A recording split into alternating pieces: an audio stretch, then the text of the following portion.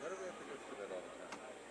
Okay, this is streaming now, okay? The only thing you're going to need to do is worry about your volume. Listen to each other talk, and you'll know what's loud and what's not.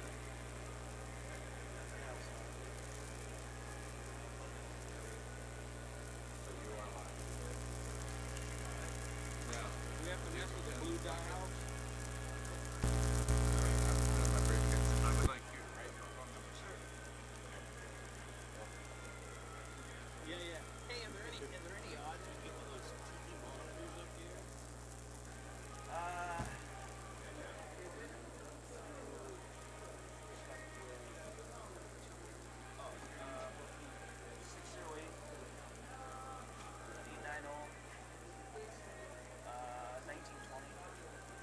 That's our event line, our Texas event line, and then I'll get one of us and stuff.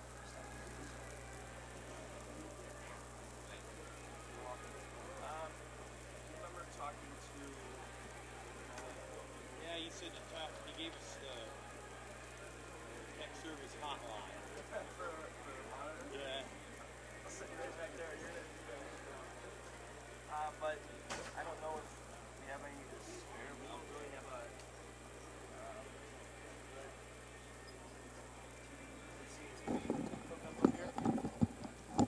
But it would definitely be. Check 1 2 2 2 1 2 1 2 check 1 2 check 1 2 1 2. If I see her, I'll have her check in with you. How do you turn the microphone on?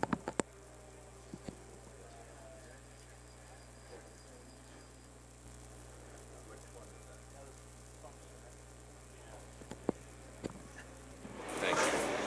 So, if I see her, I'll have her check in. Check 1 2 2 2 check. That'd just be helpful, Check especially 1 2 tomorrow when they're, 2. Right, you know, a little bigger. Yeah. Check 1 2 We're 1 about 2. 7 billion miles away. You want to do a check, level check, level check?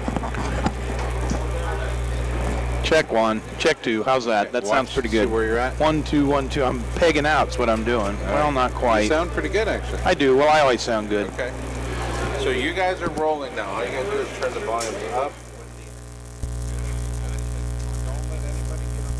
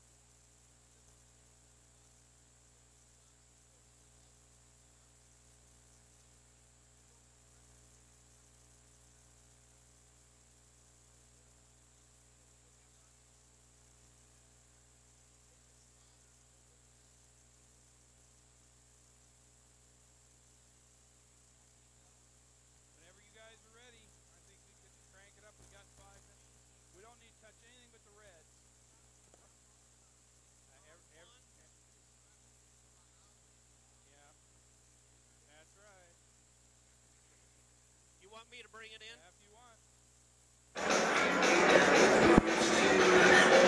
Okay, welcome to Takedown Media, Takedown Wrestling Radio. We're kind of multifaceted. We do a lot of stuff. I'm Steve Foster. We're bringing you the 100th anniversary of the Big Ten, 102 years of wrestling in the Big Ten. So what a tournament.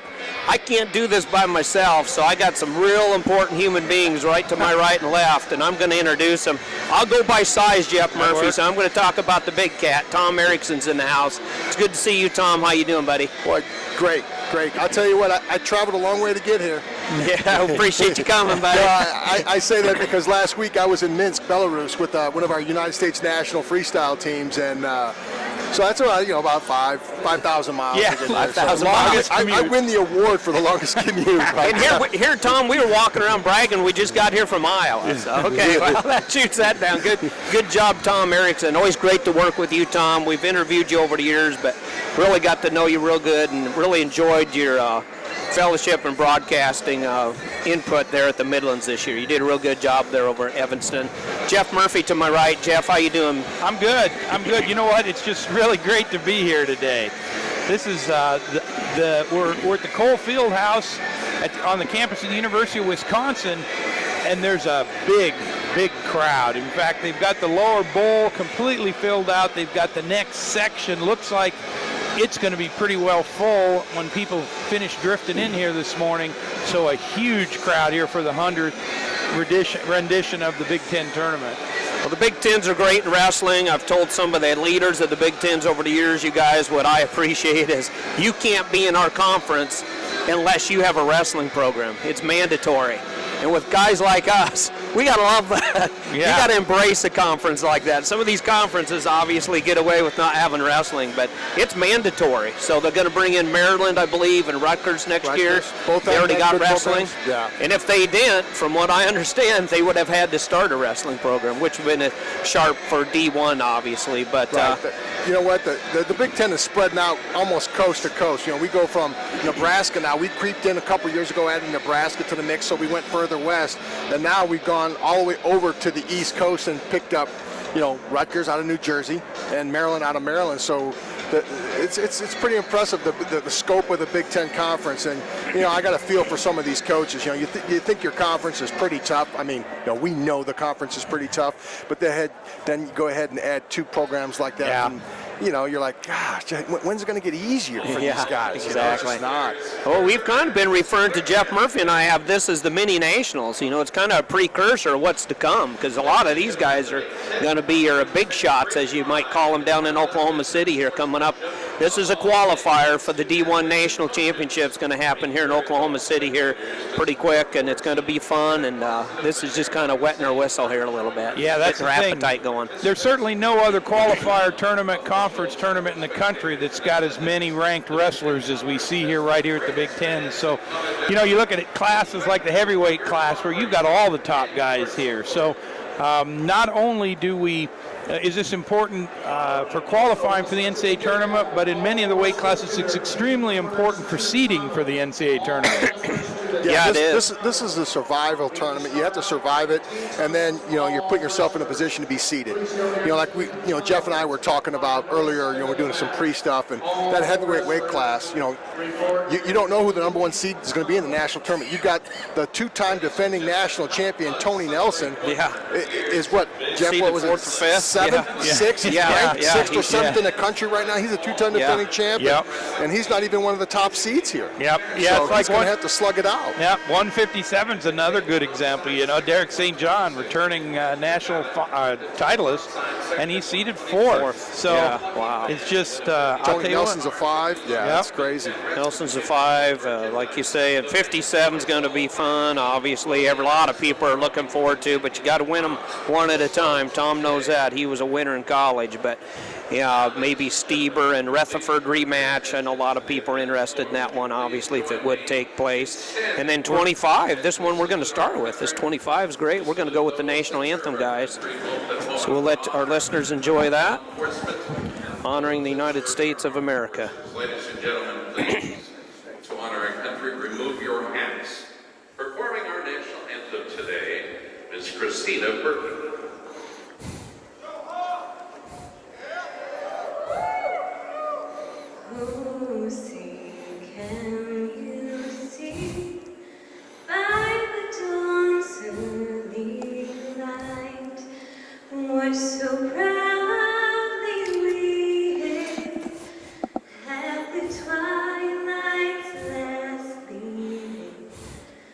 whose broad stripes and bright stars through the perilous fight o'er the ramparts we watched were so gallantly streaming, and the rocket's red glare, the bombs bursting in air, gave proof through the night that our flag was still there.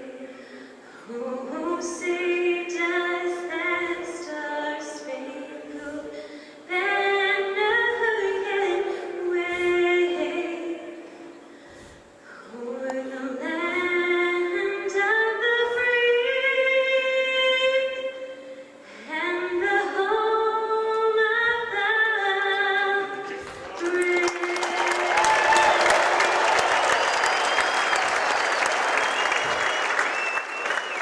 Okay, great job as always. Wow, she's got a career in singing, obviously. Something I don't have, obviously. Neither do I. So I've noticed even when I go to church, people kind of move away from me.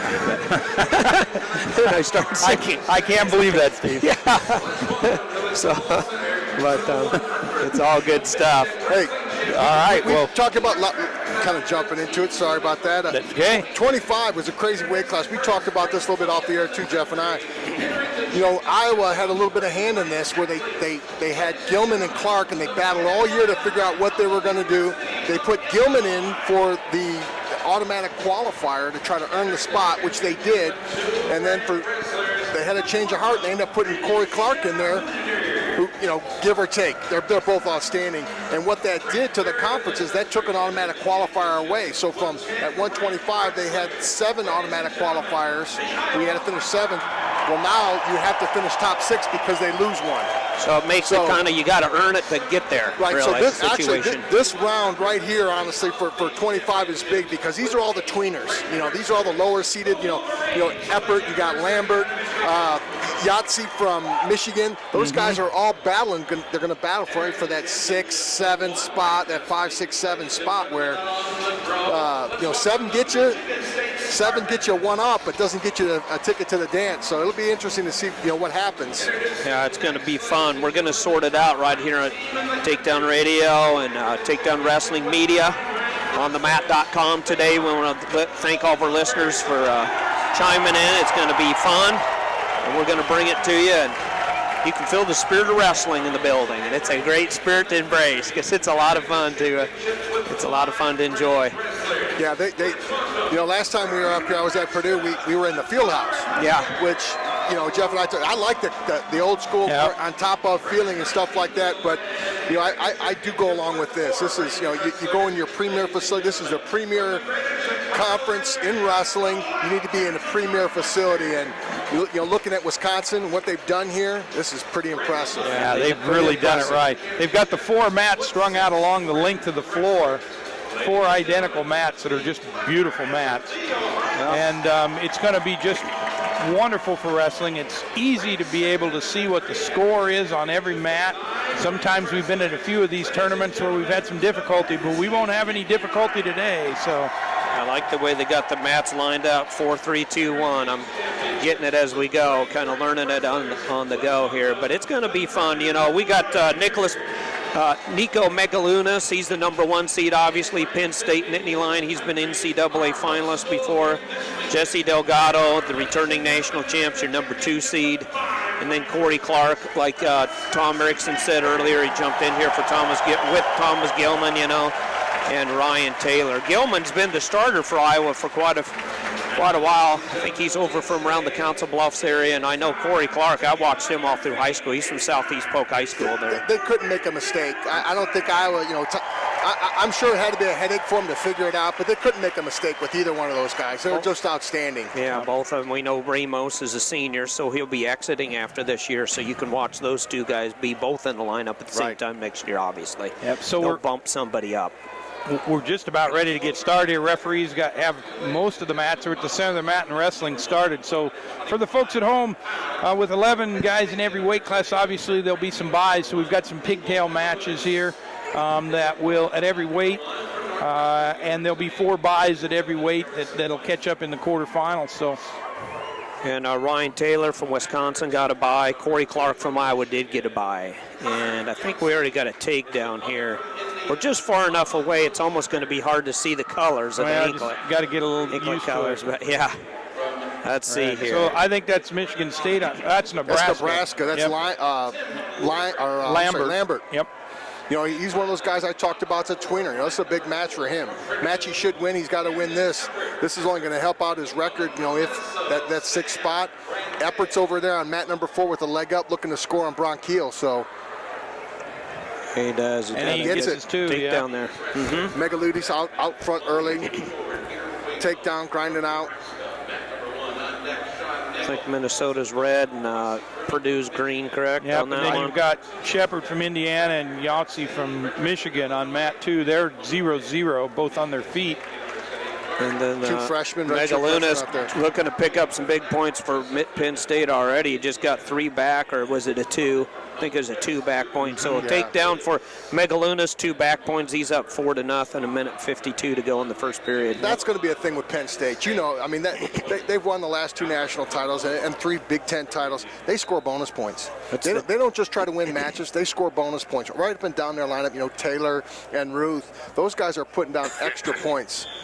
That's like adding, you know, a 12th man, 11th and 12th man. When you score that many bonus points, that's putting extra guys on the mat. That's kind of unfair to the rest of the field. I think that's going to give them advantage as they go through this whole series, even through up the Nationals in Oklahoma City. Probably is they got good balance too. They really do have good balance, but they got the superstars that can really pick up those bonus points. And like you say, Tom, many times that's a difference maker. So if we go back down to mat 4 between Eppert and Bronchial. So Bronchial got an escape, both wrestlers back on their feet, and then Eppert in on a takedown.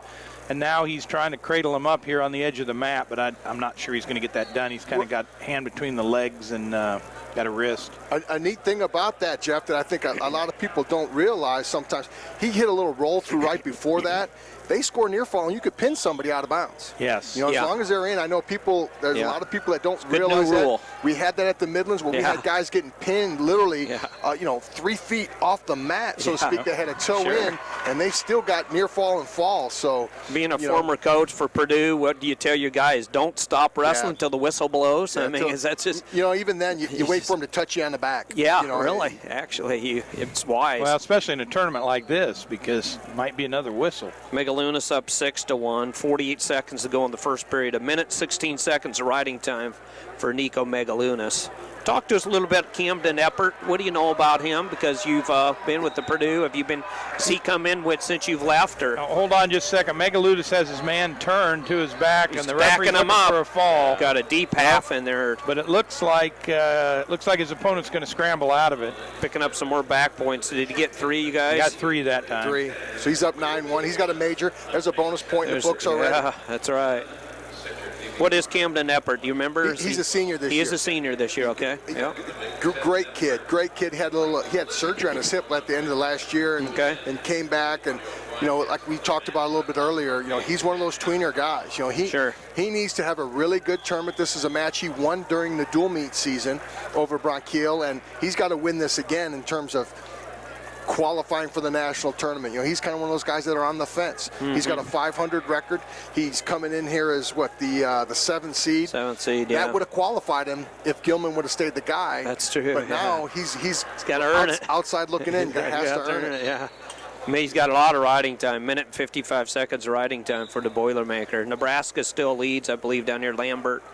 Yeah, he's got 4-1. 2.5 minutes of riding time too. A lot of riding time going on, except for mat number 2. Not much riding time down there between them. That's a big one right there. Alonzo Shepard. Yeah, Shepard. You know, he's down 2-0, but Megaludis with the fall on mat number 1. Go. That's 2 bonus points. You know, moving along, like I say, if they start running out like that, getting pins and bonus points, that's going to be tough to run those guys down. Although Minnesota's got the studs to do it. Yeah, Minnesota, you love their balance, you know. You just love their balance. They're just real balanced out. So, tough ride here by Eppert from Purdue. Nebraska getting ridden down here on Lambert against Lyon of Michigan State University, the Spartan. You know, following up with Eppert. He lost to Gilman 3-1. He beat Bronquial during the season, lost to Gilman 3-1. So he's close. You know, he's got the tools. He's just got to put them to work. I mean, it's there. Well, that's about mental focus, I would imagine. Lambert's getting a count here on mat number 3. That's going to put him out. You know, that looks like he's held him there for a while. That's going to put him up 7-1 in the second. Trying to pick up some more back points there. Yahtzee got a reversal on Shepard over there on mat number 2. He's up 4-1 and extending his riding time advantage. Yeah, Megalunas, like you say, wins with a pin. So, boy, Penn State starting off about where they leave off, starting off where they usually leave off, huh? Just pinning people and picking up the bonus points. So now Eppert starts down against Brankel from Minnesota. 6-1, Eppert leads.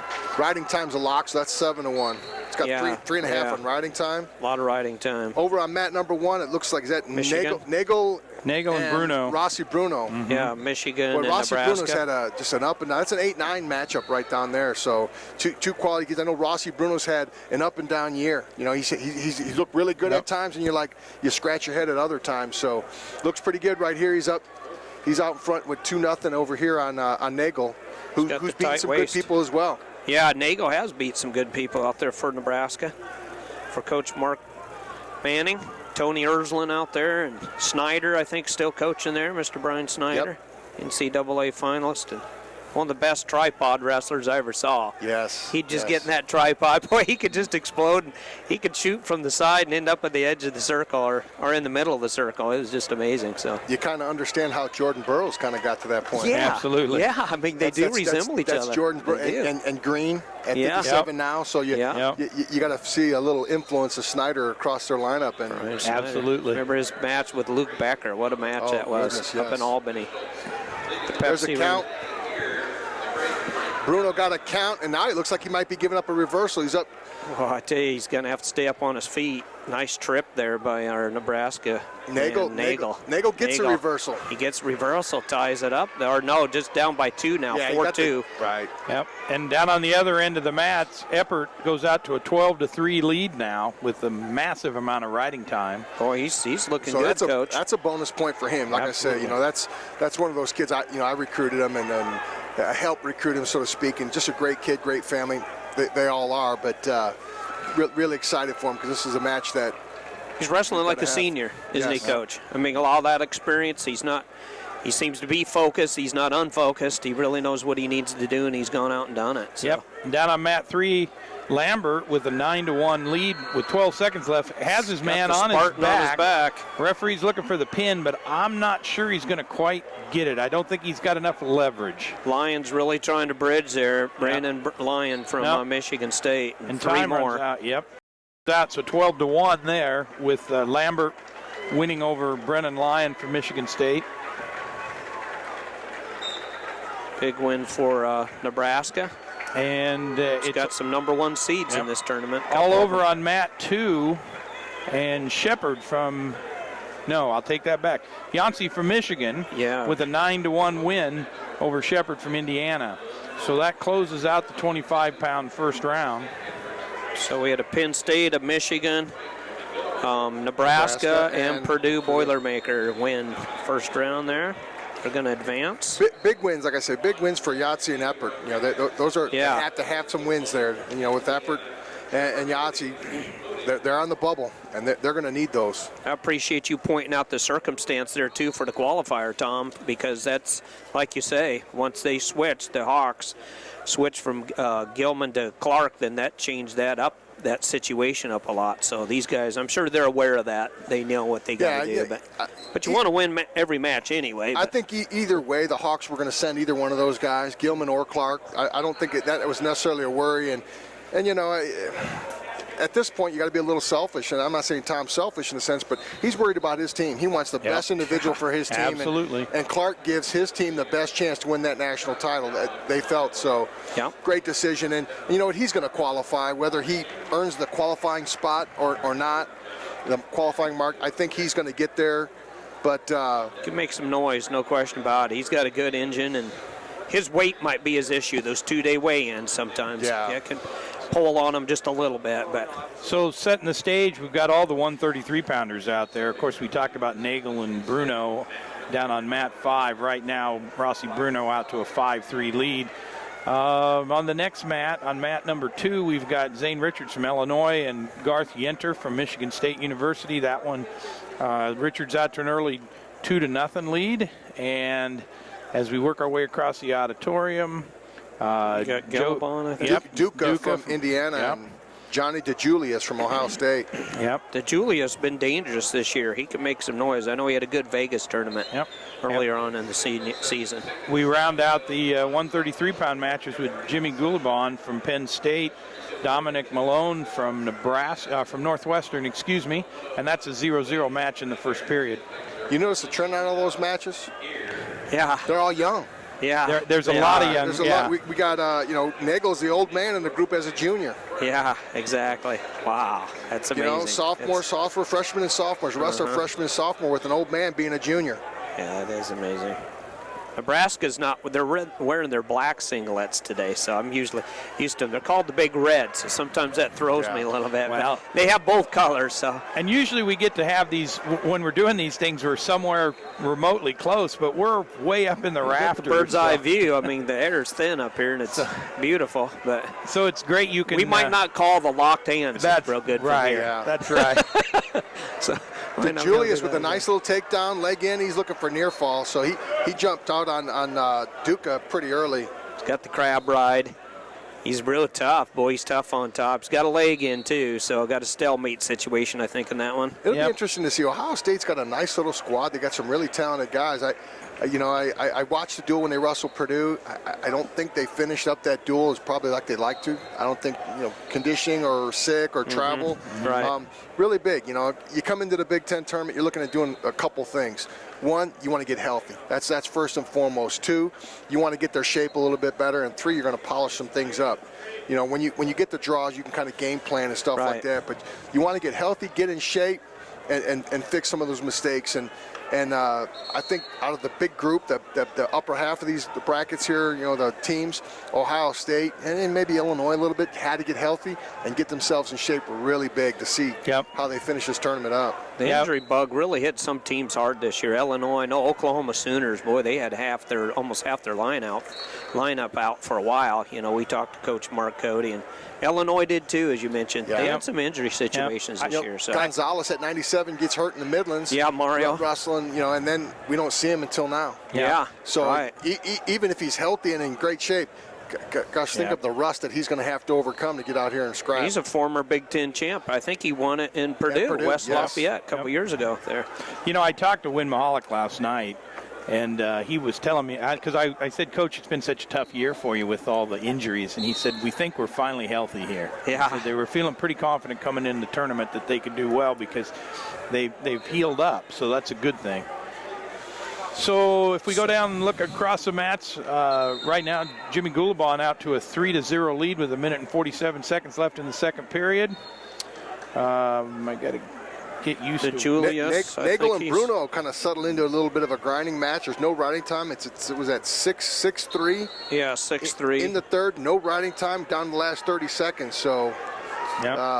And Duca and DeJulius out to a 3-0 lead, 57 seconds left in that second period. Wow, Michigan's up now. Nagel knows what he needs to do here. He's in a tough situation. Yep. Trailing by 3, 10 seconds to go. Rossi a little bit like Grajales, Yeah. They can wrestle. They can wrestle, but can they wrestle 7 minutes? Yeah, that's the difference maker. That's the thing, and I don't know. And gotta have the lungs. And I know they train. I mean, this isn't a situation where these guys train. I don't know, nerves or whatever, but he's got to learn to finish matches out. This is a big test. Look, he doesn't want to give one up. He looks like he gives one up right here. down with 2. It's not going to be enough time. But Yeah, 6-5. you know, as a coach, I wouldn't want to see a guy give that up. I want to be stingy. You know, Yeah, right, exactly. I want to be a little bit more stingy, but you know what? He's punching his ticket and he's moving on. Yeah, Bruno moves on there. He beats Nagel from Nebraska. So for your Michigan Wolverine, Bruno moves on 6-5, a 1-point win down there on mat number 1. So Michigan advances another wrestler. Yep. And in the other match that's out here right now, we've got Zane Richards and Garth Yenter from Michigan State. Richards with Yenter on top in the second period, riding him pretty tough. Here's a big surprise. Going on mat number 1, you're going to have Zane Rutherford versus Colton McChrystal from Nebraska. I mean, excuse me, who saw Zane Rutherford coming? No. Yeah, I didn't. Not as a true freshman. That's a true freshman, the number 1 seed at 141 pounds in the Big Ten tournament. So I've been arguing maybe the best true freshman season right now in the history. Well, I was talking to Cody Sanderson before the season. I've known Cody for years and years, and we were talking, and I asked him, so what about the young guys coming? He said, he just smiled. He just told me, we've got some really good young guys coming up. Yeah, Penn State, they're in a position where they can just reload. You know? Everybody was thinking, you know, when you lose those big guns like Taylor and Ruth, you know, that they're going to come back to the pack. Well, if you look over on mat number 1 at 141, they've got a pretty studly guy right down there replacing some people. And that McIntosh has come on strong too. Had a sophomore, great year. Sensational sophomore. You know, we're not even talking about Brown the Altons. solid. Yeah, right. Yeah, Altons. You know, you got Gulaban over here. He's out 13-0. 13 yeah. Looking for bonus points. Trying to get that. Got to get a takedown, and he can wrap up extra points again. Minute 26 seconds to go. So. Yeah, they look tough. They do. Yeah. Rutherford's really look good. Of course, a lot of the historic wrestling fans, I like to keep track of the old-timers, too, because they were great in their day, obviously. But you couldn't wrestle as a freshman back in the day, you know. So, but that argument gets settled when Rutherford just keeps winning. I mean, he's one of the greatest all-time true freshman. So not to jump in, but just to keep the listeners abreast. So Gulaban does get the last takedown. Yep. Wins 16-0 with riding time. So an extra bonus point again for Penn State. Tech fall. So they get another winner there for Penn State. So they're already racking up the points, man. 1.5. That's, yeah. Like I said, we've seen 3 people from Penn State, and each one of them got bonus points. Or 2 of them for bonus points. They get a fall over there. That's 3.5 points that they just picked up in 2 matches. Wow. Rutherford just got his takedown. So has any of them trailed yet? You can even go by that statistic. Is there a Penn State kid that's trailed, you know, athlete that's trailed? So. Yenter and Richards having a nice match. You know, Richards is a freshman. You know, it's one of that young group of freshmen in Illinois is putting the lineup. I won't say struggling. He's controlling the match, but only 29 seconds. It's 4-1, and we're in the third period. 33 seconds riding time. So he's not out there dominating against the number 12 seed Yenter from Michigan State. So. Yep.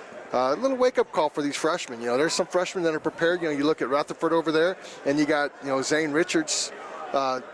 Some quality individuals, but you kind of see the little difference in the freshmen. Yeah, you do. So you really do. Julius, he moved on. Is that correct? Johnny DeJulius. 6-0 with a minute and 16 of riding time, I think. Absolutely. For the Ohio State Buckeyes, he defeated the Indiana Hoosier, Mr. Duca. And down on mat 4, we've got Steve Rodriguez from Illinois versus Trevor Moody from Indiana. That one out early with I believe that's right. Yeah, Rodriguez with a 2-0 lead. He's green, I believe. Is that right? Yep, that's right. Those anklet colors, man, they can really bail you out when you're keeping track of that stuff. They're a long ways from here, though, guys. Well, the other thing, in theory, if the coaches do what they're supposed to, you look back up to the corners. Supposed to be setting, yeah. You see the coaches and what red and green, what pad they're sitting on. They kind of make you do it to a certain extent, but sometimes as a coach, you don't care. You just sit down. Yeah, sit down and start coaching, don't you? Coach. Point the guy to the other seat. I'll take this one. That's right. Exactly. Rutherford up 2-0. Just getting started in the second period. He starts on top. Or no, on the bottom, pardon me. He's up to his feet. Nice inside stand-up. Turns into his opponent. Trying to get the escape. Doesn't clear the ankle, though. No, and he had riding time. It's escape for now, but it's always regainable if you can get it done. So Rutherford up 2-0 against now Richards is kind of closing this out. 42 seconds left. He's over a minute 35 riding time, so he looks like he's in good shape right here. Rutherford does get the escape. 54 seconds of riding time. Guy's doing a great job down there, and I'm still wondering why he's behind like this. You know, he's not a typical Penn State kid getting the bonus points like we've seen the last the two weight classes. Yeah. His opponent is McChrystal from Nebraska.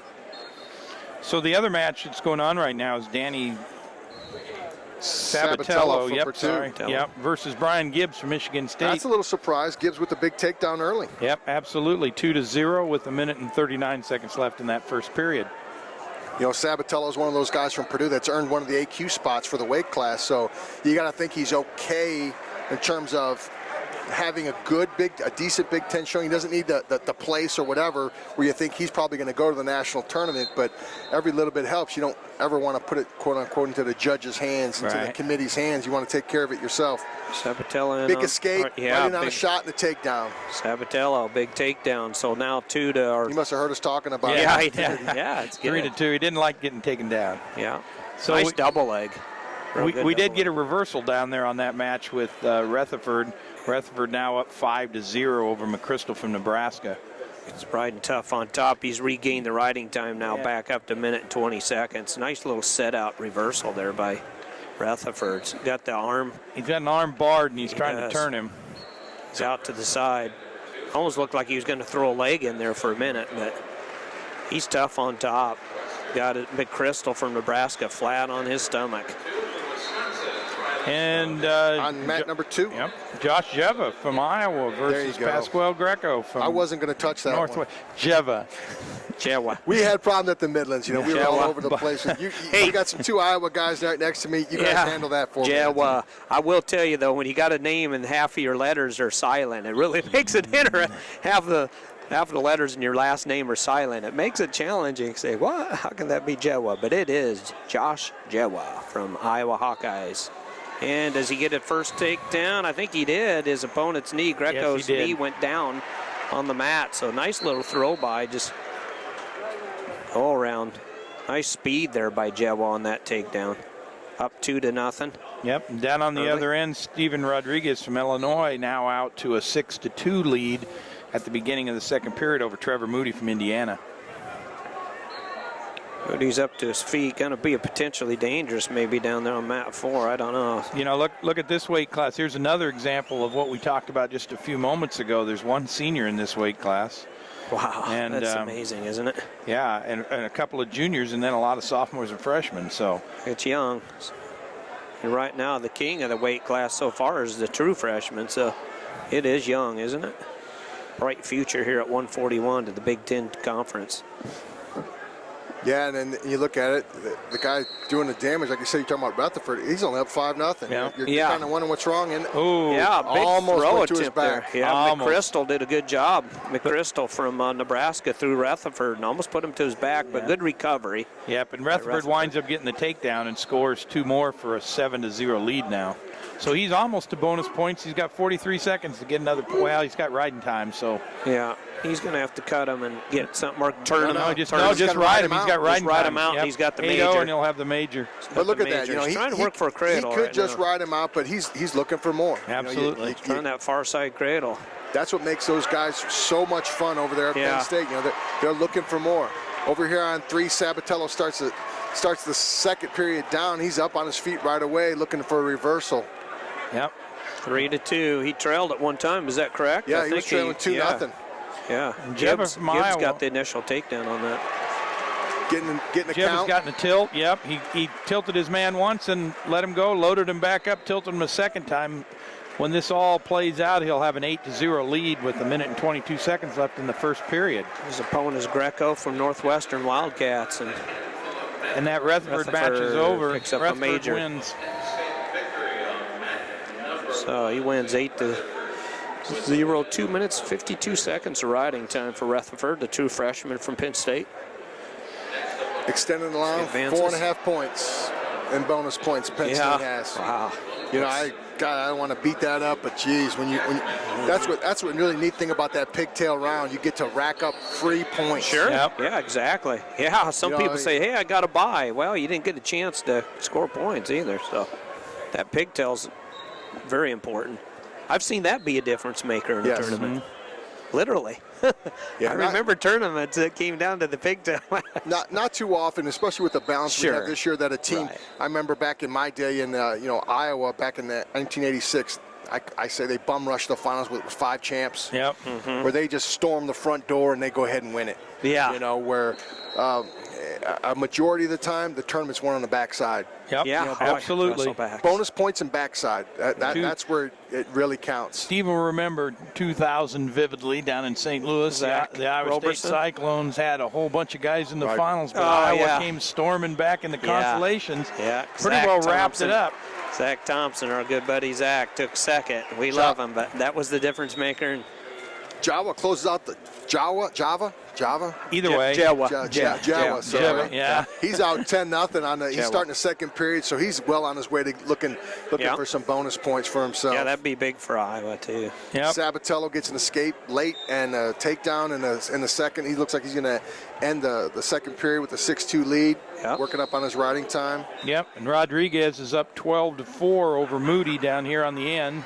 Both wrestlers on their feet. 1 minute and 30 seconds left in that match. Rodriguez looking to maybe pick up some bonus points for the Fighting Illini. He gets 2 more, so up now 14-4. And like Yeah. you say, Jeff Murphy, a lot of riding time there, 1 minute and 40. Immediately cuts his man, and then Rodriguez takes him back to the mat again. Yeah, wow. So 16-5 now. Strong showing here for Rodriguez against Moody of Indiana. Cuts him right away, tells him to go out of bounds, automatic release. So you gotta like to see that.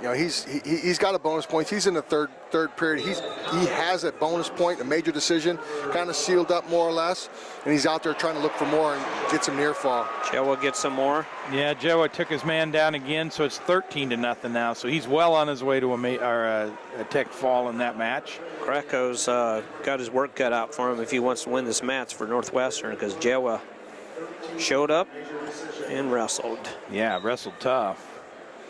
Yeah, you got to think Tom's got those guys ready to wrestle here. I don't think that was probably ever a question. His toughest decision, I think they probably stressed more about that Gilman-Clark match or putting those guys in than they did for getting the rest of these guys ready. Yeah, exactly. So we've moved into the 149-pound match down on mat 1, where Nick Trimble from Michigan State versus Brandon Nelson from Purdue. Like I talked about earlier with Eppert, one of those fence guys. Nelson's on the fence too. It's a big match for him. He's coming into that match at 14-12, and Trimble's got a 20-11 match. I don't know the D1 concert how many matches they had, but that's a match. As an 8 seed, you got to win that for Nelson. So he's going to have to win that if he wants to help himself. In that national tournament qualification.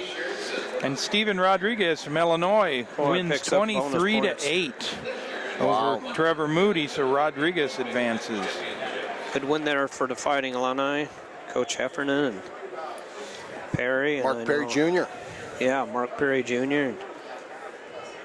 Good job there in Champaign-Urbana. Yeah.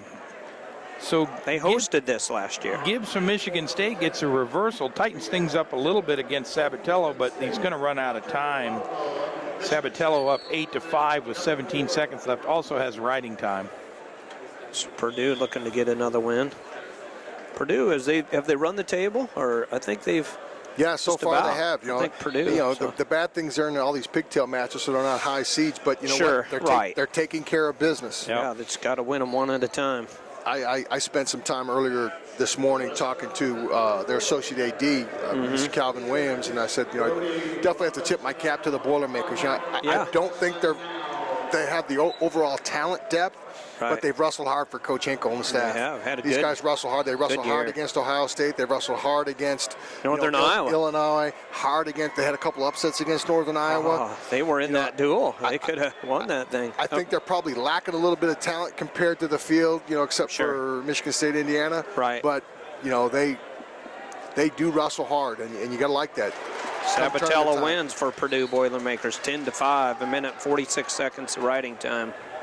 Sabatello moves on for Jawa looking for that last little takedown to seal the deal, and he's actually running out of time. There's only about 35 seconds left here, and he'd like to get a tech fall if he could. Maybe. He was in close on it a minute ago, and he kicked out. Greco fighting it off. Now Greco's in on his own shot. Big underhook there. Throw by attempt by Jawa. And this is big. This is bonus points are going to be important at half point. Absolutely. Absolutely. Tech fall 1.5. Right. Because major decision point, so that extra half point. he had that 13-0 lead for most of the third period. Yeah, Greco's done a good Yeah, job. been able to fight him off for the whole period, and we're down to about 10 seconds left. Those underhooks, over and unders can be lifesavers, can't they, Coach? I mean, absolutely. And Greco does his own little throw by. Yeah, and gets the takedown. So much for the 13-2. Tech fall. Yeah. 13-2, Iowa. Greco came on there just a little bit. He got beat soundly, 14-2, 3:17 of riding time for Jewa. You can't be happy with that. But hey, Nelson start. No period, no score first period. Nelson chooses top. Now Nelson's tough on top. He's kind of saddling up a Trimble over there. He's doing a good job riding there, partway through the second. And as we reset on mat number 2, we're going to have, is that Eric Roach? And no, that's not who we got. No. Minnesota. Roach and Growthhouse. Roach that's from Indiana. Lubick and Dardanes. Dardanes, yeah, be one of the Dardanes brothers. And Roach and Growthhouse are down. Growthhouse from Iowa are down on mat 4. Growthhouse looking for the fall. Yep. Oh, but Roach squirts out of it, both on their feet. Wrestlers big locked bear it hug up. situation here. Growthhouse is going to try to throw him, but it's got that bear hug. I just don't think he's got the left. Well, he steps in. Boy, no going heavyweight on us down there, Coach. Yeah, you got At the 49 bear pound. hug stuff. So with 34 seconds left in the first period, Growthhouse out to a 5-1 lead. Roach did a good job of just keeping the thigh of Grothus, away from him and not getting down underneath him where he'd been tossed. Mat number 3, we have Caleb Irvin from Illinois, a sophomore from Illinois, versus Ian Paddock from Ohio State. And Paddock in nice on a deep little shot here, trying to get a little something going, and gets a takedown. So wow, big takedown there for Paddock. 2-0, 51 seconds go in the first period in that one. And an escape there by Irvin from Illinois, so 2-1. A takedown by Ohio State, escape by Illinois. So Nelson looking really tough on top. Looks like he's going to ride out that whole second period on top. Trimble actually had a little escape, looking for a reversal, went out of bounds, didn't get it, so he went back down because he didn't have a clear escape. They didn't give it to him, so. Yeah, 0-0 going into the third period. big ride there by Nelson. Nelson's tough on top, like you say. Yeah, Trimble just couldn't get out. Now be to his advantage, obviously, if he could get out and get a reverse or escape here against Trimble of the Michigan State Spartans. So see these kind of situations heavyweight a lot more, I think, where they kind of riding each other out, and escape means everything. Grothos from Iowa has Roach from Indiana on his back again. The referee's got 3 points indicated, but has not awarded it yet. Up 5-1. Yep, that'll make that an 8-1 lead if that happens, when that happens. And now he's adjusting. He's got Roach on his back, and it looks like the Hawkeye's going to squeeze him. He's got a real tough chest-to-chest situation there. Some good bridging there by Roach. I think that's it. There's a fall. So Grothus with the fall for Iowa. So he gets the fall and gets bonus points. And Grothus has been a good story. That was a real problem weight for them for quite some time. And he's kind of come on the scene this year and done a very, very good job. Just a sophomore, so he has done a good job. Nelson, what's up with Nelson? Nelson gets out. And Trimble. He's still got 1:36 riding time, so Trimble's got to take him down and ride him out a little bit, or go into overtime with him. So Trimble's obviously trailing 2-0 at this point, unless he gets a takedown, because that riding time's almost going to be locked in here in another about 10-15 seconds. 56 seconds to go and in a the nice third little final shot. period. Trimble knows what he's got to do, so he's smart by taking that shot. Got to step, hook the ankle, pop the head, gets his two. Got to be careful, Nelson. Nelson's on his just got to back, be he's smart. kind of rolling around here. There you go. So technically, it ties it up. Well, he's got 36 on the clock. He could actually eliminate the riding time. See, Nelson's looking away for a timeout. Yeah, it looked like he had an injury situation, maybe trying to get an injury timeout. Boy, on the edge of the mat. Trimble's doing a good job keeping Nelson in bounds, and that's what he wants to do there, eliminate that riding time. He's dropped down on an ankle. There's 15 left. He rides out. He wins. Trimble wins the match. Wow. Stalemate. Good call there. You got 10 seconds left. You got to ride him out. You got to ride him for 8 to at least ensure overtime. It's like a little blood.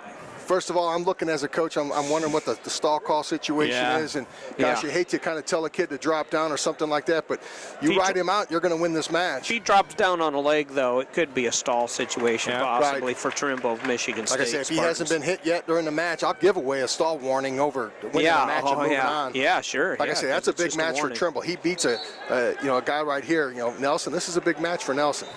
So they restart him. 6 seconds left in the match. Boy, he's getting under the minute riding time right now, guys. That riding time was the difference maker, or the lack thereof. That's a big win for Michigan State. Big win for Michigan State. That's right at the end, too, because he really wasn't. It seemed like Nelson was in the driver's seat right up until the end of the match. Rode him hard the whole second period, gets out early in the third period, and then Trimble with the great shot. That's a tough way to go down. And Nelson's one of those guys, as tweeners, he's going to do a lot of work on the backside now. Yes, he does. So if we look down on mat 2, there's 1 minute and 10 seconds left in the second period. And Nick Dardanes from Minnesota up 1-0 on Ryan Lubeck from Wisconsin.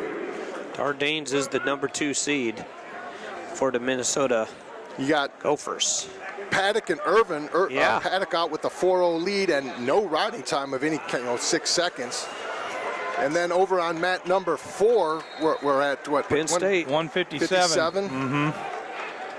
crazy. We got near fall on there, too. Penn State and one of the Altons, Dylan Alton, against Murphy of Michigan, I believe. Or no, his opponent is a Weldmore from Michigan State Spartans. So we got a Spartan and a Nittany Lion over there on mat number 4.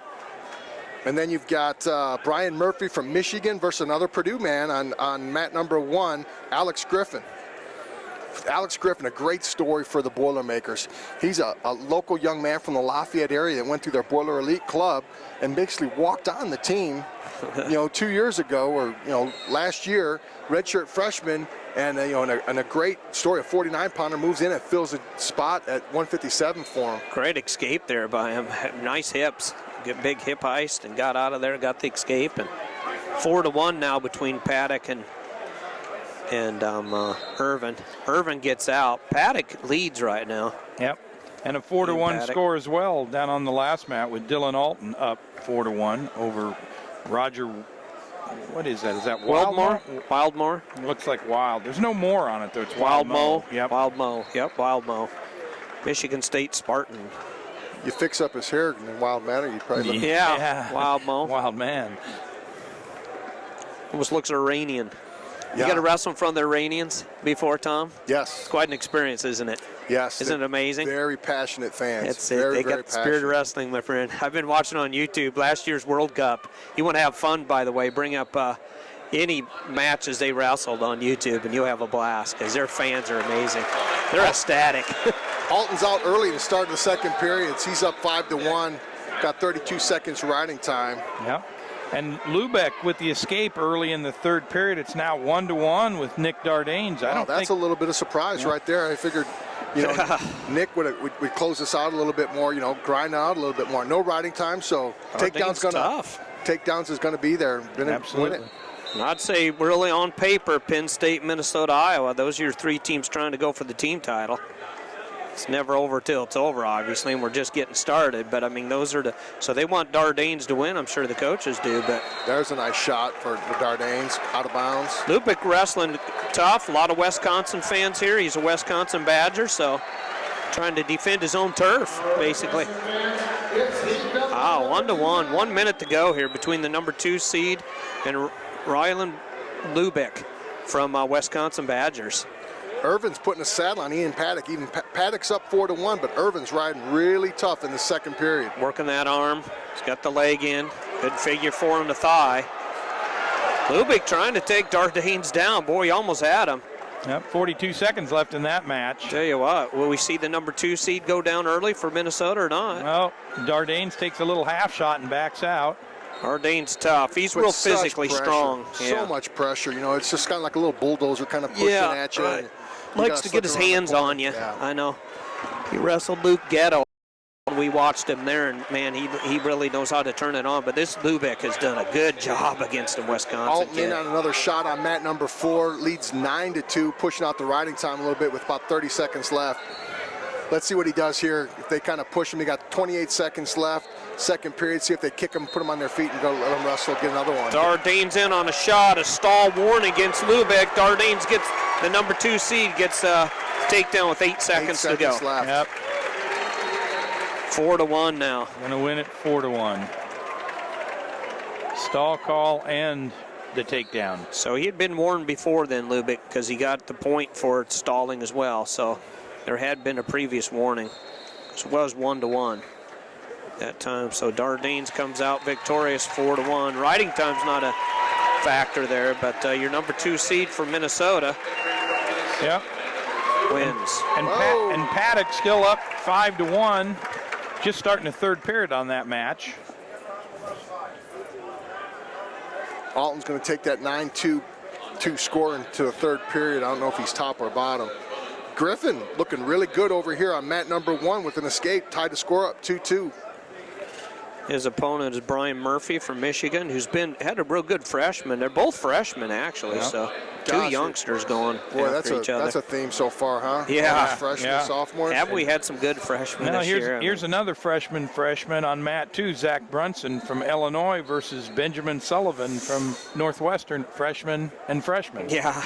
People love to predict what the juniors and seniors are going to do, and I always say, oh, there's some kid in high school right now that's going to come up and spoil everything. You just wait and see. Yeah. There's some high school kids going to show up, and they're going to throw their hat in the ring. It's going to like, oh, I never heard of him before. How did he do that, or where did he come from? So that happens often, too. I've seen it. So the match between Paddock and Irvin, Ohio State and Illinois, has gotten much tighter. Yeah, it's 5-4 now in favor of Ian Paddock, but Irvin from Illinois is rapidly approaching riding time, absolutely. So he's hanging on here. He's just got to turn. Tie it up. Yep. You get in a situation. Oh, 59 seconds. You get in a situation like that, where a guy drops down on your ankle. We used to have our kids look, just drop down in the stance. Don't come back and fight it, because the more you fight that, the more they're going to let that wrestle. Yeah. You want to get the ref's you're mind, don't just you? giving riding time away. That's good advice, Coach. Sure. And Irvin gets the riding time. So there's a minute left in that match. It's 5-4, but with the riding time effectively 5-5. Yeah, 30 seconds left. We're at 57 across the board on all the other mats. Yeah, we are. I don't know what happened. Blood time first period. No, it wasn't blood time. The referees went to the TV and the monitor. Oh, they had to do a review. Yeah, review. That's right. It's first period, though, because I remember the first period last 16, 14. Paddock looks like he can get a reversal, but Irvin's hanging in deep on the leg. Hanging in tight. Yep, Paddock looks like it's maybe right near the 5 end. seconds to go. Paddock not letting go. No, he's not. He's picking up backs or not? He gave him backs. He gave him 2 reversal and 2 near fall. Oh my goodness! Because of the leg. Wow, my goodness! It's more than a 45-degree. Boy, that was a call. So Paddock gets the win. Wow. Paddock, Maybe somewhat controversial call, but. I don't know, you got a leg. That's a judgment. That's a judgment call, so you can't even protest or go after that one at all. Yeah, you can protest all you want, but it won't do you any good. You can holler, but you're wasting energy. The only thing you can do on that one, in terms of the protest, the only thing you can protest is an application of the rules, clock, or inbounds or out of bounds. And a call like that, that's a judgment call. And you know what? I know these guys pretty well. They're going to listen to you, shake your head, and okay, coach, there's your warning. Yeah, exactly. They king them with the warning. Yeah, and they'll do it very cordially like that. Thank you very much. Go back to the rule book, coach. That's a judgment call, and you cannot interfere. You can't protest a judgment call. Exactly. So Alton with a 12-3 win over Wildmo from Michigan State. Again, 12-3, so not quite that extra point. Right, yeah. First guy. Major. But took my eye off over there on mat number 1, and Murphy's up 4-2. He must have got a takedown late in the second because Griffin is on top, and this must be the third period. Riding time's not going to be a factor, so Griffin's got to turn him. He's in a situation. As I speak, nice job by Griffith. Wow, man, did Griffin get it or not? Or no, I think he rolled through. I think he rolled I bet you he got a count though. I saw a swipe. So, man, he's up 4-2 here. So got a nice little bar series. He's gonna have to work, and this year walk-on, correct? Yes. Freshman walk-on for Purdue. Local young man from the Lafayette area. With Purdue, West Lafayette area, one of the schools, McCutcheon High School out of Lafayette. McCutcheon High School.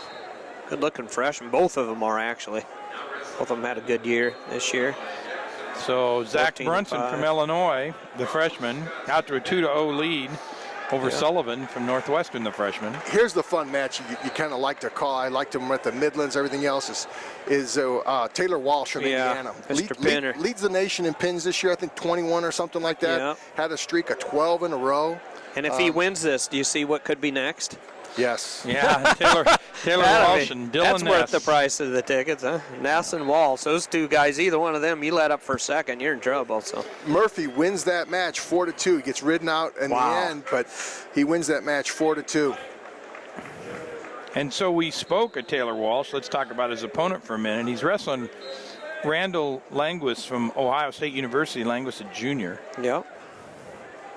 Now I'm paying attention to those juniors. Yeah, got to talk to Taylor's dad yesterday. He's got a brother wrestling. Taylor Walsh has a brother wrestling for Ryder right now. Same weight class, though, so he said they chose not to go to the same school. Purdue must have a home over there on mat number 1. They got the third straight guy, and that's Pat Robinson up there on number 1 versus Austin Wilson from Nebraska, a freshman. Yeah, saying that a lot today, aren't we? It seems like a lot of freshmen. So freshman against a junior. Yep. Robinson, a junior for Purdue, and Wilson, Austin Wilson, a freshman for Nebraska. And the other 165-pound match that's out there right now, Jackson Morse from Illinois versus Ben Cox from Wisconsin. That's a 0-0 match in the first period. Good matches here right now. Walsh up, what, just 2-0 against Languis. Brunson is up, 3-1. I got an escape here in a second. He's up 3-1 over Benjamin Sullivan from Northwestern. 3-1's the difference maker there. Yep. So Walsh in on a takedown and takes a 2-0 lead in his match. That's almost boring for him, the way he wrestles. Yeah, that is, really. He's dangerous. He's going to set you up, so you got to beware, you know.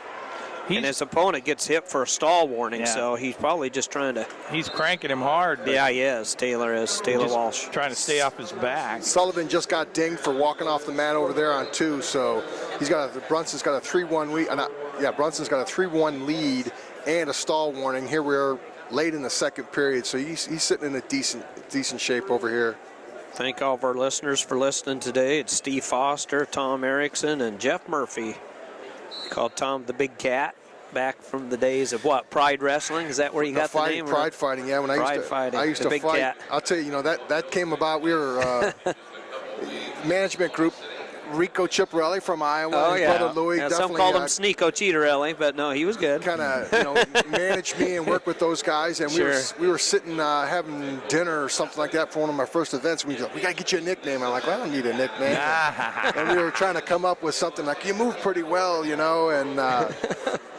How about you move like a cat, and you're fast, big, and somehow or other it came up to Big Cat, and since then it's stuck. And I think we came up with that over a dinner at Chili's or something like that. Fantastic, yeah. And it's stuck. So and I bet half the people in Japan know it, because I know you were a home run hitter in Japan, my friend. Definitely enjoyed filled up the Tokyo there. Dome to come watch the Big Cat fight. So, what's that seat over there? Well, I know you the sold fight it that out. I had there, we had 57,000, 62, somewhere around there. Wow, man, I'd come watch you, that's for sure. Kind of a neat experience, definitely. I got to watch you wrestle. We'll get back to live action second, but my first introduction to Tom Erickson was the Drake University, the Drake Fieldhouse. Is that the Midwest Came Open in there and like pinned everybody. I think all I know is you throwing them around like bags of potatoes, and we're going like, oh man, this guy's going to be good for Oklahoma State. This Tom Erickson's the real deal. So, but. Came out of Triton Junior College. Yeah, Triton out of Chicago area, correct? Yes, sir. Out of the Chicagoland. So, yep. Back to action. What's Walsh up just by 1? He's up 3-0 to pin leader of the nation here. Yeah. So, or 4, pardon me. Yeah, he just got an escape in the second period. Yep. So the thing about Walsh is a lot like Ness. They're home run hitters. You fall asleep, you're going to go to your back. Yeah, exactly. Yeah, they'll kind of lure you to sleep, and then all of a sudden they just pick it up. Here comes the energy, and here comes the lights. Robinson of Purdue and Wilson of Nebraska is tied up 0-0 going into the second, with Wilson down, looking to come out really quick. So. Yep, and the mat 4, Jackson Morse from Illinois up 3-0 over Ben Cox from Wisconsin. That match has got 43 seconds left in the second period. a lot of low scores. Yeah, there has been. You know, we talked a little Here bit about right Penn now, that's State for and sure. Grothus and some people from Iowa putting some big numbers on the board, but the scores they've been grinding it out. You know, Yeah, not many pins. Which is good Grothus. to see. You know, and it's typical from this Big Ten tournament because these guys have seen each other 3 and 4 times. Yeah, they You know, have. you have a duel with just about everybody in the conference. You go to Vegas and you see probably half of them there. Midlands. And you go to Midlands and you see some of them there, or you go to the Scuffle. And, you know, at some point you're going to see some of these guys 2-3 times during the year, and this is your 3rd and 4th time go around with these same guys. And yeah, You've scouted them, you've kept track of them, you've actually got your hands on them. So you have an idea, you know, if they itch, you know they're itching with their left hand type of thing. yeah, you know, sure, you know exactly what's going to happen. Yeah, big So time. Zach Illinois? Brunson from Illinois with the win 6-2. So another Fighting Illini moves on for Coach Heffernan, Jim Heffernan and company. So who hosted it last year? They were the host there at Champaign-Urbana. They're sneaking along right here. That's going to be kind of interesting to see what Illinois does. Yeah, they here. have. They've had some nice wins. They've got real enough consistent. talent. You know, like you said, we talked about earlier. They weren't healthy. They've been dinged up all year. They've Don't have had even a some whole injury lineup in points. ever. And you know, I think they got a chance to sneak through here and do some damage. At 157, he had buys for the number 1 seed, the freshman. Another phenom freshman, Isaac Jordan, a local favorite here from Wisconsin. The other buy, you ready? The number 4 seed and returning national champ, Derek St. John and Dylan Ness. Tom Erickson? Took his place over on mat number 2 to take his place was Ryan LeBlanc and Joe Grandamico from Ohio State, and LeBlanc jumps out real early, takes him down, puts him to his back, and he's got him a little half sitting on his back right there on mat number 2. Yeah, we need to introduce that one quick because it might be over quick. Yeah, he's going That's right why I was for like, it, oh, isn't my he? bigger up. We got something. I think he's going to slip out of here. So he's up 5-0, and Grand Domenico. Sorry if I pronounced that wrong. I think that's it. He's going to have to wrestle from. Wow. Way Both behind. juniors. Only got 2 near fall. I thought he was on his back a little longer Sure than seemed that. he got the 5 count to me, but I guess I didn't. Taylor Walsh, very boringly up 4-0 with a minute 48 riding time with a minute left in the third. And like I say, I want to quantify that. I say it's boring because this is the guy that led the nation in pins this year. Yeah, You know, he's with dangerous. 21. So We watched him in Midlands, and boy, Yes. he goes for the fall constantly. He just puts that pressure on you all the time. Eddie Bannock used to do that. I talked to Perry Hummel once about wrestling Ed Bannock, and he had some 1- and 2-point matches with him. He said the thing about Bannock, like Walsh, a little bit different style. He's more dangerous. Bannock was more power. But if you let up for 1 or 2 seconds, you're on your back. He's constantly pushing you towards your back. Tom? Looking over on mat number 1, watching Purdue, Robinson and Wilson. Robinson just got escaped, tied the score up 1-1 with 50 seconds left in the match. Wilson had 44 seconds riding time. 15, 16 more seconds. He hooks at riding time point, but no, they're on their feet. 47 seconds left. Takedown's going to win this one. Looks like whoever gets it. Can't bring up Bannock and be at the Big Tens without throwing out some fun statistics. Never lost a Big Ten opponent. 4-time Wow. Big Ten champ. Jeez. Never lost. There's a guy, remember the name Ed Podekar? Yes. Was one guy could kind of keep up with him. Is that from Michigan? Michigan State, Michigan Spartan. State, that's right. Ed Podekar. And he'd have some 7-3, 8-2 matches, but other than that, it was a Wilson on a shot with 34 seconds left. He's deep on the shot, gets the takedown over Robinson. So wow. Robinson's going That's to huge. be in a little trouble here. But the other thing that's going to noticeable here is that 50 seconds riding time. There's 20 left in the match. He's going to get the riding time point. So absolutely. So Robinson's going to have some work to do. He not only need the 1, he's going to need 2 to secure it here. So, he's another one of those guys that was on the fence. That's an 8-9 matchup, but it's one of those you can't afford to keep giving those away. Being 10-7, I look at that as an RPI and stuff like that. This is one of those matches he needed to win, and he comes out with he's going to win that 4-1. Austin Wilson from Nebraska wins that 4-1. Boy, 2 tough, tight losses there for Purdue on the same mat down there, mat number 1. So let me catch up on my end of the hall here so the listeners know what happened. Jackson Morse from Illinois. Okay. I believe that was a 6-2 win. It's been so long ago, I don't remember. But Jackson Morse from Illinois advances over Ben Cox from Wisconsin. And Taylor Walsh does pick up the win over Languis from Ohio State. And what was Walsh's score again, please? Was that I think it was 4 4-1 or 4 to 5-1. I think he might have got a 5-1 riding time. Yeah, the point, riding time point, 5-1. Okay, so Indiana gets another victory there. So with 157's all set up. So we do get to have Ness Walsh.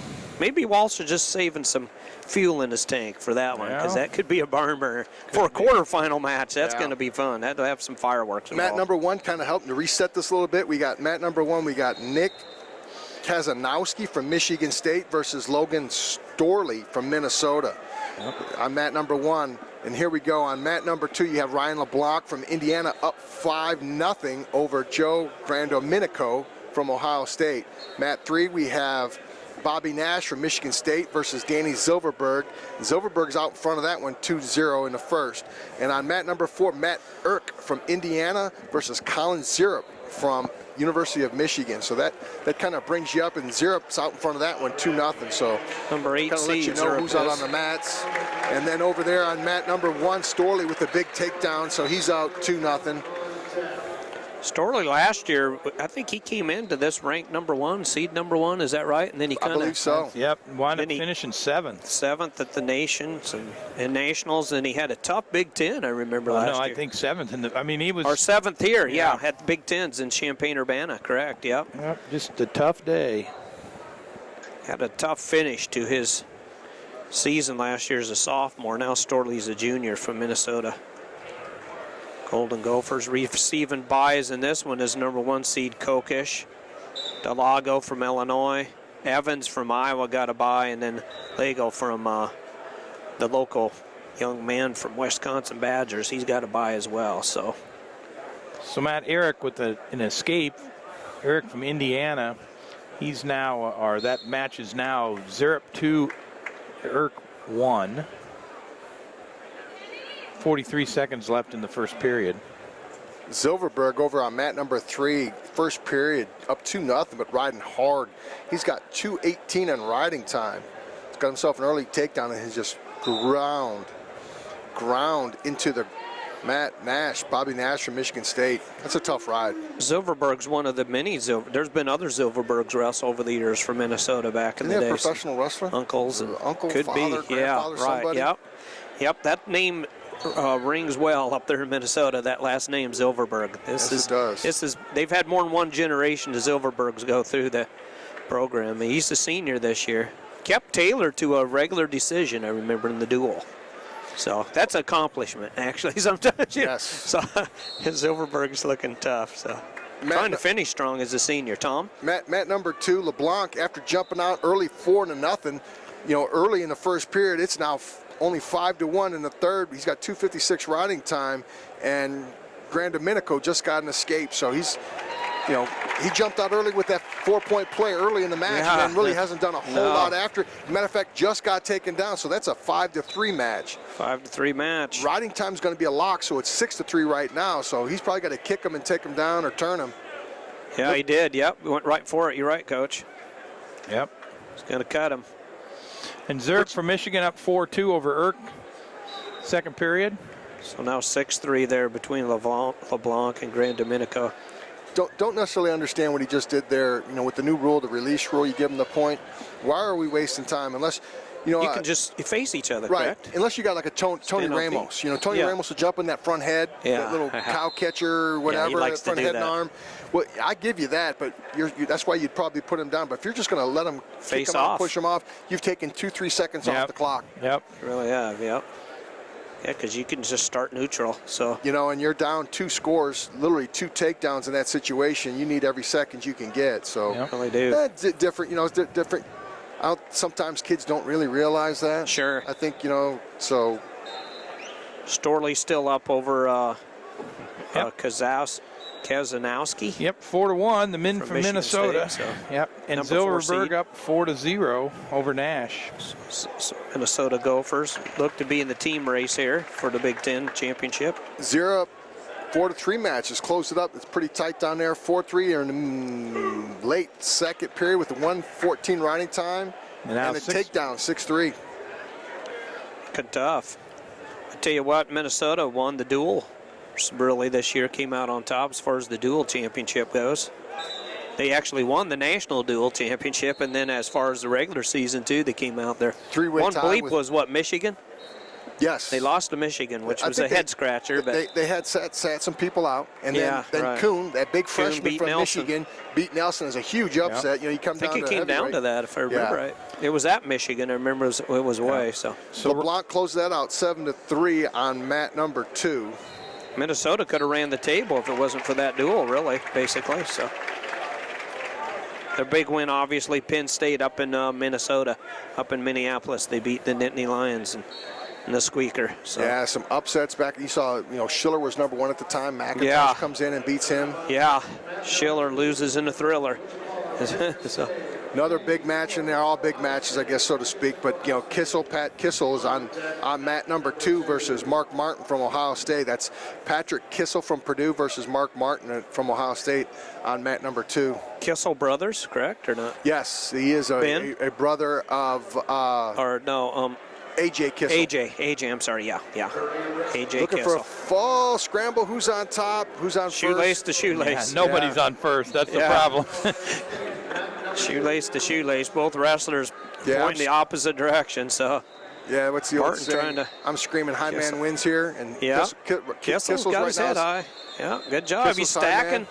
Oh, stop Stalemate. Stalemate or potentially dangerous something. Martin I won't say got lucky there. It's fortunate for Martin because that was Kissel a position was he's in going a to pin him. winning He's going to, I won't say position. defensive fall, but a no control fall right here, trying to get the takedown. But Martin get the definitely fall was in first. jeopardy. He was in jeopardy, Kissel. Referee called it, so got a fresh start. Now Martin does a little throw by here on Kissel. He's got to bring him to the mat. Nice Granby roll there by Kissel, but 2-point takedown by Martin. I wouldn't have given that. But you know what? They cut the reaction time. That rule this year cuts that reaction time down, and man. but that was a real tight reaction time. John Meeks would love to have the reaction time. He beat Joe Colon in the Cyclone Open that way. And just as I said, Yep. Coach Rogers and Kissel are at the table, and they want to look at They it. do, don't they? Yeah, good. Yeah, they cut that reaction time down. It's one of those things. They see it. He hit the roll. Now all they need is the touch. So let's see what they do with that. What is the definition of the reaction this time this year? Well, there is no reaction there time. isn't. If you put 3 points down, and correct. If you meet criteria, Sure. you see them meet Then criteria. you get the that's points a point. instantly. You get the points as they see it. So You it's get instant. the points. Yeah, I like that. I mean, Yeah. I'm it's with you. It's a divided thing. It's tough on a situation like that, a Granby. Exactly. With a Granby roll. For me, as I do the refereeing, go ahead, Jeff. You see something? No, I was just gonna finish up this match before it gets away from us. So Danny Zilverberg with a 7-2 win over Bobby Nash. So you Minnesota go for wins for Minnesota and Coach Jay Robinson, Luke Becker and company up there in Minnesota. Yeah, I used to like to see, when I refereed matches, you kind of hate to do the ones in the room and stuff like that, but I was always I wanted to see you score the points. Yeah, exactly. I want to see you score and secure the points. I don't need flash points. Yeah. It's a good title, flash points. I don't want to say a 5-second count, but I want to see you secure. You got to take down, you got to take down. Yeah, right. I don't need to. And they gave it to them. They upheld it, so they lose up the ability to protest or not ask for another review. So Martin it gets the hurts them. takedown. Martin gets the takedown for Ohio State and leads 2-0. Minute 39 seconds to go. Who do we have replaced on mat number 3? 3 right Brown now from is Penn State Brown. versus Balka from Northwestern. Yep. So we're at 67 across the board, are we not? 74. 74, sorry, 74, 67. I don't even have the weight class anymore. And on mat 4, Zurich from Michigan wound up winning that 7-4, I think it was. Okay, Zurich is victorious over Urich from Indiana Hoosiers. So Zurich moves on. Storley looks like he's going to close this out 10-2. He's got to hang on here. Takedown seals the deal, but he's got a major decision right now with the riding time point. Yep. Kissel got to his feet, so it's 2-1 with Martin over on number 2. Mat number 3, we haven't pulled a match yet, and on mat number 4, we have that's not Braun, that's Ruth. Yeah, that is Ruth. Ed Ruth and So Tyler 84. Lynn. Yeah, I don't know. They put it up on the board, and then I'm not sure what happened. I'm not sure that Matt Brown match wasn't some kind of a injury default or something, Evan Brown. perhaps? Yeah, Matt Brown. Yeah, you're right. Yeah, I think it was. Because I think he came out. Didn't last long. I saw him come out, and he disappeared. He never wrestled, so. And he got his hand raised, so Matt Brown did move on. Had to be. So, sometimes it's better to be lucky than good. Yeah.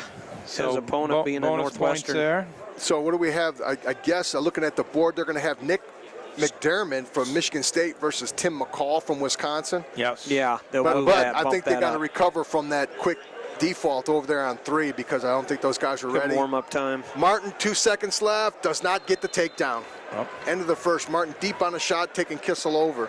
And Storley did get a major, 10-2 down there, a major with riding time. So Minnesota picks up bonus points on Logan Storley's match. So Minnesota now has the opportunity to pick up bonus points. They're picking up bonus points. Yep. And Ed Ruth down here up 2-0 on mat number 4. They would go off the mat and they'll restart back at the center. I really enjoy watching Ruth wrestle, but I think you get a tale of two cities, so to speak. Yeah. You get a motivated Ruth. I'm terrified of the guy. Yeah. You get a Ruth that's kind of looking at the birds and butterflies floating around. Yeah. He's going to win, but he's not going to maul you like a motivated Ed Ruth mauls you. And you haven't seen near as much of the motivated Ed Ruth this year. It's kind of like, well, I'm here, and Yeah, exactly. But I will say this, and I don't necessarily think he was motivated in that match against Minnesota, but Steinhaus, I think, had him up in the air on that double, and he ended up with a score on that. So Yeah. Steinhaus could give him some trouble. One, we have Dominic Abonader from Michigan, a freshman, of course, versus Jacob Berkowitz, a sophomore from Northwestern, over there on mat number 1. On mat number 2, we still have Kissel. That match is tied 2-2 mid-second with Martin has about 1:05 riding time. Number 3, McDermott just starting up with Tim McCall from the homeschool Wisconsin. And on mat number 4, we have Ruth, who's ahead only 2-0 over Tanner Line late in the first. I apologize, first. Yep. Check that. So, Bruce built up 2 minutes and 18 seconds of riding time. He got the takedown and just Line's hanging with him. yeah. Freshman. well. for Tanner. And as we say that, he doesn't get it. I was going to say Ruth tries to tilt, but Tanner Line, Purdue, they've done a pretty good job. He's another one of their their Boiler Elite Wrestling Club wrestlers. He's from Delphi, about 20 miles away, 15 miles away from West Lafayette. Wrestled in the Boiler. Maybe I think was the Dardanes at number 2 seat, and then he pulled it out there at the end. So against the Wisconsin kid, so Lubeck.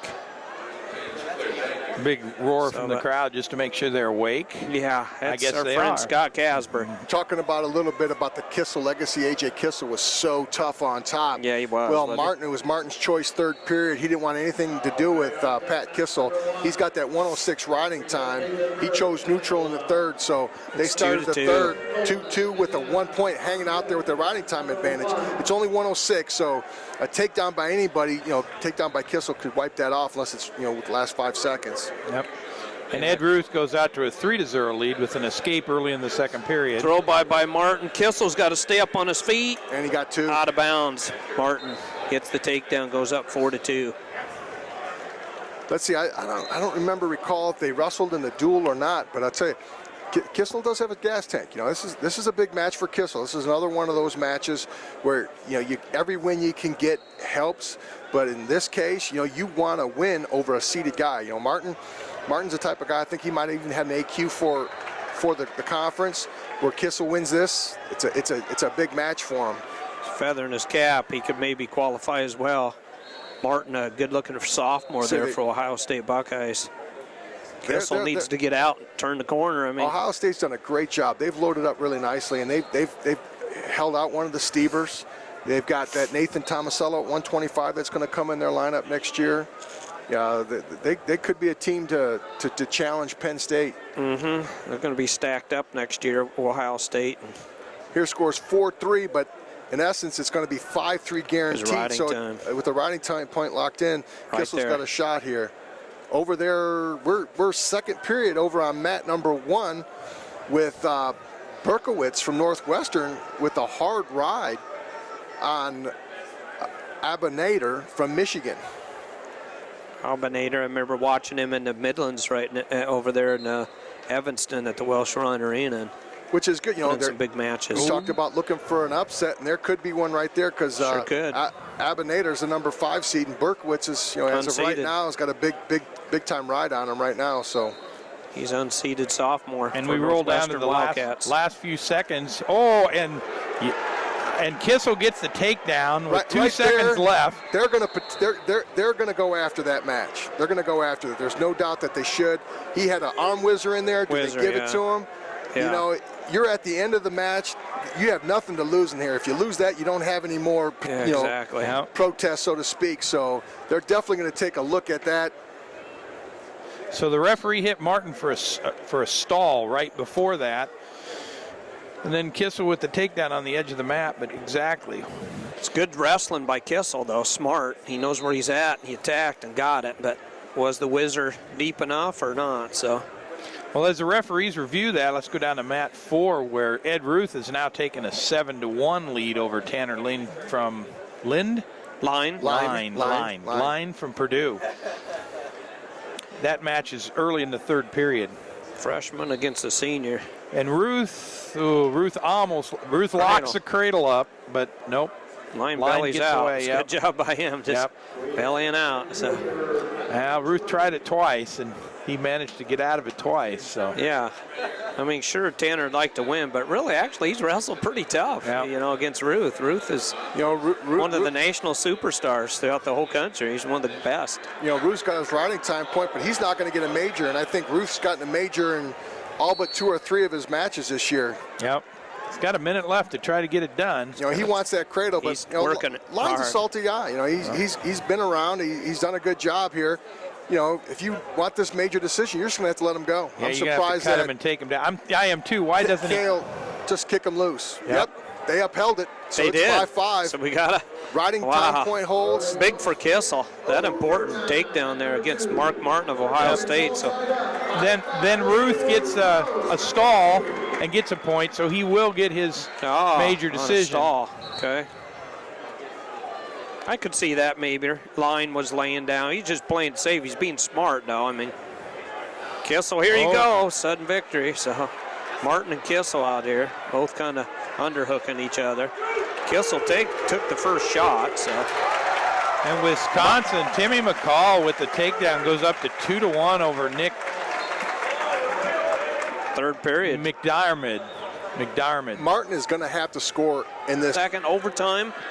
Yep, well, and then Line goes down to Ruth, 9-1. Loses over on mat 1. They had Nelson that lost. They had 2 by 1 point. Robinson that loses over there. They had a tough round, Like I said, one of the great assets about Coach Hinkle and these guys, they had these guys working really hard, but one of the things when you come to the Big Ten tournament, everybody gets a chance to get healthy and their conditioning picks up. So yeah, exactly. That's kind of tough. That's a match that he needed. In terms of trying to qualifier per se, it's one that he needed. So Martin had wrestled him smart. Did Kissel even have a chance to get on top and put his legs in or not? I don't think he ever did. So. Oh my! And Jimmy McCall gets the takedown right at the end. The referee gave it to him, and he wins 4-3 over McDermott from Michigan State. Wow. So the hometown favorite here at 197 pounds. That's number 33. Good job there, 197 pounds.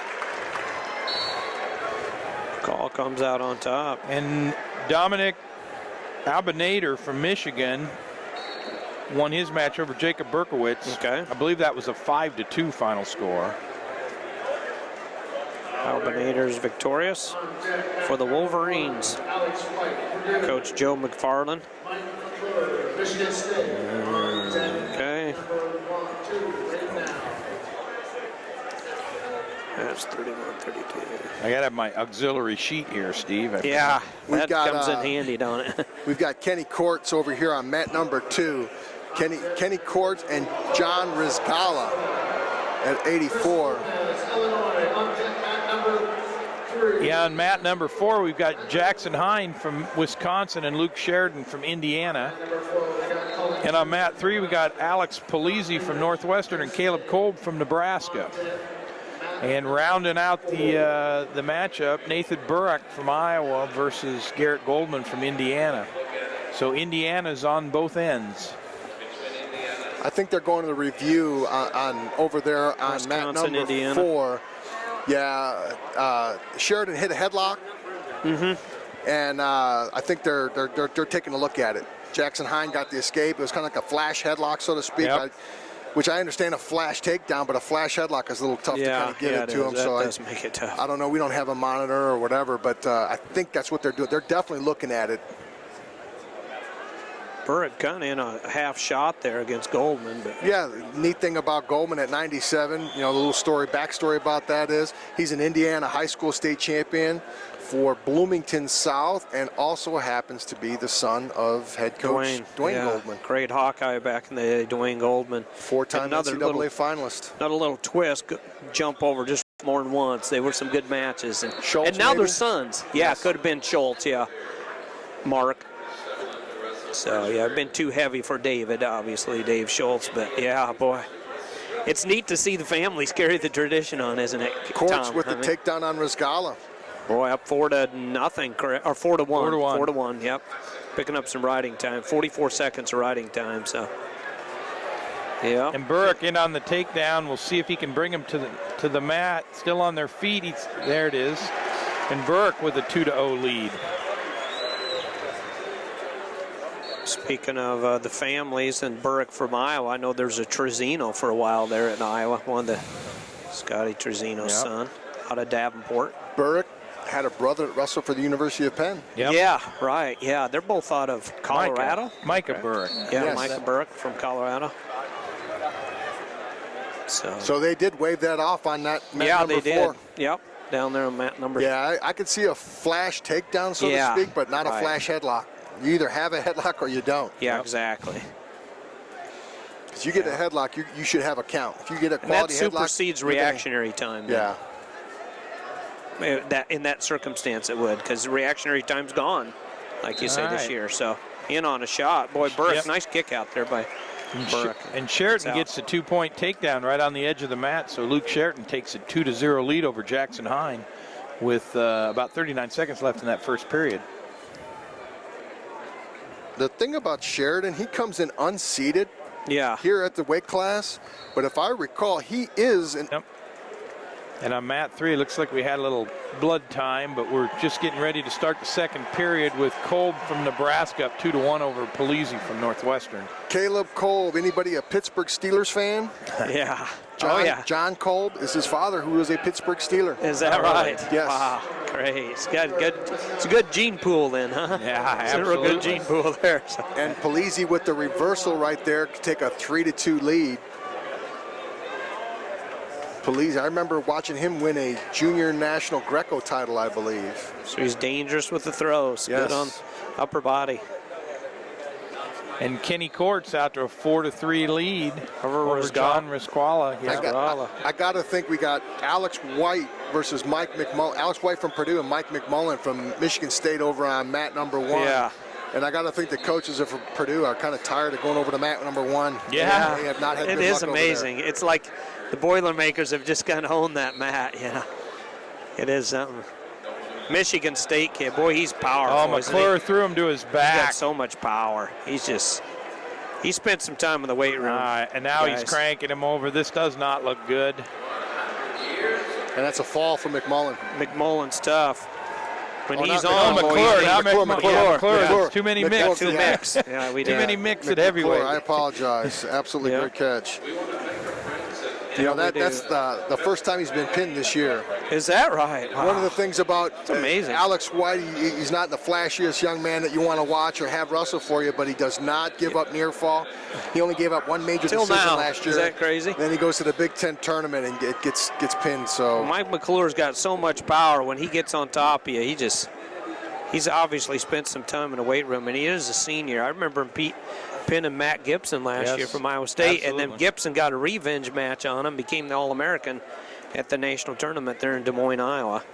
Here's a guy that I kind of thought I'd see a little bit more of. I really liked watching him wrestle, and I still do, obviously, but Connor Medberry, I kind of thought he had a little bit more upside than what he has. He came out, redshirt year, had a great year. Yes. And then I don't know if he's been hurt or what, but Tavanello over here from Ohio State, solid, serviceable guy, but I would have thought that we'd hear a lot more about Medberry here. Although, obviously, he's not bad. He's a 7 seed here.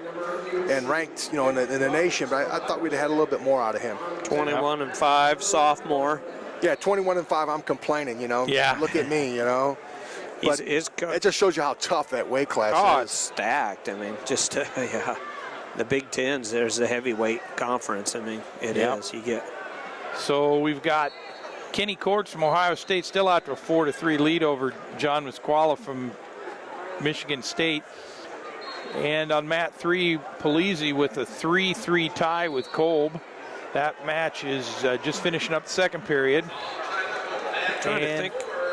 And let me just round out. If we go to mat 4, between Hine and Sheridan, Sheridan just takes a 3-2 lead with an escape. Wow. Oh, and now a takedown situation. No, yes. Oh, big inside trap. And so Hine with the big takedown to go up 4-3. Wow. It's all about the timing, too. Minute 19 seconds to go in that match. Down the map, another victory there over the Spartan. And and that'll bring Chris Heald from Michigan and Mario Gonzalez from Illinois to the mat. Big test from Mario Gonzalez right here. Yeah, he hasn't been in the lineup. He hasn't wrestled since the Midlands. Yeah, it's been his a last long match, time. he got his knee or kind of tore up when he wrestled Braden Atwood in the Midlands, semifinals in the Midlands. Yeah, it was. Wrestled since, in a competitive match, so to speak. I'm sure he's been in the room. So yeah, well, he was in the room, and again, I was talking to his coaches last night, and they said that he was in a live match in the room as he was preparing to come back.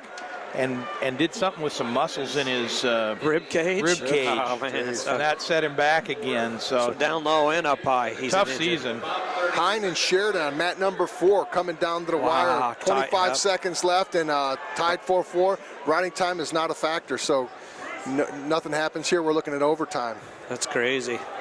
It's a tough match there. 184 pounds. Hine, that's a match 32. right there between the two of them. Hine's a 7 seed, but Sheridan and Hine.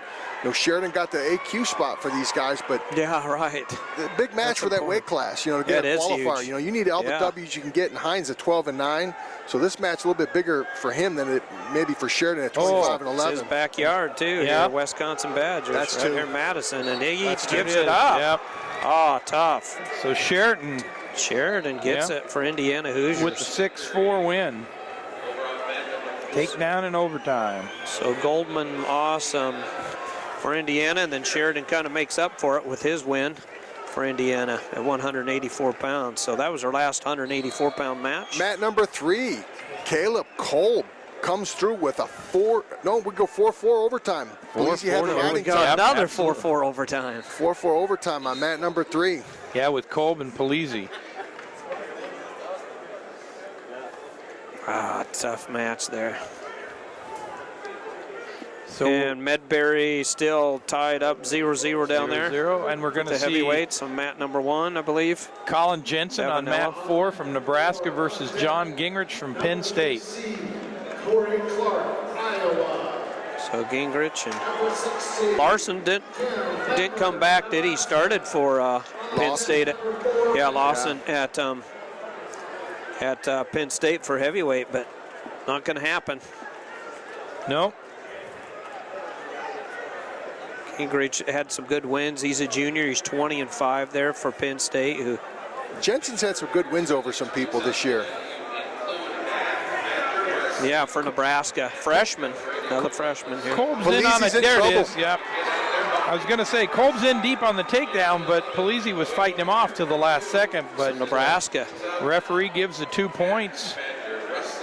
Nebraska. Caleb Kolb advances from Nebraska.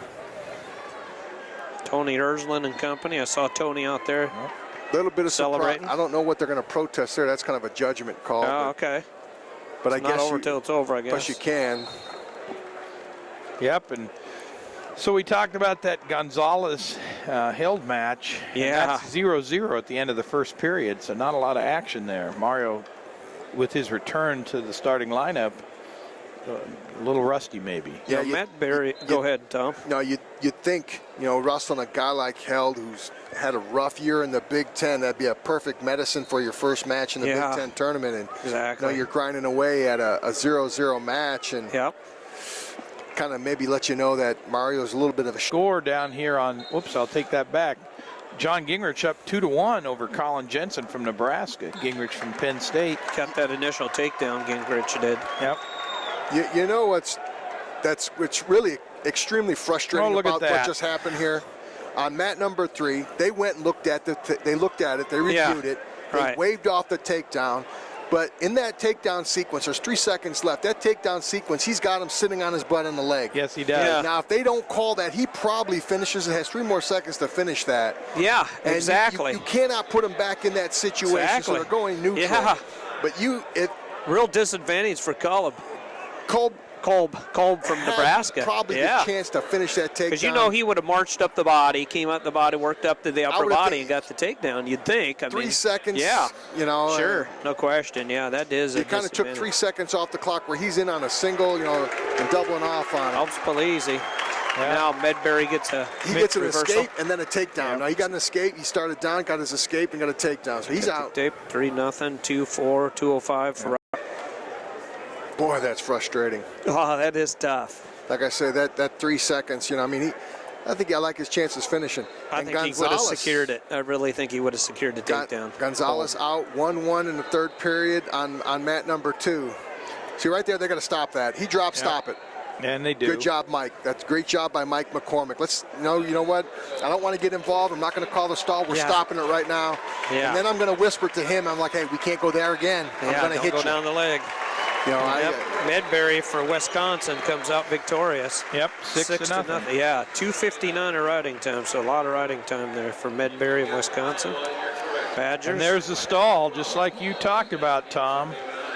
Good. You know what? I love that sequence. Yep. Kolb is on bottom, and Polizzi went down on an ankle. He did it the time before. The referee stopped it. Yep. They came back, and they got right back in the same position, and this time the referee called the stall call.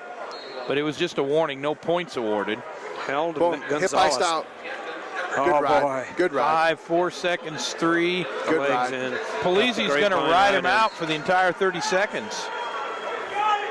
Wow, a little upset over here. Gonzalez just gets taken down, gets his reversal.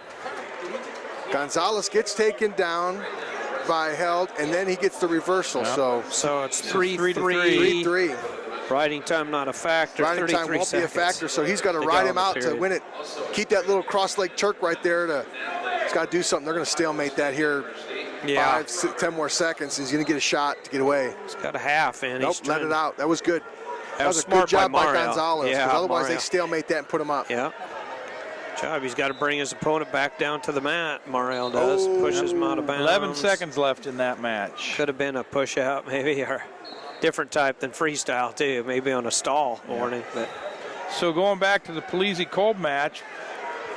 We're in the same situation. Yep. Stop it. Yeah. Good job. Stopped it right away. And he did.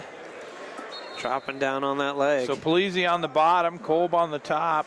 Kolb's got to ride him out or score a point in some fashion. This stage in his ride out, Polizzi got the legs in. Can Kolb now get his legs in? So, as we're talking about that, they've just started that official first round where you got Nick Roberts from Ohio State wrestling Nico Megaludis, the #1 seed at 125. So Polizzi gets to his feet, and Kolb takes him back to the mat.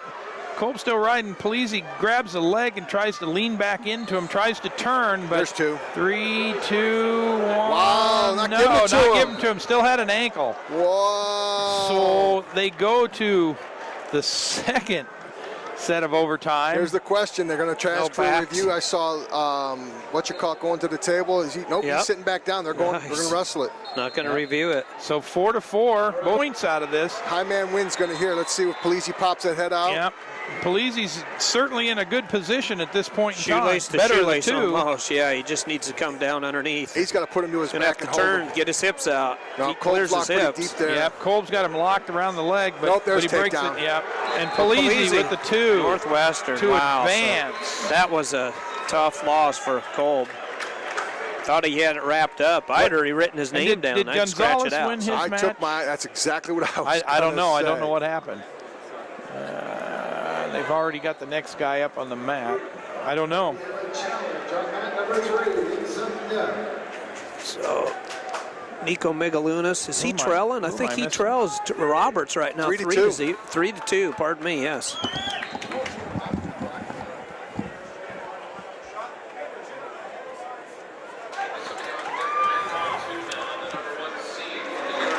That's me.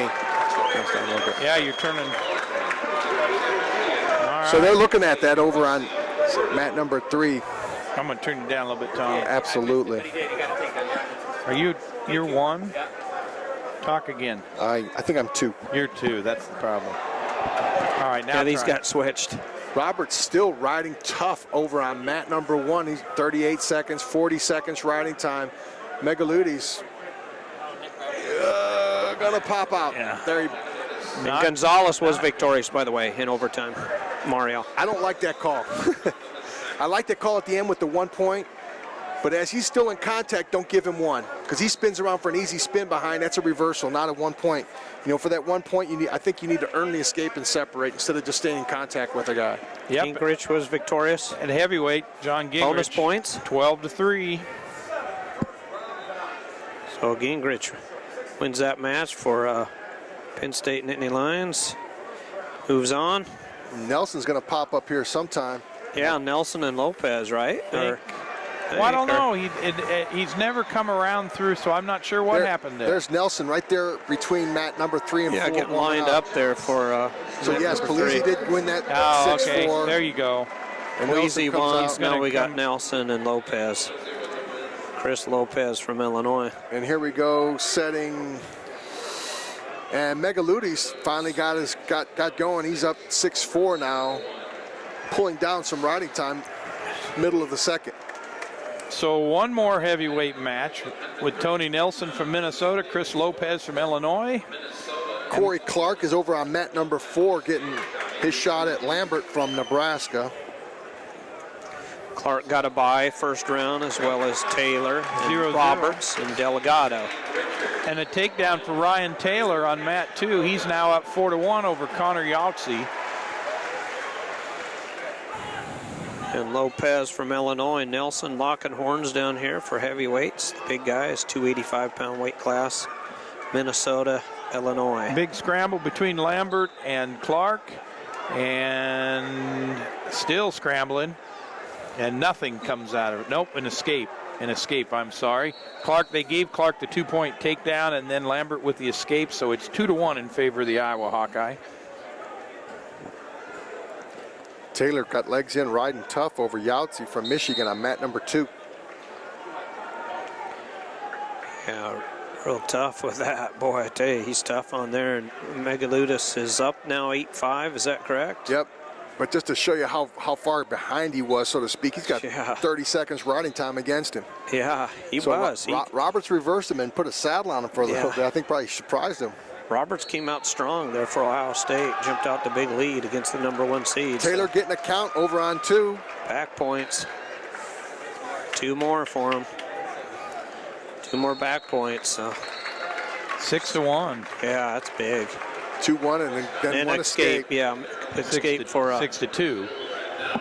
2 for Clark with 2 more, goes up 4-1 over Lambert from Nebraska. Yep. Freshman Lambert, freshman Corey Clark. Yeah.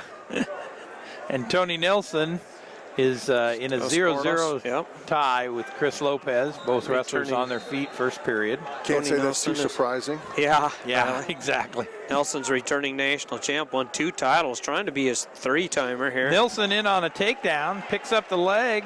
Lopez scrambles. Nelson, nothing yet. I'm not sure anything will come of this. Lopez did a good job of neutralizing that, didn't he, Coach? Well, sometimes here you gotta get cringe as your coach. You know, the kid's gonna roll around like that, catch an ankle and take you out, take that knee outside, and you know, hey, let's just stop, let's reset everything, and let's calm down and let's stalemate this. Don't want to lose, don't want to blow a knee out. Clark had the chicken wing in on Lambert. Yeah, he did. Both wrestlers come to their feet. Clark with the standing chicken wing and takes him back to the mat. Now Megaludis back in the saddle. He's up 10-5, third period.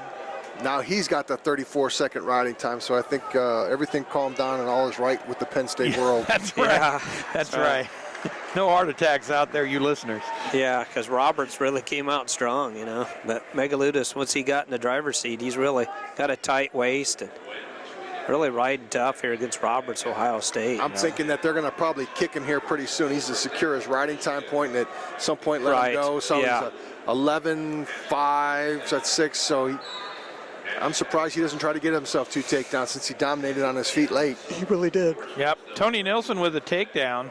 So as the first period comes slowly to a close, Nilsson up 2-0.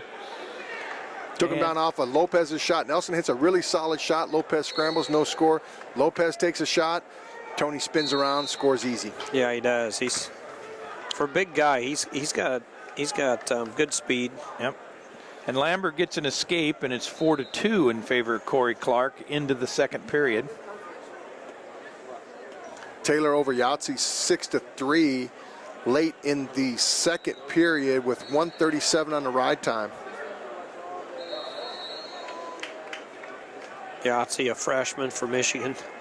Oh, a freshman? That's a surprise. Yeah, Taylor, freshman too for Wisconsin. So 2 more freshmen going after it there. Megaludis is going to ride this out to try to get a turn. I think he just figures he gets a turn for 2, and the riding time point's going to give him his major. But right, have to turn Roberts. Roberts doing a good job in referee's position. There's a stall call. Big scramble between Taylor and Yahtzee. Each wrestler looked like he was going to be able to capture to the 2 points, and nothing happened at the end of the day. They went off the mat. Megaludis is going to win this 12-5. 12-5, so he moves on. Roberts had that fast start, was the difference maker in that one. Yep, Ryan Taylor starts the third period up 6-3 over Yahtzee. Oh, and by the way, guess what school's up on mat number 1? Purdue. Purdue, hey. Yeah, maybe they should have just brought the Purdue mat up here. Yeah. The gold and black of the Boilermakers. Let's see what kind of tempo Delgado sets. You know, he's such a high motor type of guy. Yeah, he is. You know, and Eppert's a guy that's in great shape too, so it'll be kind of fun to see. Eppert had a good win over Brankel of Minnesota earlier on. Major decision. Yeah. And Corey Clark in on a takedown. So he's up 6-2 now as the second period comes to a close. 6-2 is the score for Corey Clark. And Tony Nilsson up 3-0 now. Nilsson with the escape, and there's about a minute left in the second period. Nilsson with 1 minute of riding time. Yeah, exactly. 1 minute even. All right. Yep. He's still in. So we start the third period, and Clark immediately escapes, and then in on a takedown. And both wrestlers have each other's ankles, so a little bit shoelace to shoelace. Clark with his head up, and now he tries to lock up a reverse cradle. I don't think he's got it locked. Near side cradle. He's trying to get it.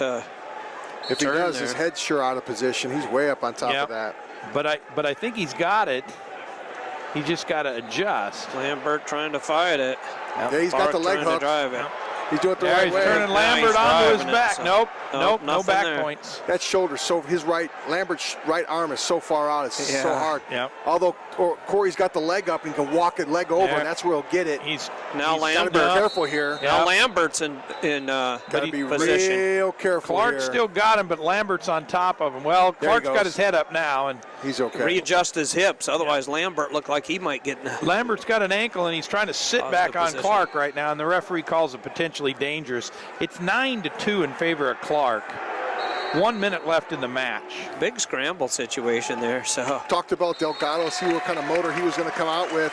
Here it is at 0-0 halfway through the first period, but in on a shot, looking for a fall from a no position here from on effort. There's no position fall. All right. I don't know how to call that. I mean, you really don't have anything secured, no takedown, but we're going to get a fall from it. Yeah. And it's not defensive because you can't call defensive. You were never in control. Yep. I like that, a no position fall, or is that what you call it? I mean, it really is. That's a good term for it. I love it. Ryan Taylor from Wisconsin wins his match 7-3 over Connie Yahtzee from Michigan. Taylor does win. Yep, so a hometown favorite.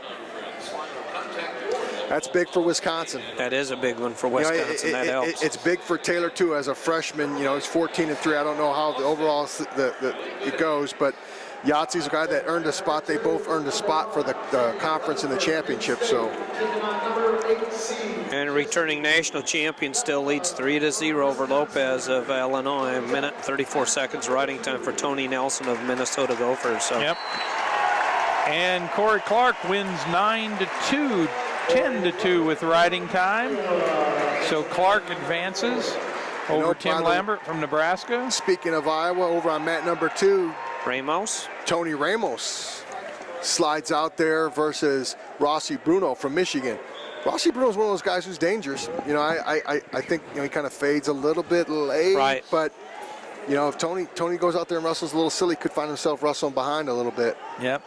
I think Ramos has got to be in this tournament. He's just got to be on a mission because his senior season has not gone exactly true to form as he'd hoped. Yeah. There it is. Yeah. Just a Mitchell straight Port's in there and was double. Cologne. What happened to him at the Midlands? We watched that one, Tom. We were calling it. Yeah, Cologne. I think double underhooks. Cologne just went out there and was a little bit more physical. I think Tony always has that advantage in the physicality department, and Cologne just kind of said no. Watch this. You want to know what happens when I double underhook you and inside trip you? Let me show you. All right, so we're going to break from tradition here, and Zane Richards from Illinois and Cash Kuroga from Purdue, but they're going to wrestle on mat 4. Yeah, Purdue Boilermaker. That's because they already have one. Exactly. Oh, there's no room in the end, so they've got to go to the other end. You talk about guys finishing up a career. Cash Kuroga, as a true freshman, was an all-American. Ramos. Big pin real with fast. The big fall over Rossi Bruno. Big pin real fast over the Michigan Wolverines, so the Iowa Hawkeyes pick up another pin. I think they had 3 so far. Yes, that's 6 points. Last year when we were in Champaign, we had the distinct pleasure of sitting right between the Hawkeye fans and the Penn State fans. And we had to dodge the bullets flying overhead. Yeah. Imagine. Nelson comes through, didn't quite see the score, but I think it's 4-0. A methodical 4-0 win. Right. Tony Nelson moves he on. won 4-0 over Lopez. So that'll be a good match. Him and Telford go at it. Yep, Bobby absolutely. Telford and Tony Nelson will be fun. Zane Richards jumps out on Kuroga 2-0 with a takedown and a little bit of a ride, but you know what? He did the same thing in the duel, and Cash came back and almost majored him. Yeah. Cash impressed me against Cologne. I think it was 8-6 maybe, or they had a fireworks match. That was a good match. I heard that thing could have went either way. Cash had a tough couple years. He was an All-American as a freshman. Came back injured, sick, had staph infection, and now he's kind of put it together his senior year. He's made a great run so far. So, like to see him keep doing it here. Mm-hmm. He broke Richards in a duel. So. See what happens if Cash is on or not. I know the Cologne match, people were talking about message boards. It was fun. It was fireworks, they said. Yes. So, Cologne, you just got to wrestle smart upper body. You got to stay out of those throws because Joe Cologne, man, double underhooks, bear hugs, inside trips, and he comes right at you. He just marches right into you, and so what do you do then? Attack ankles or what? I mean, Delgado gets dinged. He's up 4-0, got 2:06 riding time, 30 seconds left in the second period. He just gets hit for stalling against Camden Eppert from Purdue. Yep. There's that motor I was talking about. Eppert's going to have a motor. Delgado does too, but so does Eppert. Yep. Got to love the conditioning of the Boilermaker there, Eppert. They've done it. Gochenko's done a great job with those guys, getting them in shape. Where they may lack some talent, they definitely don't lack the conditioning. Yeah, right. So we've got the number 1 seed, Zane Rutherford, out here on mat number 2. He's wrestling Jesse Thielke from Wisconsin. 0-0 with 1 minute and 30 seconds in the first period. Thielke in on a takedown on a leg, but I don't think anything's going to materialize. Rutherford's got heavy hips on him. Thielke can be dangerous. He had a real good Midlands last year. I remember watching Thielke last year as a redshirt freshman. Couldn't score points for Wisconsin, but he's another freshman for Wisconsin. And Thielke's good. It'll be fun to see how he does here against the phenom freshman, Rutherford. And David Thorne from Minnesota, the number 3 seed, against Johnny DeJulius from Ohio State on mat number 3, and we've got a 0-0 score there, both men on their feet. Senior and a sophomore. Thorne, the senior from Minnesota, and the sophomore, DeJulius from Ohio State Buckeyes. No score there. Wow, I'm a little surprised. Now, as I said, he's going to get out here, it looks like, with 21 seconds left. But Kuroga and Zane Richards. Yeah. Which, maybe not. But maybe not. Head-to-head, he's got 10. You know, he's short time here.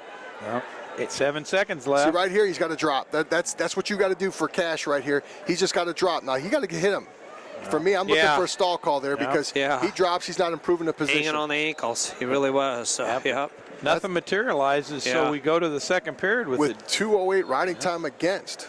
And Zane Richards choice up 2-0. Choice for Illinois. He takes down. So and Cash Quiroga starts on top. Jesse Delgado now out to a 6-1 lead with about a minute left in that match. And Delgado's also got riding time.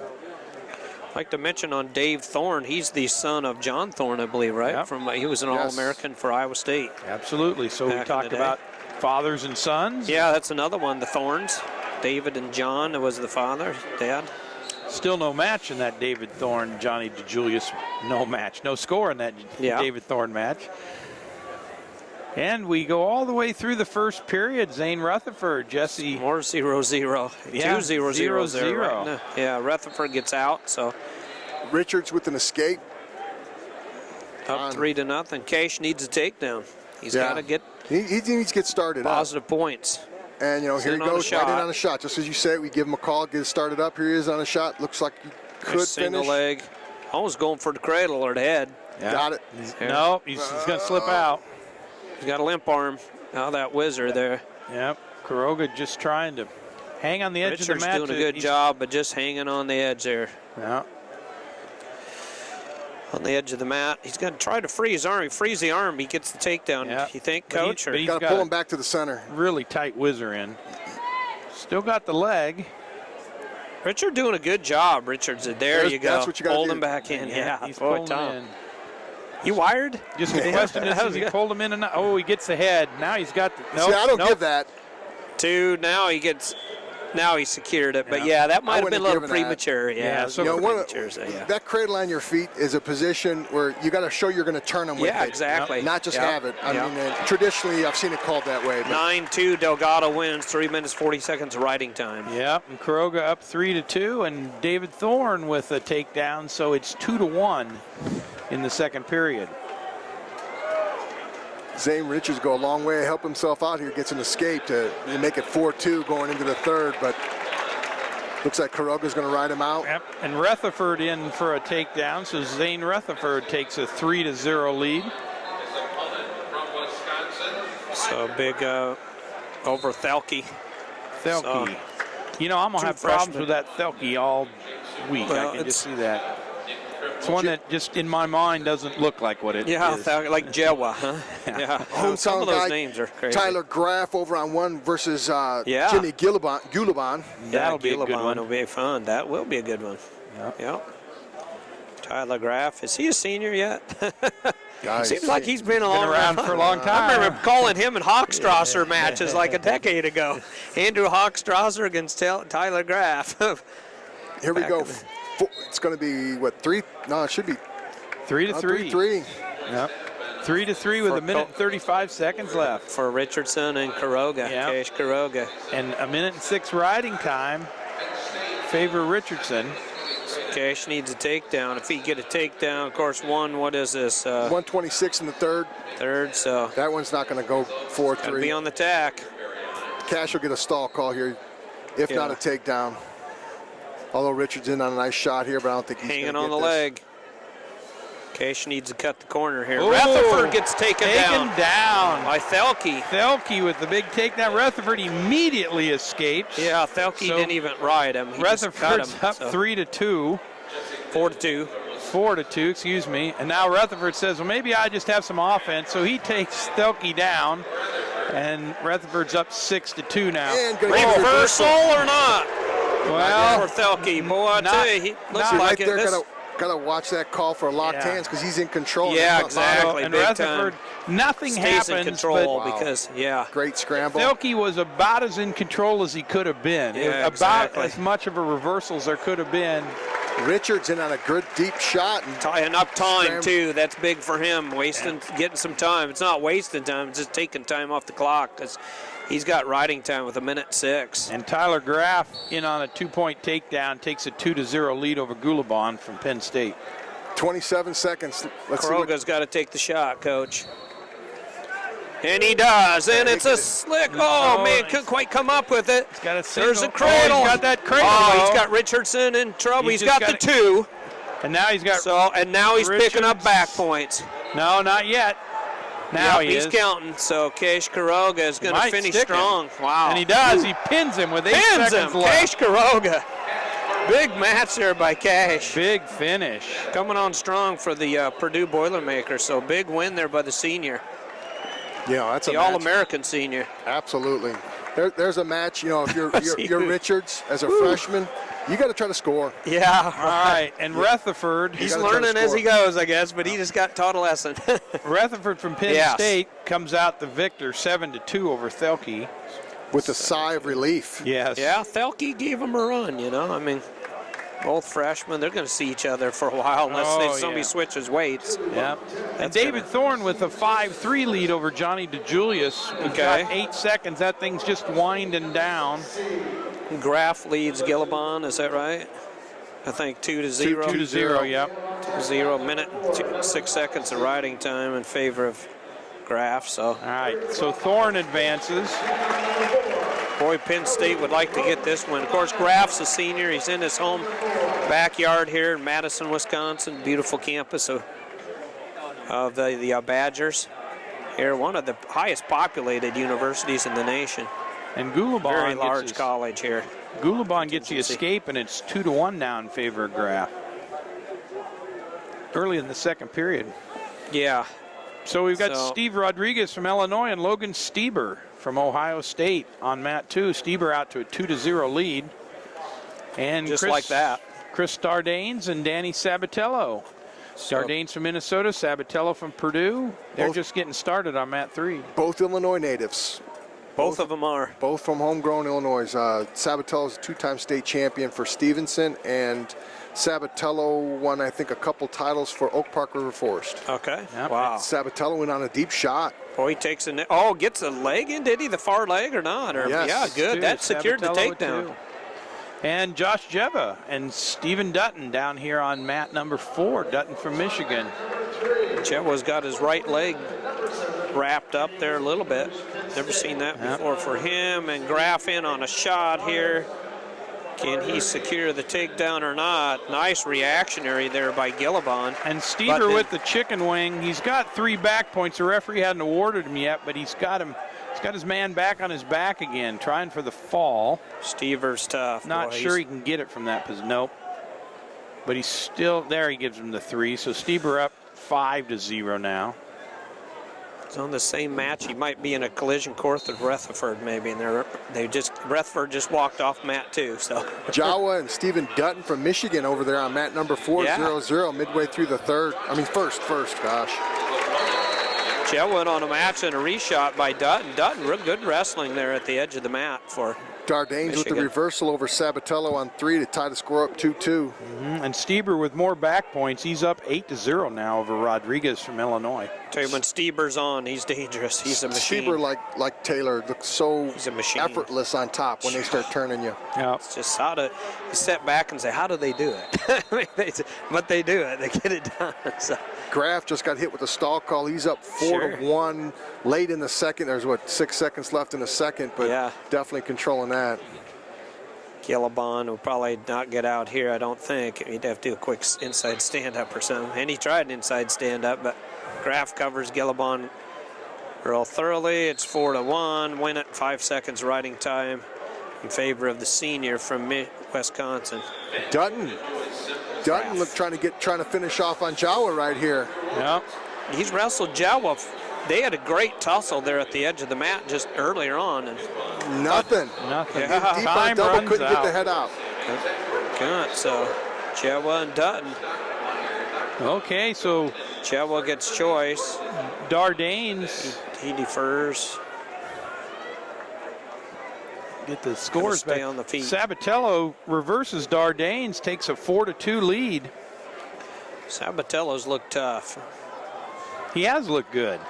Like watching him wrestle. He's wrestling tough against the number 3 seed, actually. Yep. Got a big gas tank. Wrestles hard. And Logan Stieber. Tough on top. Technical fall with 1:36 left in the second period. Wins 15-0. Stieber. Just eats them up. Pretty tough number 2 seed, I'd say. Got there because of the loss earlier this year, of course, against Zane Rutherford. The big upset loss. Some called an upset. I'm sure Rutherford would say, hey, wait, I haven't lost yet. Why is that an upset? Yeah, that wouldn't I'm be undefeated. I'm undefeated in my career. And then the other argument would say, well, Stever just happens to be a 2-time national champion. He's just a junior. So that could happen, guys. And if it does, it'll be fine. Sabatello, late first patch is going on for a while now. But he's 4-2 lead, 24 seconds left with 1:02 on the ride time. Yep. Just getting done the first period. And Graf still with a 5-1 lead over Gulabon. 53 seconds left in the match. Graf also has riding time. Jawa riding tough over Dutton. Yeah, but still no score in that match. Yeah. With all the action that's gone on, we don't have a point on the board. Dutton had a nice inside stand-up, got hand control, but Jawa did a good job just bringing Dutton back down to the mat for Michigan. So big takedown there on mat number 2, match number 55. So. And Graf with another takedown. He now leads 7-1 over Gulabon. Dardane's in the top trying to look for a defensive fall. He's not going to get a reversal here. The only thing he can be looking for is a defensive fall. But Sabatello just hanging on here. He just gave up 20 seconds of ride time. Yeah. So 4-2 in favor of Sabatello at the end of the second period. No, that's first period. Oh, first period. I'm sorry. Just going to the second period. All right. The match has been going on that long. Now, if Gulabon would lose, would this be Penn State's first loss of the tournament? Yes. Maybe, yes. I think. And there's 10 seconds left. We've got a blood timeout. Yeah, with an 8-1 score, I don't want to say it's safe to say, but yeah, he's going to have to pull something out of his hat there to make Sabatello that looking work, for another switch and reversal. Little scramble in between the legs. Boy, Dardane's covering him good. Yes, good scramble, good scramble. Yep. And in riding time. In a match we haven't even talked about yet, Jason Surtis from Northwestern and Ian Paddock, Ohio State. Surtis out to a 2-1 lead with 1 minute and 20 seconds left in the first period. Dutton with the takedown on Jawa and looking for some backs. Got a leg in, got a little Turk situation set in and trying to get some backs here. Turk the leg. Short time, time's out. Yeah, so he gets an escape and a takedown over Jawa, which that's a little bit rid of the riding time. Jawa had the riding time, and that's not the case now. So, wow. Graf wins. Looking at the seating wise, that's not an upset. That's a 4-5. So Dutton's a 4 in that situation. Yeah, that's actually right. Yep, good point. Tom Erickson, yeah. So Graf wins 8-1. Another hometown favorite. What was the score of that Dutton and Thorne match? Or the Thorne DeJulius, DeJulius, yeah. I don't remember. DeJulius. Don't either, no.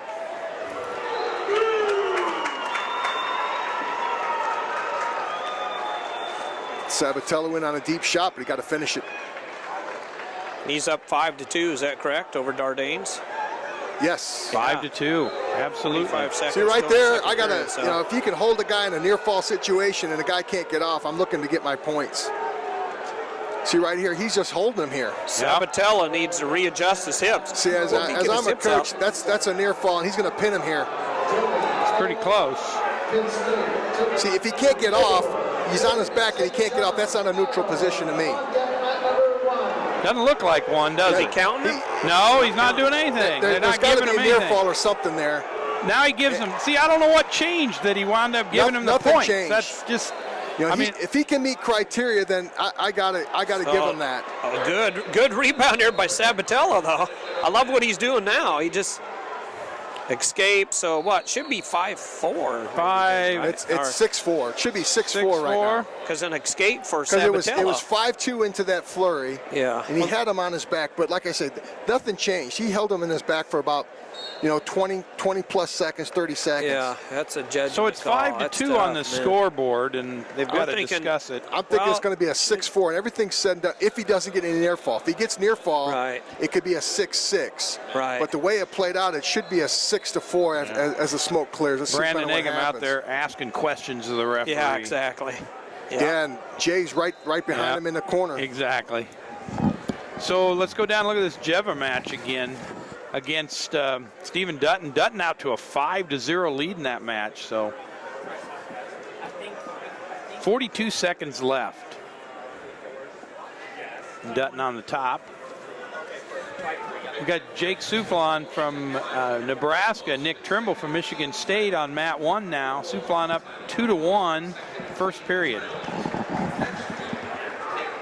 Soufflon quietly coming in as the #1 seed. You know, he's had a great year, but nobody really talks to him. You got Grajales, Surtis, you know, and Dardanes in that weight class who talked a lot about. And you look at Paddock and Surtis here at 2-2 on mat #2 in the second. So Deuce is wild in the second with Surtis and Paddock. Yeah. Thorne did win 5-3. 5-3. So the Minnesota Gopher won that match. 5-3. I had him down as winning. I just didn't know the score. Boy, Dutton's looking good, isn't he? And he is the #4 seed, like you say. Yeah, so he's had a good year. He's just junior for the Michigan Wolverines. What's that score on 3? It's 6-4. 6-4 is what they came out with. Now that's what you they're called still it. talking. They're still looking at stuff here. That's what you called it, Tom Erickson. Good job, man. Yeah, so Dutton. So Stephen Dutton from Michigan, 7-0 win over Josh Jeva. So big win over first Hawkeye maybe to lose, I think. Mm-hmm. To go down and defeat for the Hawkeyes was Jeva. So we got. But like Tom pointed out, really that was the #4, #5 seed. So yeah, that's on paper, Dutton. 4-5. Yeah, right. Soufflon now out to a 7-1 lead on mat #1. That one in just the first period just comes to an end. And we're still 2-2 with Paddock and Surtis in the second, just beginning of the third period, but there's an escape. And Surtis now up 3-2. Sabatella matches, and then Dardanes is going to. It'll still be here tomorrow. Yeah, it's mat 3. They're trying to sort it out. Like you said, Tom, should be 6-4, possibly 6-6 with back. Yeah, but, if they gave him the near fall, which I don't know then if it does they tie did, it, or it would have been tied. But I don't think they gave him the near fall because as soon as they gave the 2, Sabatello bailed on it. Yeah, he did a good job getting it. So yeah, he wasn't. I thought he might bail and go the other direction, roll the other way. But Sabatello, that is. He almost had a no position fall there, no he control did. fall. So Another no position. Yeah, I like that. Down on mat 4, we've got Eric Grajales from Michigan and Brody Grothus from Iowa. That match just a minute gone in the first period, and it's a 0-0 score. That's 4 and 5 seed, and the last. We had a Michigan 4 and 5 seed the last match, Michigan against Iowa. We got a 4 or 5 match, Michigan's Iowa again, same mat. So with a little bit of the switch in the sense that Grothus is the 4 this time. And yeah, exactly. Grajales. So they get everything settled up down there. Big shot there by Dardanes. And Dardanes in immediately on a takedown and gets a 2. Got it. He got it, yeah. It's now 6-6, but now 7-6 in favor of Dutton. Dutton with the escape. Sabatello. Or Sabatello, I'm sorry. That was a match behind. 7-6 now with Sabatello's escape. A minute 35 seconds go in the third period. So. Surtis coming out ahead 3-2 in the third with 20 seconds left, hanging on to Paddock right here. Coming down the wire. Paddock. Paddock's really not doing a whole lot. Surtis just kind of giving ground and maybe defending. There's a stall call, which is worthless at this point, but yeah, it's Northwestern Wildcat. So Paddock wrestling for the Ohio State Buckeyes, and that's the wins in 3-2. Oh, and Dardanes with the takedown on the edge of the mat to regain the lead, 8-7. Wow. If I'm Dardanes here, I'm going to ride behind the hips, let him get in his escape. I'm not going to let him get back on top, build up his riding time, because he's 12 seconds away from a riding time point here. Sabatello's a good little reversal guy. He can get reversals. I'm going to ride soft behind his hips and let him, if he wants to get out, you can have your takedown, or your escape, because we're going to go on our feet and I'm going to take you down. And at the beginning of the third period, Jake Soufflon's out to a 10-1 lead over Nick Trimble. Surtis wins. It's his first match. He got a bye the first round. Yep. Surtis did from Northwestern Wildcats. Sabatello, did he? He got the escape. He got the escape, so. It's 9s. 9-8. 9-8 in favor of Surtis. In favor of Dardanes. Dardanes. I thought it was too. I thought tied. I thought it was 9-8 going into that, but yeah, should be tied. Yeah, 9-9. Okay, yeah, they got there it. There we go. All right. Yeah, I was going to say that should tie it up. I'll tell you, Sabatello's got to, or Dardanes has to watch here. He wants to score so bad, he's going to walk into a shot. Yeah. Sabatello right. level change and explodes on him. He's in deep on his legs. I like Sabatello's range. He's a real tall, lanky kid. He's so really, long, but... Dardanes got in too deep. He got in on that ankle. Yeah, and Dardanes with a 10-8 lead now. He come in at that ankle level. It's just hard to defend. 30 seconds left in the match. He's got the leg up in the air, 30 seconds, like you say. Now, Sabatello could still make something out of this. I still ride behind the hips. I ride grind. I don't come off the leg like that. I grind. Yep. Drop down, he comes up, drop, or push him out. Sabatello up to his feet. Give him his Escape. run. Oh, and he calls him off the mat. Oh, What? Ask for the help. Action. Ask for the help. Oh, he didn't ask for the help. Oh, man. That's escape. That could have been one. What? Sabatello's even saying, how's that not one? That's tough. I'm with you. Big scramble on He was mat free. 1 Wasn't and touching. Didn't have a hold of him. Our big scramble on mat 4 okay. between Grijalles and Grothus, but it turns into nothing at the end. Be fun here, Grijalles and They Grothus. went around the circle of the mat 3 times. Wow. And off the mat. So Get him in a track meet. absolutely. Souflon, when Trimble, Souflon put on a scoring. He got 13-4 lead late in the third period. So Souflon. Souflon's putting some numbers out there. Like I said, He's tough. Souflon's just quietly taking the #1 seed and scoring points. Oh, there's your escape by 10 seconds Sabatello. left. He's in on a shot. He knows what he's got to do. Yep. But I don't think he's Big going to get sprawl there by Minnesota. Boy, he's got to get that elbow control. Dardanes wins it 10-9. 10-9. Man, close. Good match, good match. 10-9 for Dardanes. On mat number 2, we had Isaac Jordan from Wisconsin facing Brian Murphy from Michigan. They started that match just in the first period, and I'm not sure what happened, but Murphy's out on the mat with an injury right now. Now, is he relation Jeff Murphy? I don't think so. I don't remember we have any relatives from Michigan. We're all related eventually, somebody told me. If you go back far enough, we're all related somehow. But spelt the same way. Is there more than one way to spell Murphy? No, I don't think so. So the Eric Grijalles Brody Grothus match down on mat number 4. Grijalles now with a 2-0 lead, but they're looking at the video right now. So I didn't see exactly what happened there. Souflon was scoring points like they were. Souflon ends that up 17-5. 17-5. He got a good workout, didn't he? Yeah, absolutely. Souflon, he had a bye and then making up for his first match. All right, Murphy says, for Nebraska. I'm healed, I'm going to continue. So that match has Jordan up 2-0 right now. Then we have on mat number 3, James English from Penn State versus the Nick Dardanes. Yeah, another Dardanes. The Dardanes mat. Yeah, it is, really. Both of them right there on mat number 3. Big win there, so. And we've got Dylan Alton and Derek St. John down on mat number 1. Could be some fireworks. Alton and St. John. St. John, the returning national champion. I got different builds too. Alton's real powerful and short and stocky, and St. John's he is really lanky. He can sprawl, if feet be in another county maybe. So they get everything settled down on mat 4. They restart it with Grijalles on top. Oh man, look at Grothus, double underhooks. Good call. Grothus immediately gets out with an escape. Stall warning against Grijalles, right, Coach? Yep, they go off the mat. Big match. So 2 Penn State wrestlers out there at the same time. You know, the tempo and that time and break and stuff like that. Gives Grijalles a little chance to catch his breath, so to speak. I don't think he's out of shape. I think it's just kind of mental. Yeah. You know, he's a guy that's going to People wrestle talk you about it a little bit. 100 miles an hour from first second to the last second. Yeah. And, and I think he probably gets a little bit more mentally fatigued than, say, get tired. I think he gets mentally fatigued a little bit, and it kind of some shows kids up. do that. Yep, that happens. In on a shot is Grijalles. Wow, he's got the leg up. Dardanes has got a shot up on English too. So they're match 3 and 4, both same positions. St. John and Alton scored us down there. This is what hurts you right here. If I'm Eric Grijalles and I'm coach at Michigan, man, my kid's working so hard to score a takedown and he doesn't get it. Yeah, that's You know, tough. it's just mentally, you know, you're like, gosh darn it. Yep. And he doesn't get it. He does not get the takedown. Time runs out in the second period, so Still has the lead 2-1, but boy, it could have so easily been 4-1, you know, with that leg up. He doesn't answer back. You get a takedown. You get a couple more seconds riding time. Don't answer back. It's tough. But third period here, this is a championship run. You get up, you're up 3-1. He's got to come at you a little bit more.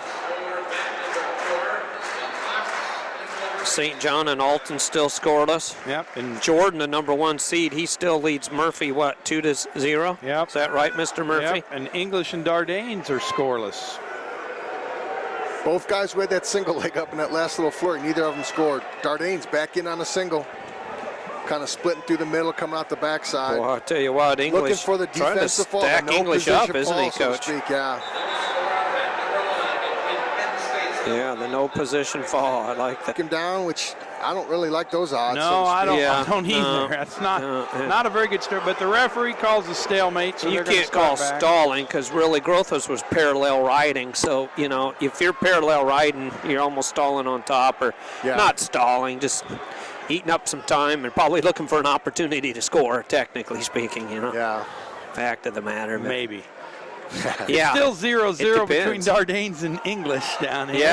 Yeah, 0-0 still against Alton and St. John, too.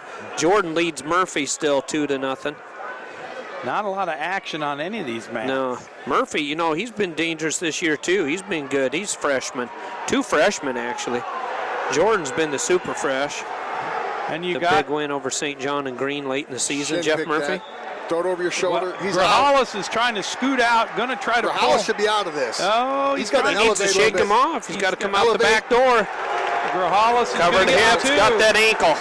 Pulled that ankle up. He swam that. He got too high. Yeah, he went swimming. That's right, man. Grahalis is up 4-1 now with 10 seconds left. And some more. Oh, maybe. Boy, you should have walked up, huh? Look at Grothos really trying to fight it off near here. fall. Even though he's out of bounds, got to look for that near fall. Still can, can't you? Yeah. He got it.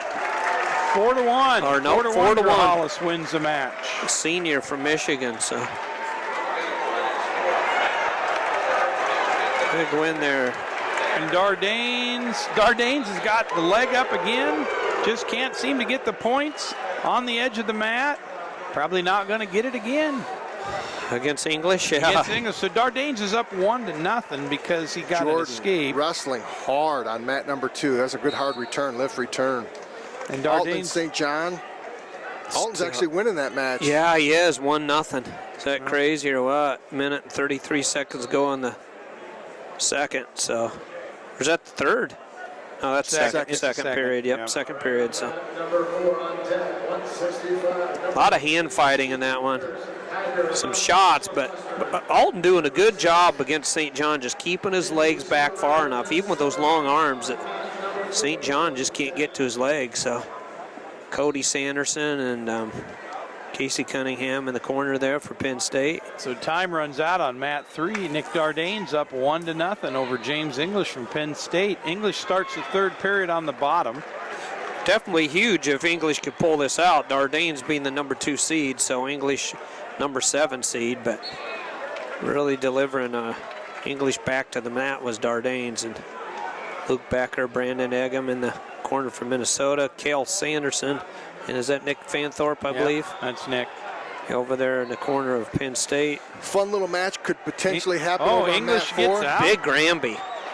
Hit that Granby fast. 1-1. Tied it up. Tom? Mat number 4, you got Taylor Walsh and Jason Ness on mat number 4. yeah. Oh, here we go. Yeah. Between the two guys, I think they've Thank you, got sir. about 35 pins between them. Yeah, he's could both put a crossbones and skull on their singlets because they're dangerous. Well, you don't want to look away, that's for Armed sure. and dangerous. St. John on a shot. Yeah, Alton hits the floor, the hard floor. Nothing Kinda happens. pulling on his hip a little bit there as he gets up. So Isaac Jordan finishes his match. Jordan with a wins, so the 5-0 number 1 win. seed moves on over Murphy of Michigan. 2 good-looking freshmen.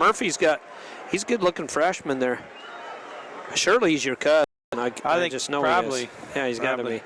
Probably Like Clayton Foster's my cousin from Wyoming or Oklahoma State. Maybe it's my cousin Clayton Shirley. Foster. Maybe it's my cousin Shirley's son. Nice That's it, shot yeah. on English. That's That was right. a nice shot. Okay. Still no points awarded though. Oh, yeah. Wow. Still 1-1. Yeah, but he's got plenty of room here. Right here, you can't panic thinking you're out of bounds. Yep. Because you've got plenty of room to score, even pin the guy out here on the edge. There it is. And there's the 2. There's the 2 for Dardanes. That was huge. Plenty of room out there. Yep. That was huge. Fresh start. So 31 seconds left. look at the riding time. Dardanes riding up time. 3-1. Riding time's in favor of English. Is that correct? Yeah, it was. Well, it no, is. for 4 more seconds. It So is, and it will be for 4 seconds. That's correct. Yeah. So Penn State, he's up on his feet quick, but oh man, tight waist ride here by Dardanes. Yeah. Nice tight waist. Yeah, it's gonna. All right, so it's 1-1. So St. John's gets his escape as well. You know, for Penn State, they're against Iowa here and Minnesota, and those are the 3 teams that are running for the title possibly. Yep. So 7 seconds left in that Dardanes and English match. Dardanes up 3-1. Unless English can pull a miracle here, it looks like he will go down. And Ness and Walsh are still scoreless, and then Ness gets in Green. on a throw or a takedown attempt here against Taylor Walsh and gets the takedown. So Ness goes up 2-0. James Green, really explosive. James Green versus Zach Oh, Brunson on 2. Whoa, English was in there, boy, I tell you, right at the last second. Yeah, English got the escape. He almost got and the went for the takedown, but time ran out. Dardanes 3-2. wins it 3-2. Wow, big win there for Dardanes. Oh, and Alton, nope. And St. John in on a single leg at the edge of the mat and gets 2. St. John takes a 3-1 lead over Alton from Penn State. With 54 seconds to go in the final period, so Alton could still come out of this and recover. But boy, St. John's tough on top. He gets those legs and arms tied up, and there's not a lot you can do but just go out of bounds like they're just about there. Yep. So gonna have a fresh start there. James Is this Green? Yeah, Green has Green. Brunson locked up in a cradle, trying to turn him to his back. Oh, he's got Brunson in trouble with that cradle. Green does. He's in big trouble now. That was a pin, folks. There it is, Oh, right there. It's going to happen. He's got him There it stacked is. up. So Green with bonus points for Nebraska Cornhusker, the number 2 seed. Yep. James Green. Got David Taylor and Austin Wilson out here on mat number 3. Taylor the number finally 1 gets seed. to get on the mat here. Wilson from Nebraska. He's the 8th seed. Taylor grabbing his arm like his elbow's hurt. Got a stinger in his arm, I think his left arm, David Taylor did. And we still got Alton trying to get out of a developing situation down there. With St. John on top, 21 seconds to go, yep. I'll take St. John winning the match late to close it out. Alton's just, he's St. John's on top. It's tough getting out. Taylor Walsh has got a cradle on Dylan Ness. Yeah, now watch this watch now. this. Now he's got to set back on his hips. But watch the situation. Stalemate? Yep, stalemate. 40 seconds to go. So, well, Taylor Walsh went for it, but Ness good neutralizing it by getting that arm up over his back. That really was the difference maker. So, yep. Ness is out to a 3-0 lead in that match. St. John did win, by the way, victorious over Alton of Penn State. Got another Iowa Hawkeye out here on mat number 2, Nick Moore versus So 2 Penn State wrestlers lost that round. That would have been English to Dardanes and Alton to St. John. I don't think either one of them were seeded higher. No. So we'll consider those upsets by no means. All right, now Walsh has got him in a cradle again. Walsh has Ness. No back points there.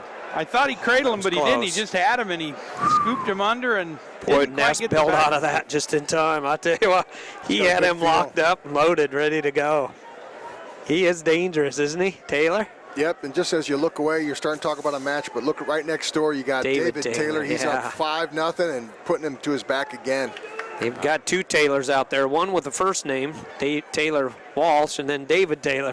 So I can't just say Taylor. I just blew that. I was referring to the Indiana Hoosiers. So David Taylor, tough on top, up, 5-0 already. Yep, and you've got Nick Moore 2-1 over Ryan LeBlanc from Indiana. They're in the first period. Yeah, then Iowa Hawkeye and number Indiana 4, Hoosier. Dan Yates, with a 3-2 lead over number 5 seed Jackson Morris from Illinois. Okay.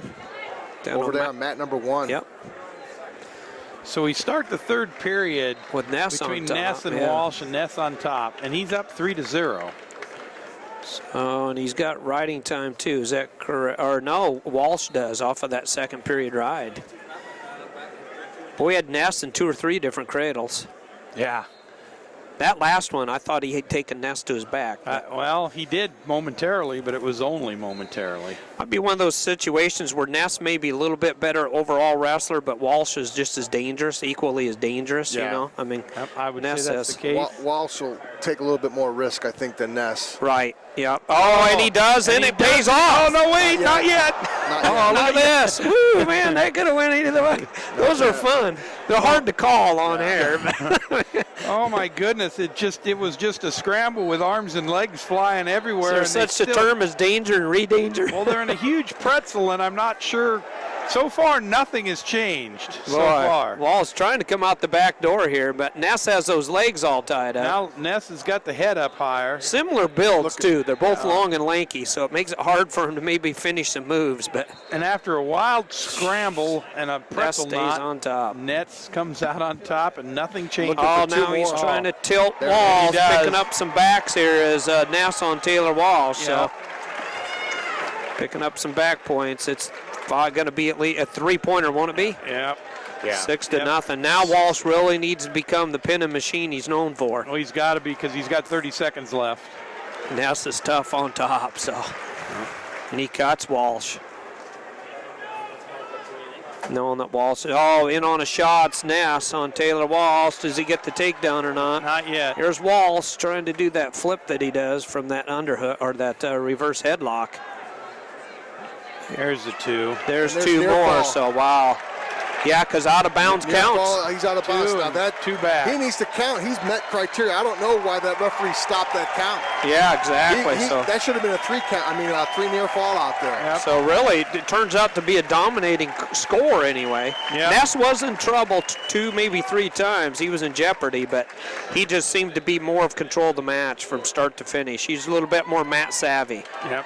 10-1, the final score there for Dylan Ness.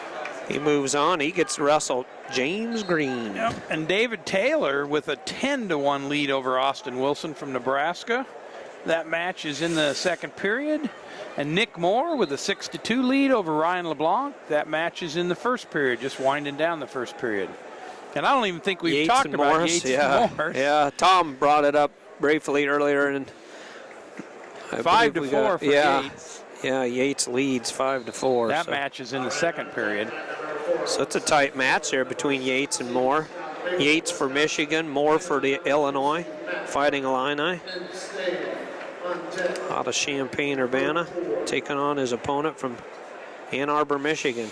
Big Granby there by Yates, an attempt.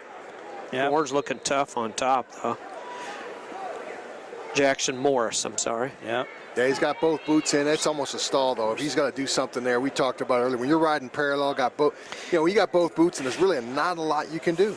Yeah, he's got. There's really no turn. Now he's let one out. Now you got a shot at turning somebody, but supposed to kind of cut the angle or that parallel riding's. I mean, if you want to eat up time, that's fine. But yep, Danny Zilverberg from Minnesota, Pierce Harger from Northwestern down on mat number 4, just getting started. Oh, big throw there by Taylor. Yeah, well, David Taylor. Austin Wilson loaded him up. Yeah, right. Taylor Wilson loaded came him up, out and tried to make the big throw, and Taylor kind of crunched down on him, and Taylor now leads 12-1. For the big move there. 12-2 with an escape. Taylor cuts him. Kind of intentional escape. Takes him down to make it 14-2. David Taylor, just like workman fashion. Could be the front runner for the Hodge Trophy this year. Takes a check of the clock, see what I got to do. Yep. Another day at the office. Yeah, seems like it, doesn't it? It's just amazing. It's very impressive. This David Taylor's senior has been fun to watch. Tries to cut Wilson, but Wilson grabs an ankle and is just hanging in there. So clock's burning away, and Taylor's racking up riding time, but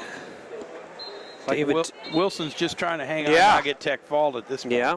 David Taylor originally thought we're heading for Iowa State. I remember talking to him at Seven Flags Fitness Center. I remember talking to him in the Iowa State wrestling room. Yeah. Then Kel and Taylor took off east. They went to Penn State.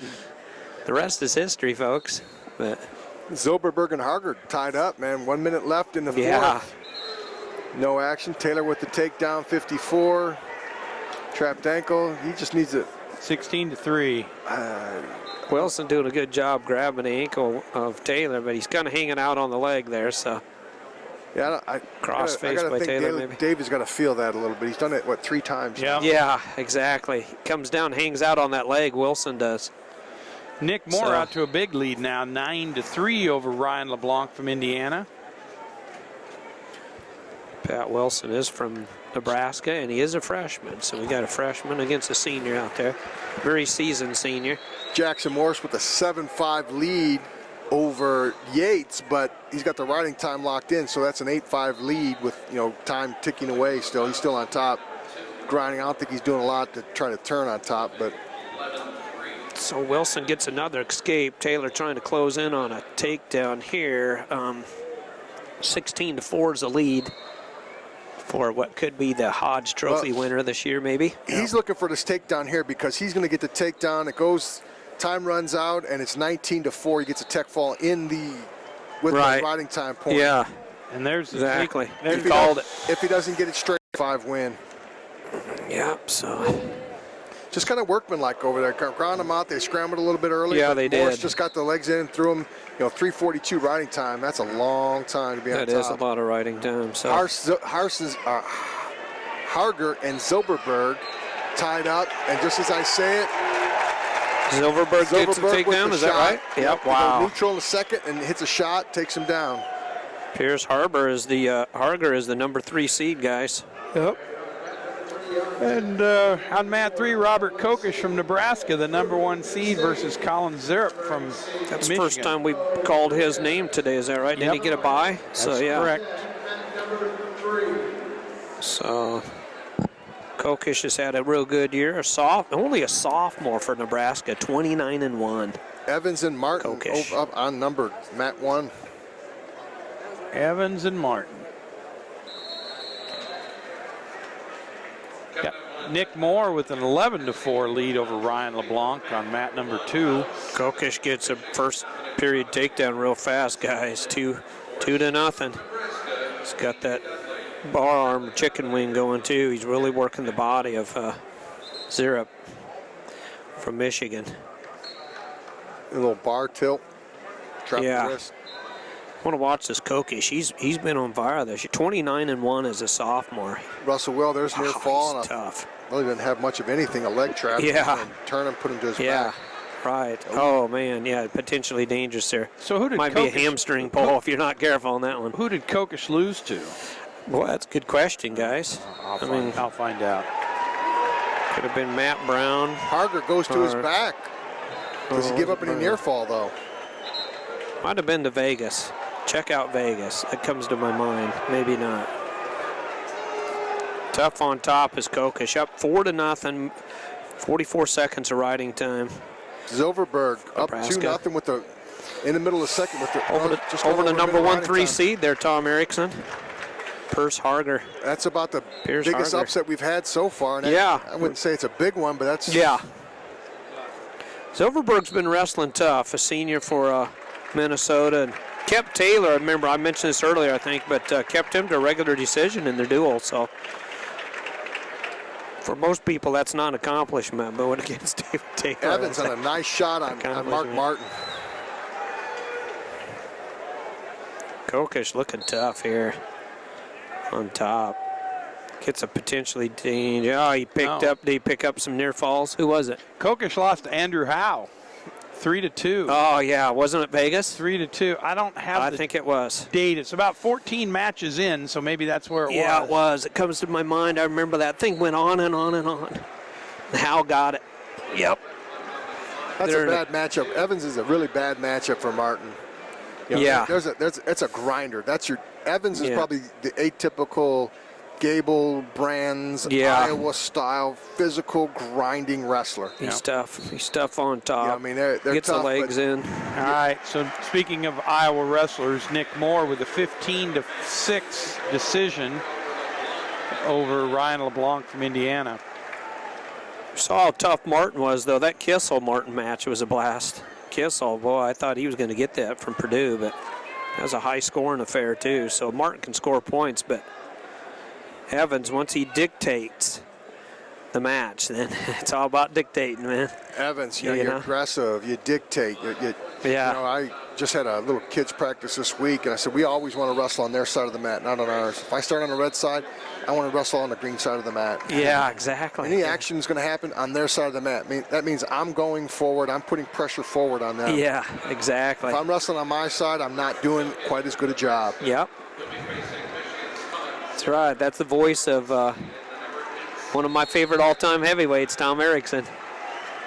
Mr. Aggressive, one of the more aggressive heavyweights I ever watched wrestle, by the way. Look how Martin gets up over there on mat number 1. Me just kind of like, oh, man, I'm going to go neutral. Yeah, exactly. Exactly. Pardon me. He throws off the wet blanket that was just on his back and he's going to go up neutral again. It's a good observation, Tom. Yeah. That's exactly right. You could just see it. You could see it in his face all the way up here. Oh. Kokish, another takedown for Nebraska, so 10-0. This match on mat number 2 with Delago and Logan Storley, I think that's a good match. Obviously, Storley comes up with a takedown, but I always like Tony Delago. He's the type of guy, he's a home run hitter too. When you get a little sloppy on him, he will put you to your back. Yep. Delago's tough. They're both physically strong. Yep. So Kokesh, just as you look away, is up 10-0 now. Yeah. Keeps adding to his lead. Yep. And Danny Zilverberg out to a 6-1 lead with 17 seconds left in that match. I'll tell you what, if you're hanging tight with Howe, does it give the score on your stats? 3-2. 3-2, yeah. Then Kokish is a tough kid. But I think he's a sophomore, like I say. He's, whew. Gosh, and you're talking about how tough Kokish was, how tough Howe was. We didn't even mention the defending national champion, Chris Perry from Oklahoma Perry. State. Yeah, your alma mater, the Cowboys. Chris Perry down at the Big 12s right now. Oh, by the way, the defending champ is there. So. Yeah, right. Oh, and then you got Matt Brown, too, from Penn State. And they're real similar in styles, Danny Zilverberg with a 7-1 win for Minnesota. And that's a 6 seed beating a 3 seed, as we talked about. Zilverberg did beat Pierce Harger from Northwestern Wildcats. That's big for Minnesota as they look for the team title here. It is big for the Gophers. And speaking of the team title, I don't know where this is at in the meet, but right now Iowa and Minnesota are tied 44 points apiece with Penn State behind with 40. And then a big old gap to Wisconsin with 26.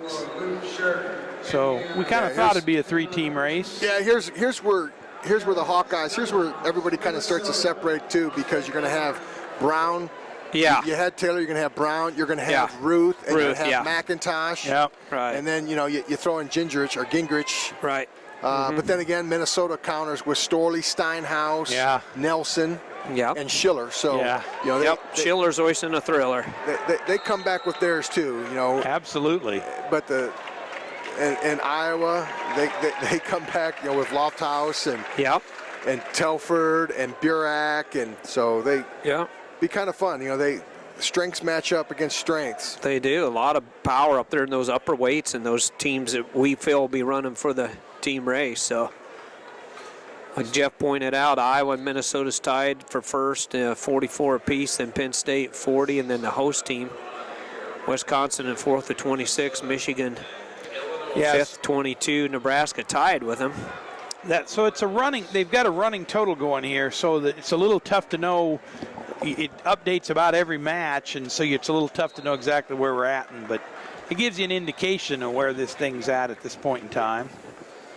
So Penn State has a couple of wrestlers out here on the mat right now. Ed Ruth versus... Boy, he's in on Mario Gonzalez fast. No, Nico Reyes. Or Nico Reyes, pardon me. He's in on Nico Reyes. Yeah, well, they both have their leg wrapped, too, Mario and Nico Reyes, so my bad. The other Penn State wrestler, Matt Brown, who I also saw in the Iowa State wrestling room once upon a time. Yeah, he was up in Ames at one time, too, wasn't he? Scott Legal from Wisconsin. Yeah.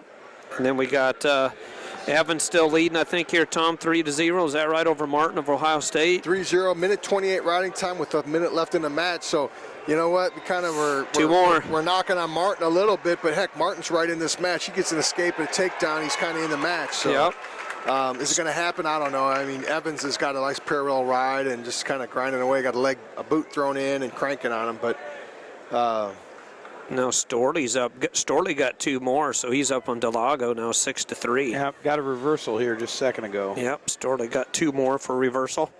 Delago started on top. Minute 30 seconds to go in the second period. Ruth. Brown and Legal just still getting acquainted down there on mat number 4, which, I would say Brown's a slow starter, but lack of a better term, just methodical. Yeah, He's very methodical. He's a power wrestler. He's going to grind. More Iowa-esque type of grinding and physical. Evans now getting back points on. He's got Martin stretched out, doesn't he? And that's the match. So picked up a couple more. Is that right? Look at them. They're going after each other. Brands breaks them up. Yeah. Little push and shove. And the refs actually weren't paying attention. They were talking like, were those back points or not? They were looking the wrestlers are going after other one way, another. and Brands just takes his wrestler and peels him all the way back off the mat. Says, let's not do this. Yeah. So what's our score going to be? All right, go. Evans just needs to go shake his hand. That's all we need to do is have get a him handshake. off. Get him off the mat. Shake their hands. Get them off the mat. You know who won the match. What are we waiting Get them off on? the match, and let's post the score correctly. Yeah. At this point, we don't need to worry about the score so much as we need to calm the guys down, get them off the mat. And then let them shake We'll hands. put them out there. It's going to be 9-0 unless they gave 2 on near fall. It's still a major decision. So Evans wins, moves on for Iowa, picks up some bonus points there for the Iowa Hawkeyes. The number 3 seed. Just as I talked about Penn State getting them early, Iowa picked up those 3 falls in that first little go around. Yes. And doing a great job with their bonus they are. points, They're just. Yep. Well, the methodical Matt Brown is now out to a 4-1 lead in his match. Up by 3, and Ruth only up by 1. I think we've seen the Ed Ruth. The what did we call him earlier? There's the Ed Ruth on fire and yeah.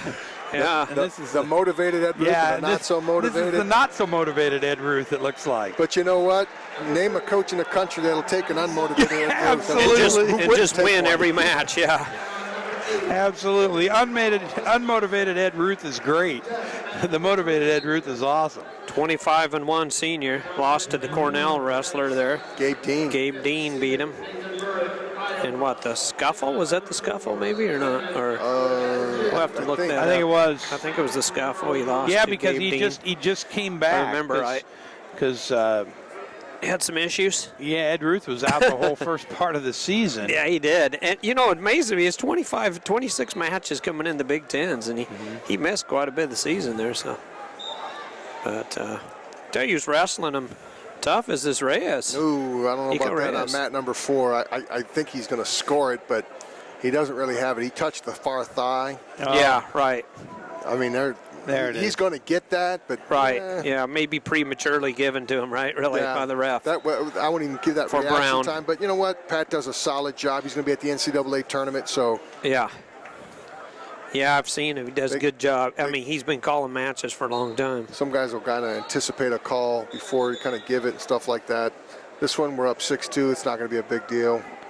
3-1 leads for Ruth over Reyes, the freshman from Illinois. So Nico Reyes hanging with Ruth as Ruth goes in on a leg. Ed's like, well, let me get a single leg. Yeah. Yeah. Let me just hang there on the single leg. And stretch your muscles out. That's wrapped. Exactly what he's on doing. your leg wrapped. Storley. He just I think hangs the therapeutic guy said physical therapy, you need this stretched out a little bit. So. Don't do it. Oh, man, it went out. Yeah, no call, was it? Shouldn't have been. No call. Storley with the takedown kind of spreads out his lead to 8-4 now. Delago kind of brought it back in 6-4, got taken down 8-4. 40 seconds in the third, but he's got a year and a day riding time, 4:05 again. Yeah, he does. It's a lot of riding time. All right, so yeah. So Delago escapes, and it's I caught it. 8-5 now, 8-5. But Tony's dangerous, I love watching Tony. Tony will pop, a 4-pointer right here. He ties a match up. So Tony, I like Tony, was really never out of a match. Storley a little bit too solid to do that with, but I've seen Tony put some people on their back many a times. He's got just enough power, but keeps him dangerous, you know? He does. He's not a go for broke like Walsh or Nash, but he will put you to your back. Right, yeah. Looking over there on Mat 1, you got Abernather and Dudley from Nebraska. Storley wins for Minnesota. comes out victorious. Yeah, Abernather and Dudley tied 2-2 in the first period. It's a tough match there. And Ed Ruth out to a 3-1 lead going into the third period. Ruth starts on top. 3-1 third period, man. If I'm anybody, I'm taking that. If I'm Nico Reyes, I'm taking that because you know what? He slips off on this cradle. There's a near fall. Sure. Yeah, this freshman's hung tough. Right with now, Ruth, Nico Reyes. Right now, I think we're getting uninspired. He's so good with that little cradle ride that he kind of ride and dies with it, you know. And yeah, right.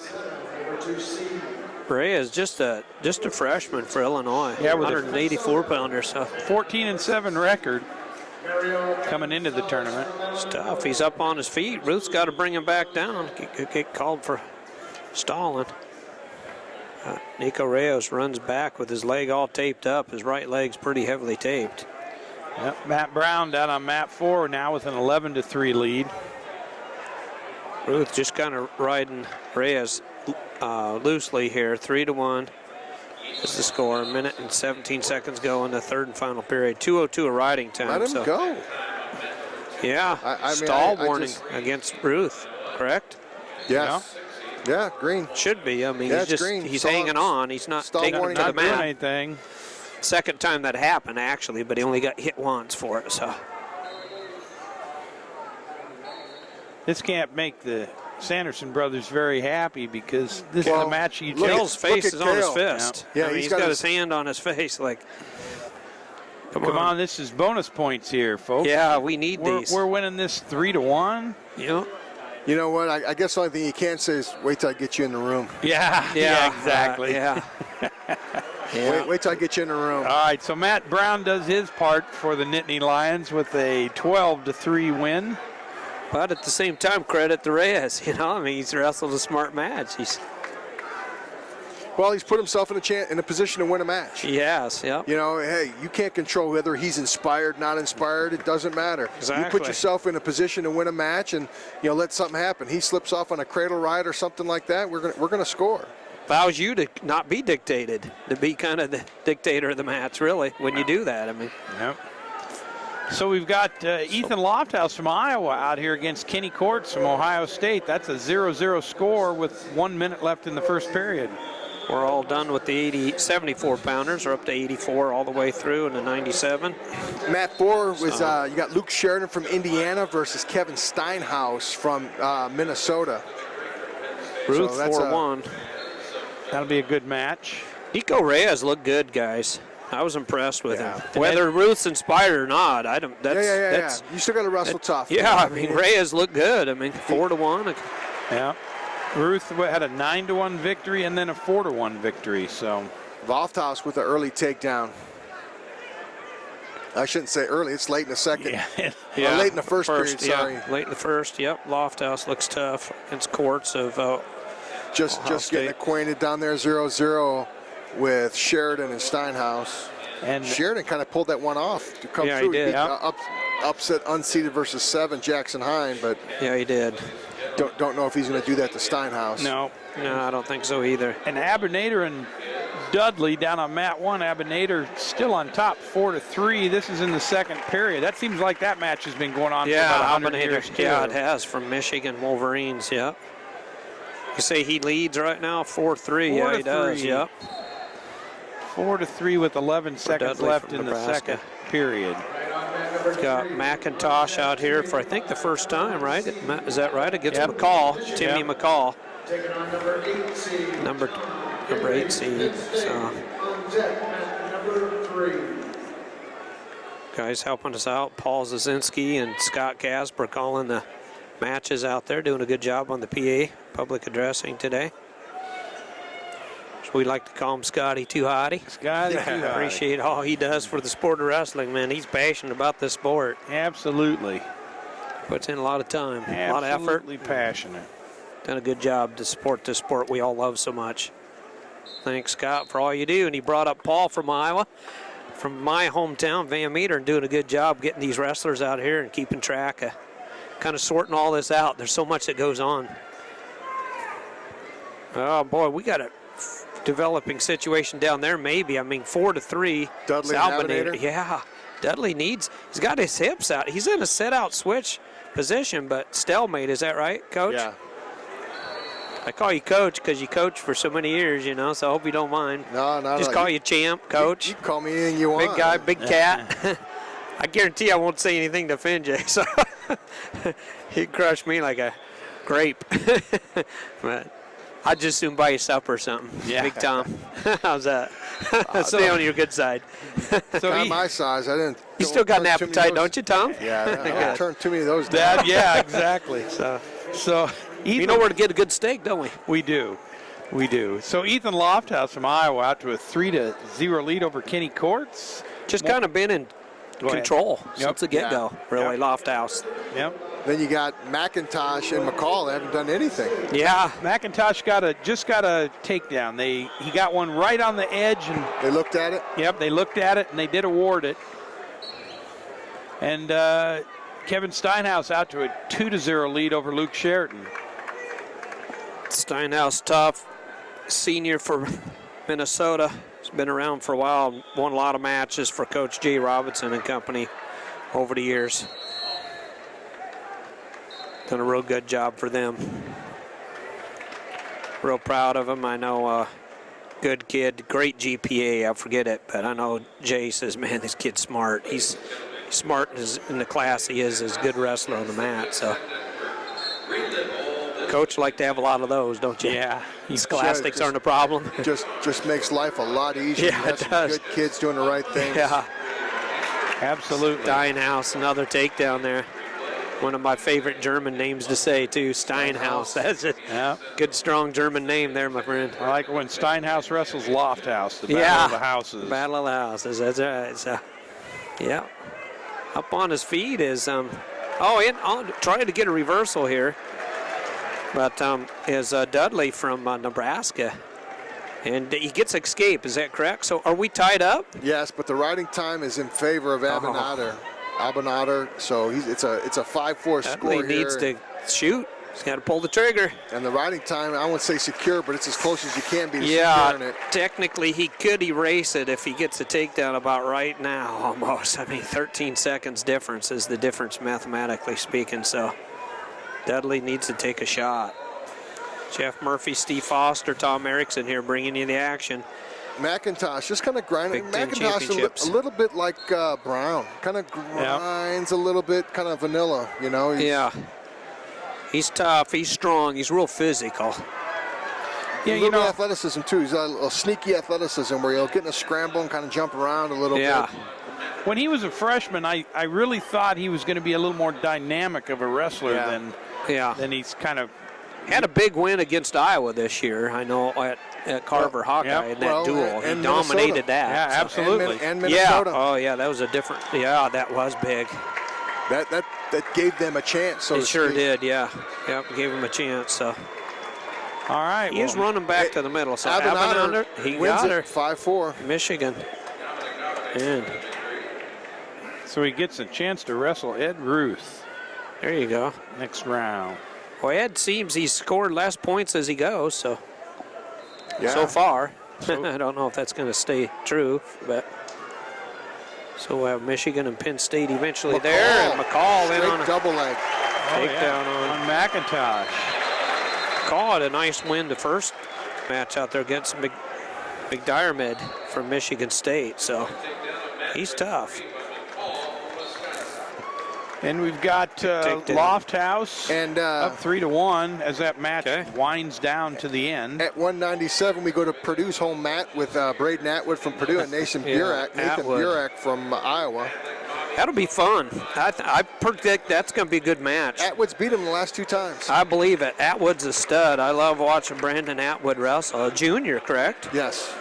He's just a junior. For some reason, I thought Atwood was a senior, but has there been more than one Atwood? No. Oh, just the one Atwood. Okay. Another local kid came through their Boiler Elite program from a school called Delphi. Yeah. State runner-up. He wasn't even a state champion his senior year. And tough kid. Martin Lofthouse beats Courts. Yep. Okay. 4-1. 4-1. And Steinhaus is up 9-2 with a minute left in the third period. They got a little blood time out here, I think. We might have the battle of the houses. That's right, for king of the house. Yeah. Steinhaus could almost be Steinhaus, but H-A-U or A-U-S. Lofthouse wins. McCall still riding tough on top of McIntosh. McCall looked good in his first match. He was in the Donnybrook there, and he won it. So against Michigan State. So he looked tough. I liked watching him. Well, if Mario Gonzalez and Gonzalez defaults out to Schiller. I was going to say if Gonzalez, didn't have the rust off the last time, this is no place to be. But so Minnesota picks up a couple of bonus points there. Yeah, they do actually with that. So Schiller moves on. He's in the semifinals. That's a 8-point swing. Match. That's an 8-point give right there. Yeah. Yep, that's right. But it makes sense. You want to get Mario some matches. You want to get him some matches that he can win, some good scrambles, and get him back feet wet. You don't need to get him beat up a little bit. Yeah, exactly. Rustling Schiller. Look, Schiller's not trying to hurt anybody, but he's going to try to win matches. Oh, he's going to go out there and rustle him hard. I take the risk. Now McIntosh in on a shot on McCall. And there you go. So McIntosh up 6-3. Just like that. Burek on a shot with 50-some seconds left on Atwood, trying to look for a no position type of fall. And Steinhaus wins 12-3. So Steinhaus advances to the Battle of the Houses. Yeah, get the Battle of the Houses. They've met a few times over the years. Yeah. It's an American house and a German house. That's right. Oh, Atwood's going to come out of this. Let's see if he can come out of this. He's got to put his foot down. Oh, man, Boy, I'll tell you, 22 seconds. Yeah. 22 seconds. If his hamstring wasn't Keeping stretched out, it sure is Yeah, now. that's right. Did he get it or not? He got that takedown or not? Oh, still had the ankle. Got it. Smart edge of the mat wrestling there by So Burek takes a 2-0 lead. Yeah, the tough thing about that, I mean, in a sense, is you score late in the period. You can't answer back with an escape. It's tough. Edge of the mat, end of the period. 2-0, obviously, it's a takedown, but, you always want to get that answer back. Give yourself some time. Get an escape. 2-1, we can come back from that. At 2-0, exactly. Yeah. a little bit higher climb for you to come back from. So on mat number 2, the Battle of the Mix. Yeah, that's just Michael McMullen and McClure. Mike McClure. So we got Mikes and Mix and okay. Northwestern against Michigan State Spartan. So the Wildcat. Yeah, this is obviously a big match. I think both these guys are going to get there in the national tournament regardless of what they do here. But, you kind of like to see Michigan State get a W, get a guy in the semifinal and stuff, not to do it the hard way. McMullen's real strong. Northwestern, I mean, you look at, 10 and 11 on the board right now, and I know it's relatively fluid. All right, so we didn't even get started in that one. But Nick Heflin, the number 2 seed, just pinned Alex Polizzi early in the first period. Heflin looked good for Ohio State. Buckeyes. Heflin moves on. Heflin wrestled Atwood in a duel and got behind and opened up. I mean, his second half of the season, he opened up and wrestled. Yeah. He's more of a counter. Now, was Atwood victorious then? He won? No, Heflin did win. Beat him. Heflin beat him in Vegas, and Heflin beat him in the duel. Right. And it's good to see a guy open up and wrestle. Caught fire. And not, quote-unquote, play tactical wrestling. I mean, there's sometimes that you have to play some tactics and stuff like that, but it's equally as fun to see a guy go out and just wrestle.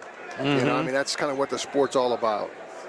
I talked to Nick Simmons, a former Michigan State Spartan, about the heavyweights last night, and he said McClure's probably, believe it or not, the strongest heavyweight, and he said McMullen he thought was the most talented. He said he's just got a lot of talent. He's got a lot of technique. Yeah. So we got power against technique, basically, is what I'm saying out here. At number 2, and it's 0-0. I had my guy Roger Vukobratovich a couple years ago. Yeah. He had beat both those guys in the same year.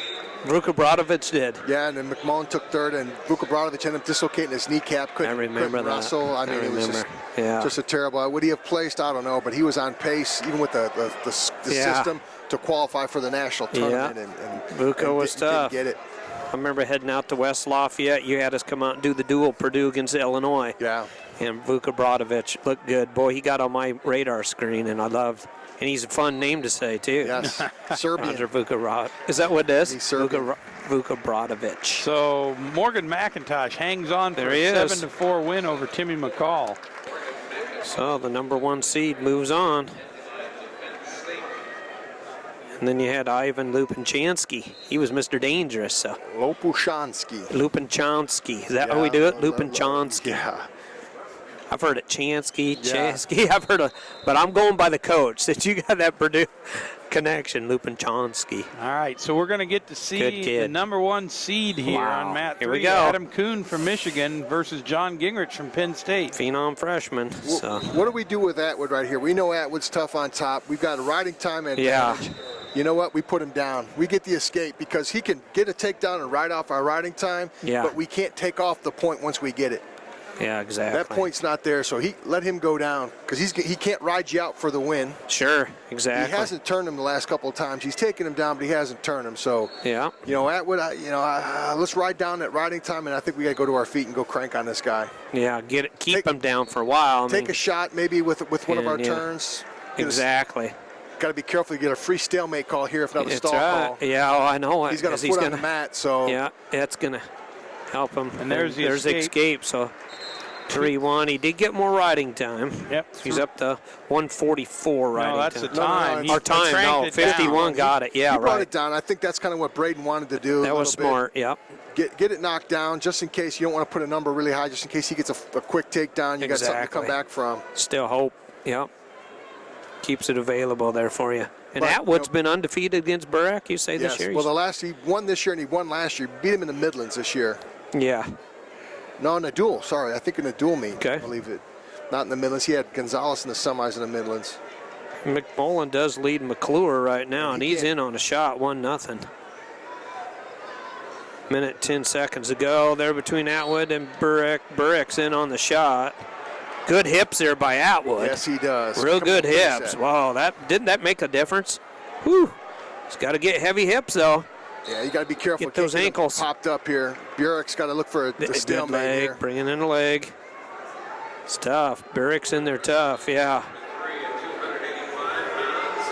Oh, Atwood trying to score that. No. Oh, no. What a rearrangement there by Burek. Wow. Good hips by him, driving let's see what into they call him. that. Brands needs to just sit down and let it play out, then go talk to him about it. Yeah, exactly. So they called takedown reversal? See, now you got two kids that are in great shape right here. Now you go ask about the situation. Yeah, exactly. I'd still go fight for that. Yeah. That's a difference of 5-1 or 5-3. I'd still go fight for it. Yeah, exactly. Yeah. But they're not gonna. If I'm Tom, I still go fight, or that's Terry. I still go fight for that 5-3. It doesn't hurt you. They're two great shape athletes. There's 28 seconds left. I don't want to sit there and wrestle this out like this. Yeah, now Atwood gets escape. Yeah. You're still down a point. See, now, like 21 I said, seconds. He's no stalls against Burek yet, but right. Atwood needs to take the action to him. Nice outside shot there by Atwood. Well, they're on the edge of the mat. He's got to keep wrestling.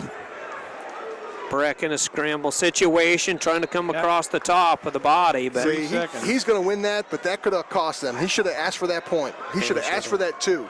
The 2-2 like that. That was a push situation, but knowing that happens like this, he might have gone after this point scenario.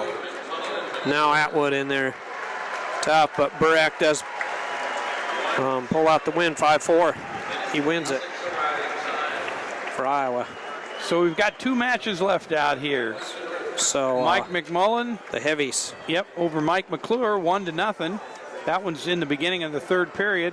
And what did we have in the Kuhn-Gingrich match? We got a 0-0 score. 0. It's all tied up. Is that crazy after the first? So McMullen picking up back points. Yeah, picking up. Not yet. He's only given him. He didn't give him any. Nothing on that tilt. He had a 1 count on both of them. There's hope for the Spartan. He's got that wrist right though. He's pretty tough in there. Boy, he does. He's got it tied up tight, doesn't he? McMullen and McClure. McMullen from Northwestern University, McClure There's from near the Michigan fall, State. and look at that. He's about 2 inches off the edge of the floor, and he's getting near fall. It's that new rule. These guys are basically both completely off the mat, and they're getting near fall with it. That foot's still in. That's the difference, right? I would guarantee you half the people in the stands are thinking the referee's crazy. Yeah, they don't know the new rule. It's a good one. You know, his head's literally inches away from the concrete floor or whatever the floor is down there, and he got 3 near fall out of that. Exactly. Now we got Nelson and Telford, Minnesota. Yep. Nelson and Telford. Minnesota, Iowa. Down there, the Iowa Hawkeyes against the Minnesota Gopher. So Adam Kuhn does get an escape early in the second period. He takes a 1-0 lead. Big underhook there by Kuhn. Yep, he's just really forcing the action. Yeah. Kuhn, I really noticed him early in the season at the Vegas Open. It's like, okay, he this came kid's from behind good. and beat JT Felix from Boise State. Yeah, the Bronco. That's another heavyweight. Could be in a contention. He's not in the Big Ten. Kuhn in on a single. High cross. Wow. Yeah. Gingrich's going to have to fight that off. Now he's going for the cradle if he can pull him back in. He got the 2. The referee gave him the 2. Don't like that call. The cradle off the feet, yeah. You brought that up earlier, I remember, on mat number 4. I guess that call's okay if you stay with it consistently. Yeah. You know, I've seen referees where they don't give that. Yeah, it's a judgment almost. You almost got to show that you're going to turn them with it. You can't just get it. You have to show them you're going to turn it with it. See, well, they're going to talk about it a little bit. Yeah, they are going to discuss it. And that, Kale came over and said, let's talk about it because to me, he's got to prove he can turn with that, with a cradle. Because that's how, I guess, traditionally it's been called in the past. But I understand if you give it to him, and I agree with you, but you have to do that all the time. McMullen, Northwestern University, moves on. McClure is defeated. Yep, 5-1. 5-1 by the number 3 seed. No Takes score. out the number 6 seed. No score on the mat number 1 with Tony Nelson and Bobby Telford.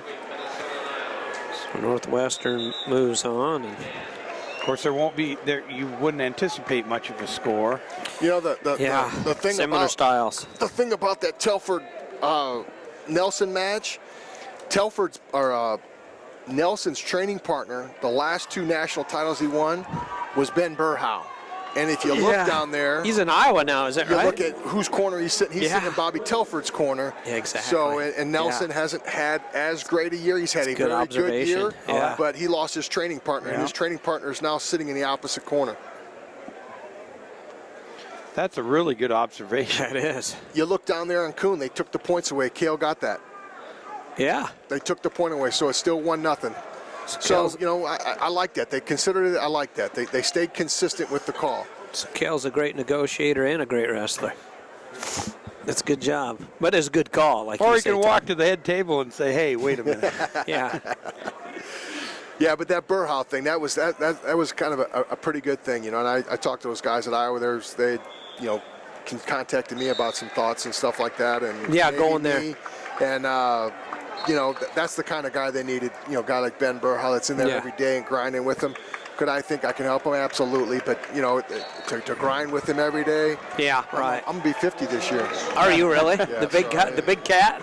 I can Big still Cat's scrap. getting 5-0. I was over in Belarus and competing and wrestle a little bit, so it's not okay. I know if I wrestled you, I'd have won about 15, 20 tag team partners.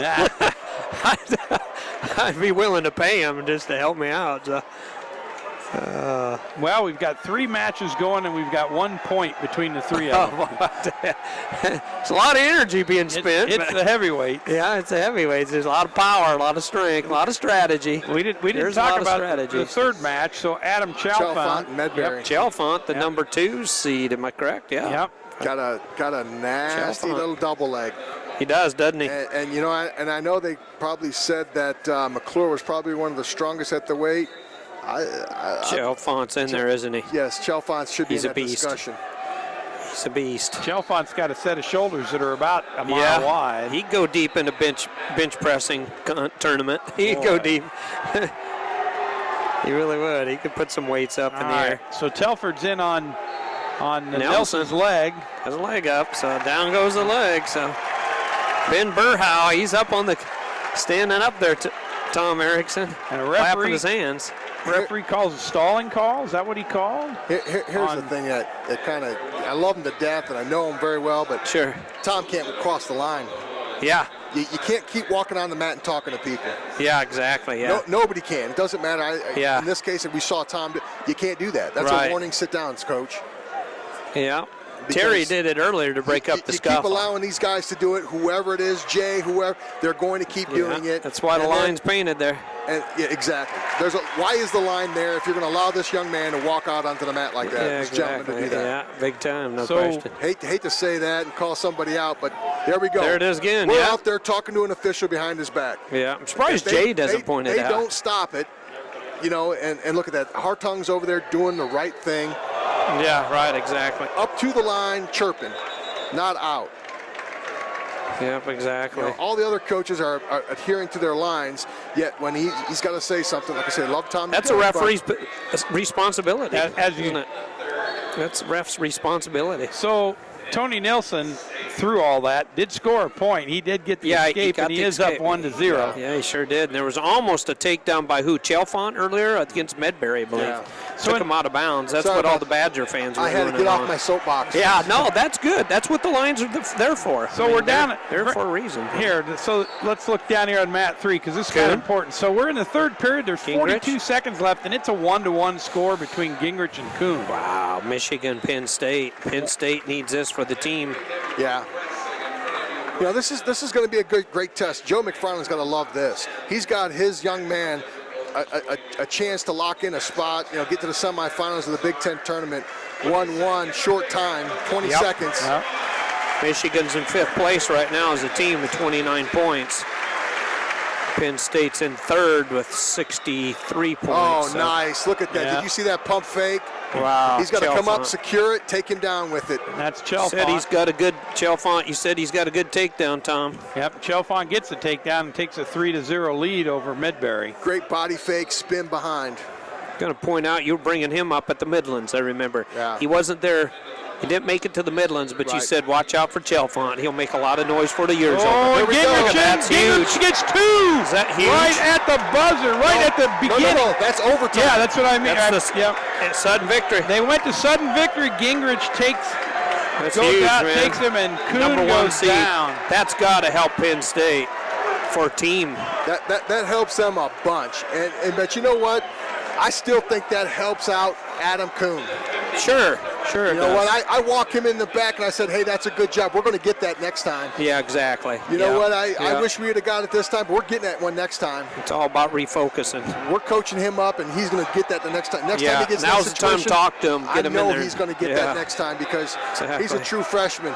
There's Look your at- double leg takedown. Tom Erickson knows Chalfont. Yep, so Chalfont goes out to a 5-1 lead. He's tough, isn't he? Ooh. And He- Medbury's he's no a walk horse. in the park. I mean, Medbury's a tough kid. You know, but I like I said, we talked about him earlier. I thought I'd see a little bit more out of him. What, he's only got 5 losses. yeah, he's 21 and yeah, 5, he's got a 22 good and year 5. going on. A sophomore. Yeah, 21 and 5. So, yeah, but So Burek and Nilsson, they're down to 1 minute and 30 seconds left in the third period. Nilsson's still up 1-0. Burek's in the down position. They start Telford. back fresh in center. I'm sorry, Telford, yeah, Telford. Bobby. Yep, we moved up a class. wow, 1-0. Look at this, huh? Scotty stirring the pot. Yeah, so Telford up to his feet. Nilsson Gotta still return. locked up. Yeah, he does. Gets him out of bounds. So Off the that's mat. Come on, Joe. should be a Joe stall Top or of the not. official. We Yeah, got to let I these know. guys wrestle. We can't let them just kind of walk around and stand there. Yeah, Tom's out beyond the line again. Oh, so we got an upper body here between. Wrong place. Oh, he threw Chalfont to his back almost. No, but they went off Out the of mat. bounds. Off Wow. the mat. Wrong place for Chalfont to wrestle. If there's a spot where he You don't want to probably do is not that. there, Yeah, you're up 5. You're up 5-2. Don't go upper body, man. why challenge somebody up there where you're really not sure Exactly. of yourself? That's right. Good job, Tom Erickson. You're one of the better big guys for years, man. One of the all-time greats. So. In fact, I got a book I brought. I want you to sign before I'm done. Trouble. No, I do. I want to get your autograph on it. We so. got if I'm I got to get one more takedown. Yep. I got to seal the deal here. That's the other thing. You look at Coombe, we can coach that up. The same thing with Chalfont. We want to win a national title. We got to score a takedown and seal this thing right here. Body fake, change up, and blast through them. So let me talk about something that's going on here. So we got the Burhow and Brands in one corner, and on the opposite end corner of the mat, sticking out of the tunnel. No, you got the other Brands and Morningstar, and they're giving hieroglyphic hand signals to each other across the mat. Yeah, they are. And Eggum and J-Rob, now they're beyond the line too, so everybody's saying, hey, forget the lines. Well, that's because the refs aren't calling that stuff. So yeah. Medbury's, he's really attacking, but Chalfont with the Pull him back. They went off the mat. Stall. Called a stalling call. Yeah, they kind of wanted to stall on Wisconsin, maybe. So it's 5-2 now in favor of Chalfont with 40 seconds left in the match. So Tony Nelson still Clock's riding running tough. over there. They ran off about 3 seconds off they the shouldn't clock. have, yeah. Need to take control of this match. That's why Tom kind of chirped at him. Give me my seconds back. See, they just put it back on. Yeah, observant by Brands, wasn't it? Nice shot by Medbury.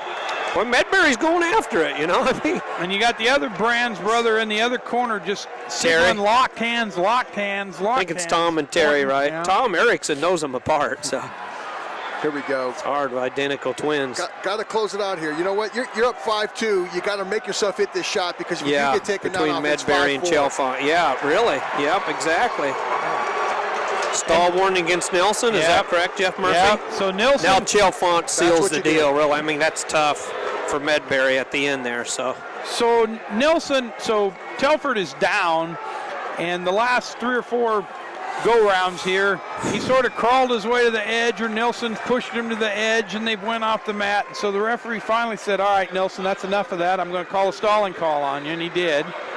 But it's still 1-0 in favor of Tony Nelson. If Bobby Telford can get away and score an escape. Oh, man, out of bounds. They want another stall. But look at Morningstar. And almost run to the edge of the mat. Yeah, got to watch that. Nelson pushes him out again. So we should paint a line over there, maybe. So 38 seconds left. Telford reestablishes himself.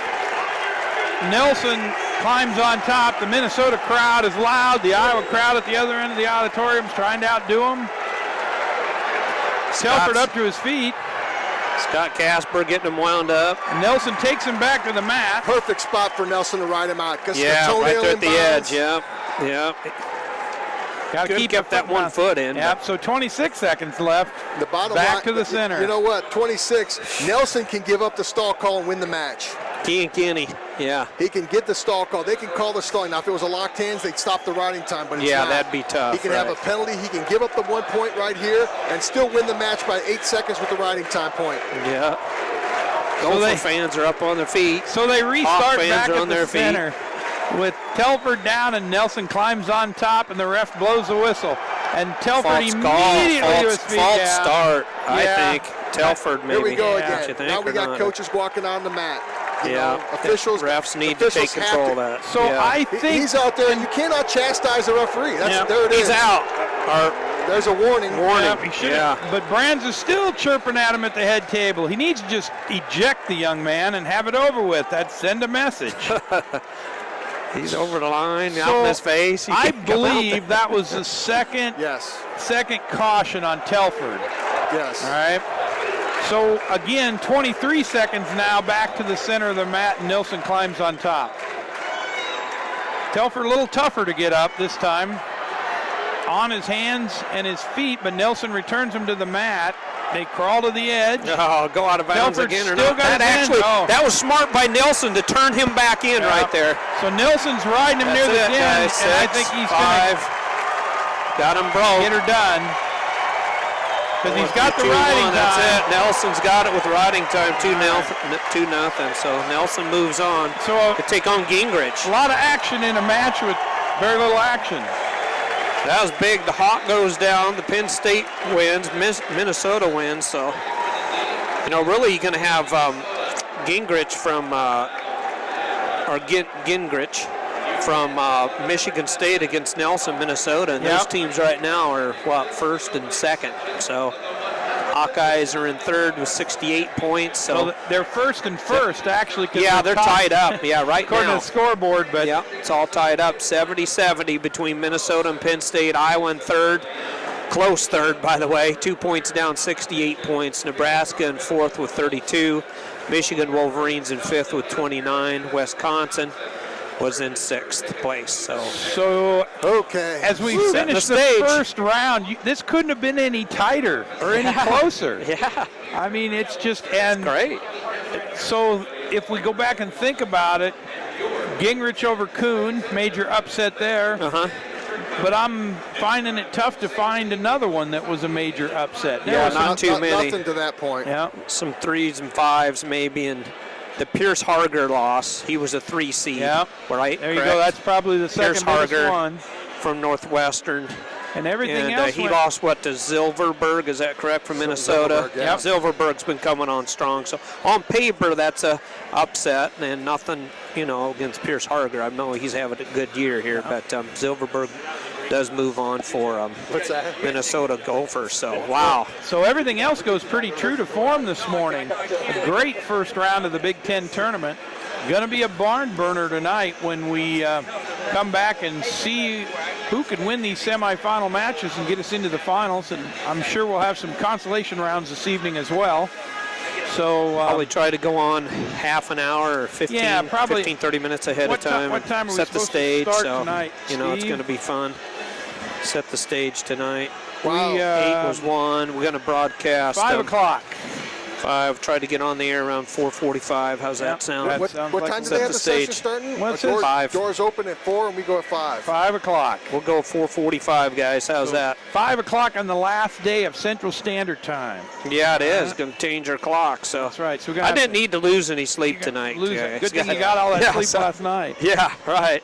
All right. Yeah. So, gentlemen, any last thoughts before we sign out of here and No, go this grab is- something to eat? This is just what we thought it would be. Yep. This is Yeah. going to be a dogfight. It's going to be a 3-team race.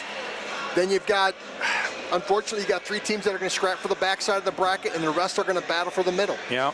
The thing that I think could have brought Penn State into the lead here alone and not tied is Ruth may be getting a little bit more energy and scoring some more bonus points maybe. Right. But I mean, it's not all on his shoulders, obviously. But in the same token, you have Gingrich getting the upset of the number 1 yeah, seed. Gingrich. Yeah. Gingrich or Yeah. Right. you get an upset there. Alton Right. Russell, St. John, pretty tough. Yep. You got what you wanted. You maybe a point or 2 off that Penn State could have had if they scoring points and Yeah, stuff like English that, but, almost won a match, and Alton, St. John was close, but St. John came out on top. Iowa comes in with at 97. They pick up that big win over Atwood from Purdue. Yeah, That's a big win. Barack Atwood, because Barack Atwood had hasn't beat beaten him. the last 2-3 times. So that's a 6-point. He gets a 1 at 6 for the semifinals and then 1 for the advance. So that's a 7 points that Iowa picked up. Where Purdue's sitting back there in 9th. But if you give them those points right there, they're up in 20th. Now they're a little bit more out of the basement, wrestling with the pack and stuff like that. Cash Droga looked really tough. Strong finish that one match, boy. I tell you, he come on strong. But you're loading it up, like I said, the weight class I really kind of picked right from the get-go was a 25-pound weight class. Gonna be fun. With Gilman and Clark coming in place. Right. And now look what you have. You have Clark versus Delgado, and Clark has beaten Delgado. Yeah. Yeah. So, Quiroga's up there against Ramos. Tony Ramos, Case Quiroga, 33. Thorne and Graff Rutherford versus Dardanes. Dardanes and Stieber, that you're going to get some help there, I think. Searches comes in with Dardanes. Northwestern needs to score some points. Souflon, we don't even talk about the guy. Yeah, the superstars from Nebraska, he both of them keeps us did good. Kokish and Souflon. You're forgetting a third one. Green. Green. Green a had pin. He's had a taste at the number 1 Yeah, seed. James Green did a good job too against Brunson of Illinois. So he's got Ness Green in the semis, and Jordan St. John. Jordan's already beaten him once this year, so Taylor Morse I think is okay. Then you got Nick Moore versus Overberg. I think I like Moore in that one. Kokesh Storley, hey, they've gone at it so many times. Yeah. Evans and Brown, that's another side of the coin right there between those two. Same thing, a grind. Yeah. Ruth Abenater, I like Ruth. Motivated, unmotivated. I still take him. And then you got the wrestling of the houses between Steinhaus and Lofthouse. Yeah. Mm-hmm. And Heflin, oh my goodness, where'd Heflin come from with that big fall? Big pin, absolutely. He looked really good. Schiller's always in a thriller. McIntosh and Burak, and then I think you got Nelson and Gingrich. It'll be close, but I'm going to go with Nelson there, and then McMullen and Chalfont. Chalfont has beat McMullen the last 2, if not 3 times they've wrestled. Doesn't surprise It's me. crazy. It's a Chalfont's matchup tough. is that McMullen wrestles and moves the way he does, but Chalfont still kind of has his number. So Chalfont's still just a junior, too. Be kind of fun to see how that gets flipped, if that gets flipped. Oh, we got some great ones coming up, guys. I'm looking forward to it. We need to take a break, though. So for Jeff Murphy, Steve Foster, Tom Erickson, thanks, guys. You do a great job as always. Loved it. We'll be back at 4:45, 15 minutes into it. Or ahead of it. How's that? Sounds like a winner. Okay. Sounds good, size. Takedown Wrestling Radio on themat.com.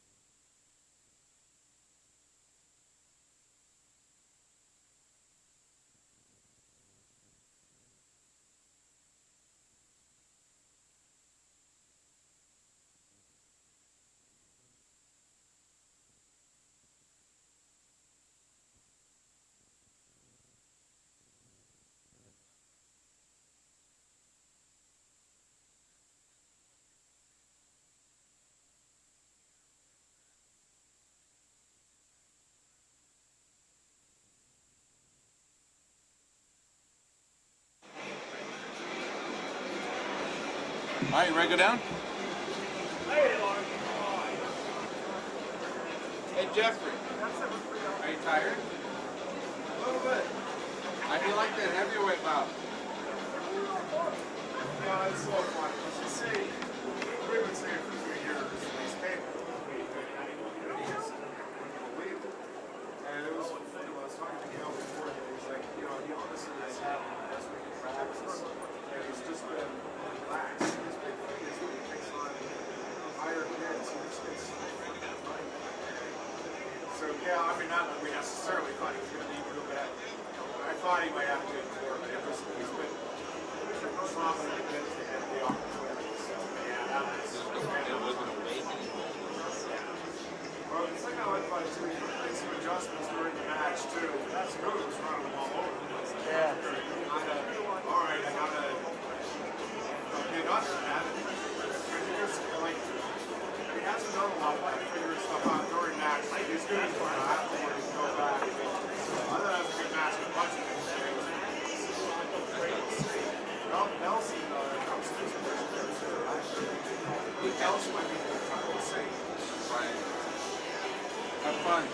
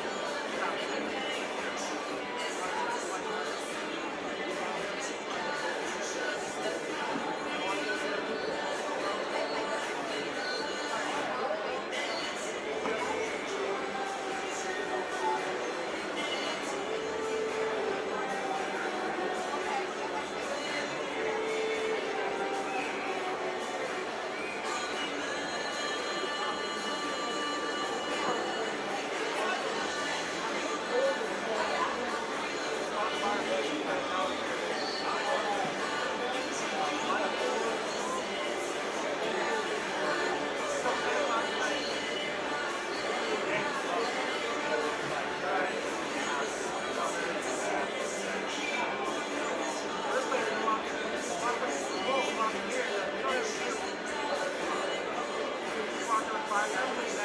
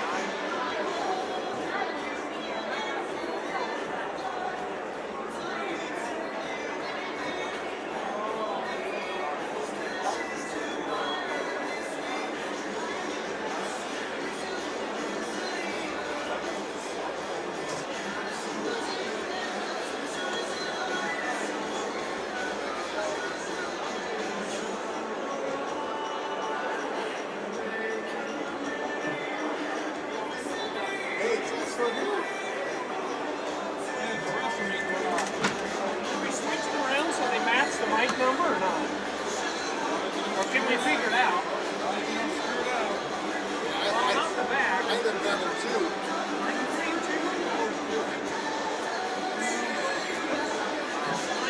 I got a cough and painful.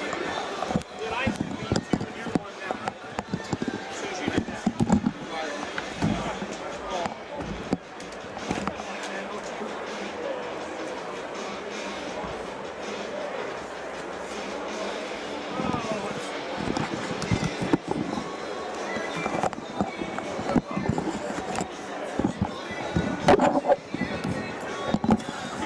Jeff Murphy, I'm serious. I think.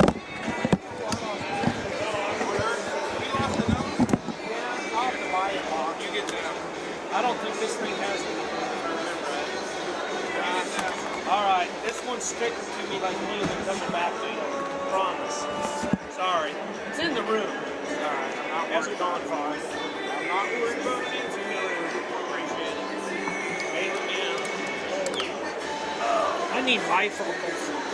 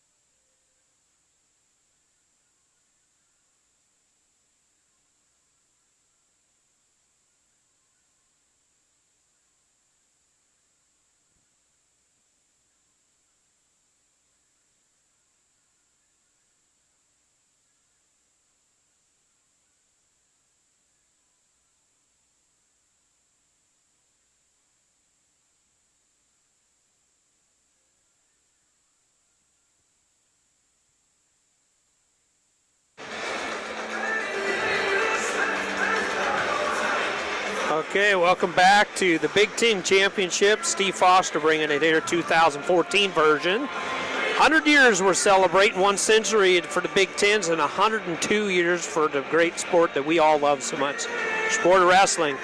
And I am honored to be broadcasting here with the Big Cat, Tom Erickson to my left and Jeff Murphy.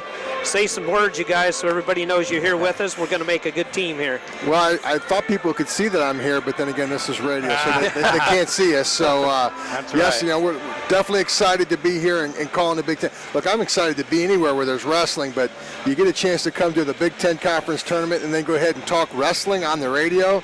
My gosh, I'm in heaven. This is fantastic. Yeah, we're here live and in person, and then of course got in the information age that we live in.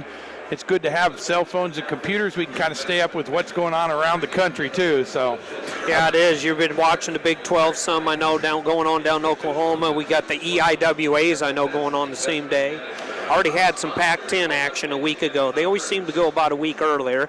Yep. Pac-10s do, but Yep. It's qualifying time, guys. It's qualifying day today and tomorrow. Yeah, for the big dance going to happen down in Oklahoma City, and I believe it's the Sooners that's the host team, not the Cowboys officially, correct? Right, it's down in Norman, Oklahoma. Norman, yep. That'll be Coach Mark Cody and company, who've had a good team this year. They got some real good wrestlers. They've had some injuries, like Illinois. Tom Erickson brought up Illinois has really been injury prone this year too, and there's been some other ones too, but it's part of the great sport of wrestling. It's a combat sport. It's hand-to-hand combat. It's a contact sport, guys. Exactly. Like I kind of said, before, you're trying to do 2-3 things here before the Big Ten Championship. You try to work your schedule right at the end to kind of prepare yourself to keep guys active, but between that last dual meet and the Big Tens, you're trying to get guys healthy. First and foremost, let's get them healthy.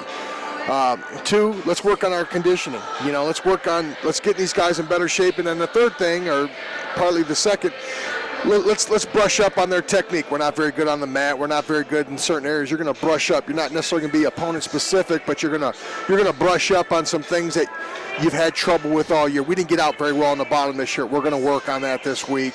These week and a half and things like that. But healthy and conditioning are the 2 of the biggest things that all these coaches were doing. And talking to Jeff, they had to bust their butts to get, Illinois had to bust their butts to get a full lineup in there and relatively healthy. Yep. And then what happens to Mario Gonzalez? He gets dinged a little bit and has to default. I think he'll probably wrestle this match to try to get himself qualified for sure without having to go into the AQ school, the at-large bids and stuff like that. So, we'll see how this plays out. They did. They had some legs wrapped up. Some of the wrestlers. Reyes was that way too for Illinois. Yeah. Jeff Murphy, what do you see? Well, so when we left, when the fans left before the break, they hadn't got all the scores in. So let me tell you how the scoring is at this point in the game.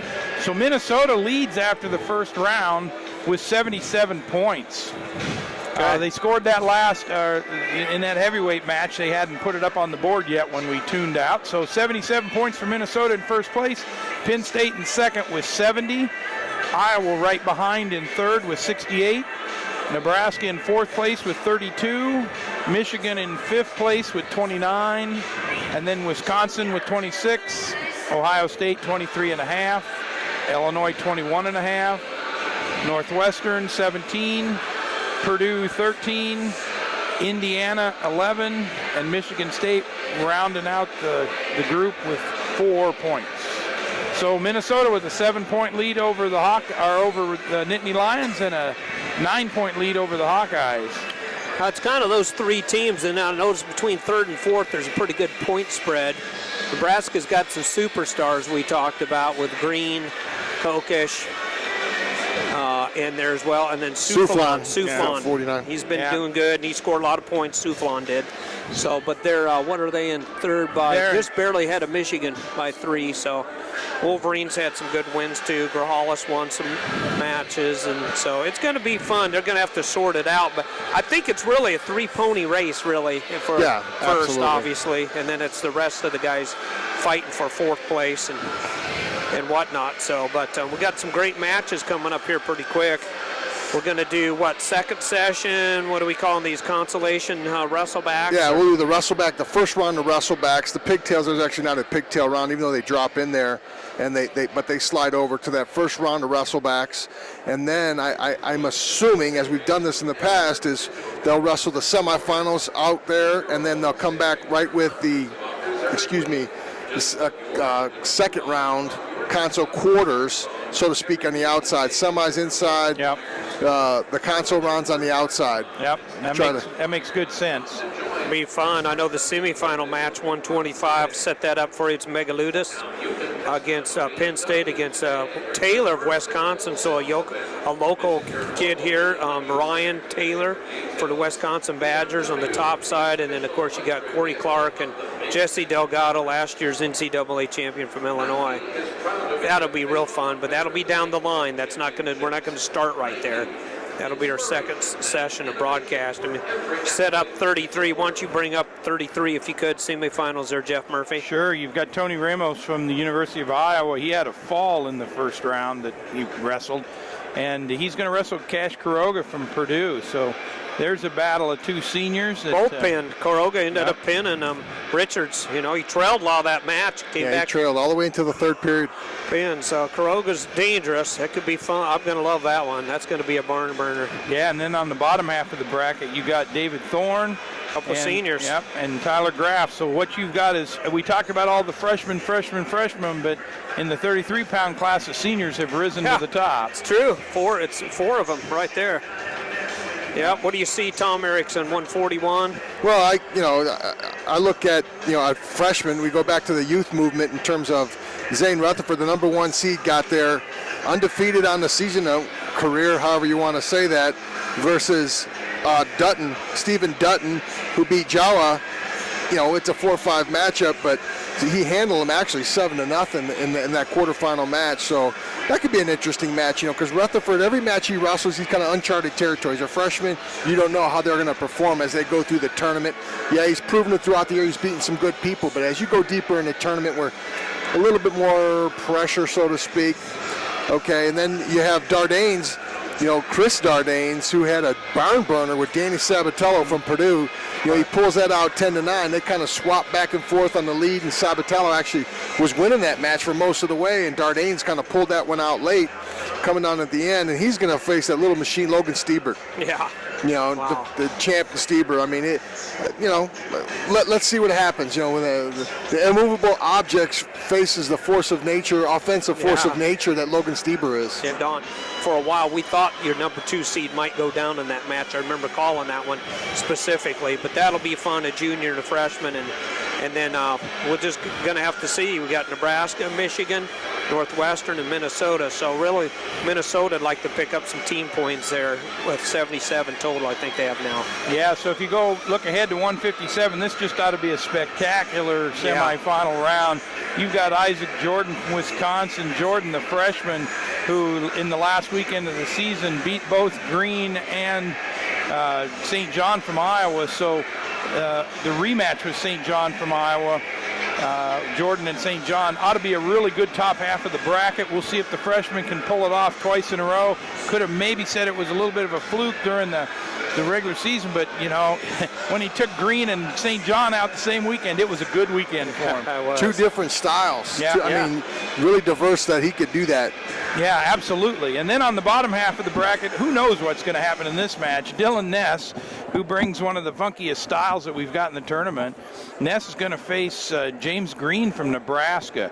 It'll be fun. Ness moved in with a 10-1 major decision, and Green with a fall. So 157 ought to be just an outstanding. And Jordan's the son of Jim Jordan, right? 2-time national champ for Wisconsin, and his brother was an All-American. I think Ben, just a couple years ago, would have been Andrew Sorensen's senior year. Yes. So he was an All-American. So that wrestling blood flows through that Jordan family. Yeah, it does. That's a family thing there. program, yeah. Yep. As we roll into 165, actually this is probably the boring weight class in the sense that you have the number one seed, David Taylor from Penn State. Taylor is the only one this year who's gone wire to wire from the season to right now, beginning of the season to right now is the number one guy. We've had every weight class has had turnover and changes, and this is the one weight class that he's gone wire to wire. Kyle Dake is no longer on the scene, so this is kind of a David Taylor senior year in the weight class. Who's going to take second? And then in the bottom half of his semi, you're going to have Jackson Morris, a junior from Illinois. He's wrestled a really good season so far. He's 19-4. Had a pretty hard match against Yates. He 5-4 matchup. That's kind of a pick-em type of matchup. He comes out with the 8-5 decision right there. But the one of the early upsets of the tournament, if you want to call it that, so to speak, is Danny Silverberg from Minnesota upset Pierce Harger from Northwestern. I don't know if it's a big upset, 6-3, but the way he beat him was the upset. He beat him 7-1. He handled him. I think he had over 3 minutes of riding time. He handled him. He didn't just beat him. He handled Harger. And that's the real surprising fact of that. And in the bottom half of that is Nick Moore from Iowa, the number 2 seed. He just solid. Scoring a bonus point. He gets a major decision, 16-5, in his match over Ryan LeBlanc from Indiana, and that wasn't even that close. So Iowa-Minnesota showdown there. Yeah, you look at that weight class, and you got three of the big three in terms of Iowa, Minnesota, Penn State that are battling for points. I got to like Taylor getting through and maybe some bonus points, and then Silverberg Moore, that could really help in team race, because that's going to be a big jump for those guys. Moore is probably favored on paper, but Silverberg, like you say, Tom's wrestled good. So my turn, I believe. So Kokish, another one of the trifectas for Nebraska. He got a bye and then a fall in 4 minutes 20 seconds. I think you said his only loss this year was Andrew Howell 3-2. I think that was at the Cliff Keen Invitational, pretty sure. Storley from Minnesota is real solid. He's strong, so I think Storley can keep up with Kokish. If there's anybody could maybe keep up with him, be him. But I really like this sophomore. He's 30. Well, he was 30-1 coming in. He's got to be 31-1. So, and then down at the bottom, you got Iowa Hawkeye Mike Evans, this real work type of guy. He's won 8-0 his major decision. He's going to be tough against Matt Brown, who's real physically strong. Doesn't get out of position much. Brown doesn't. He's just real strong. So when you think about it, I think that's the top 4 teams there. Then, am I correct? In that weight class, you got Minnesota, you got Penn State, you got Iowa, and Nebraska. So those are all. These are. You notice that a lot in the semifinals. The upper weight class are the big 3. I mean, those the 3 big dogs in this field: Iowa, Minnesota, Penn State. They are really loaded up on top, and it shows. And each one of these weight classes we go through is going to have the same thing with. Whoever the 4th was from what school or whatever what team that's going to come from. But very well. Jeff? Absolutely. So if we look ahead to 184, you've got Ed Ruth at the top from Penn State. Ed Ruth's going to face who? Oh, Dominic Abinader. Abinader. Abinader had a nice first round and went ahead and beat Dudley from Nebraska in a scrappy 5-4 match. Miller was the number 1 ranked guy in the country in the Penn State-Minnesota duel to give Penn State a shot, but didn't look really great.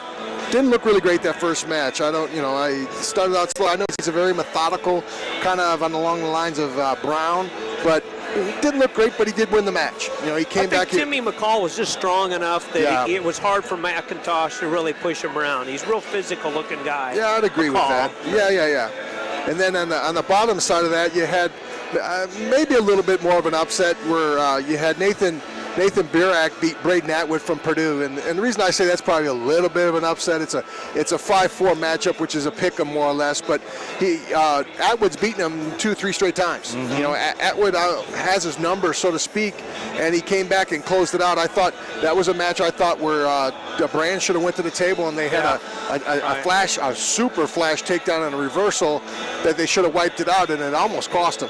Where he got the escape and almost would have given up the takedown to lose the match, but obviously it didn't. And then we go to the bottom half of that bracket where you had Scott Schiller, who for most of the year was the number 1 at 97-pounder in the country until he ran into McIntosh, and then he subsequently lost again from Minnesota, who got an injury default over Mario Gonzalez. Mario wasn't ready to wrestle. I mean, he's still coming back from those injuries. Put him in there. And then we close out with Nick Heflin. Nick Heflin has opened his style up a little bit as of late with a fall at 108 against a game Alex Polizzi from Northwestern.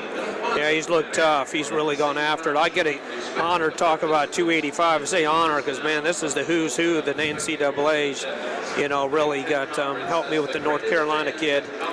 Nick Gwizdowski. Gwizdowski's out there, and TJ Felix for Boise State. Yep. And then I think after that it's the Big Ten, really, when it comes to that. But McMullen down at the bottom against Chalfont. Chalfont's got a great double leg. I think McMullen's a good technician for a heavyweight. Yes. Got good technique.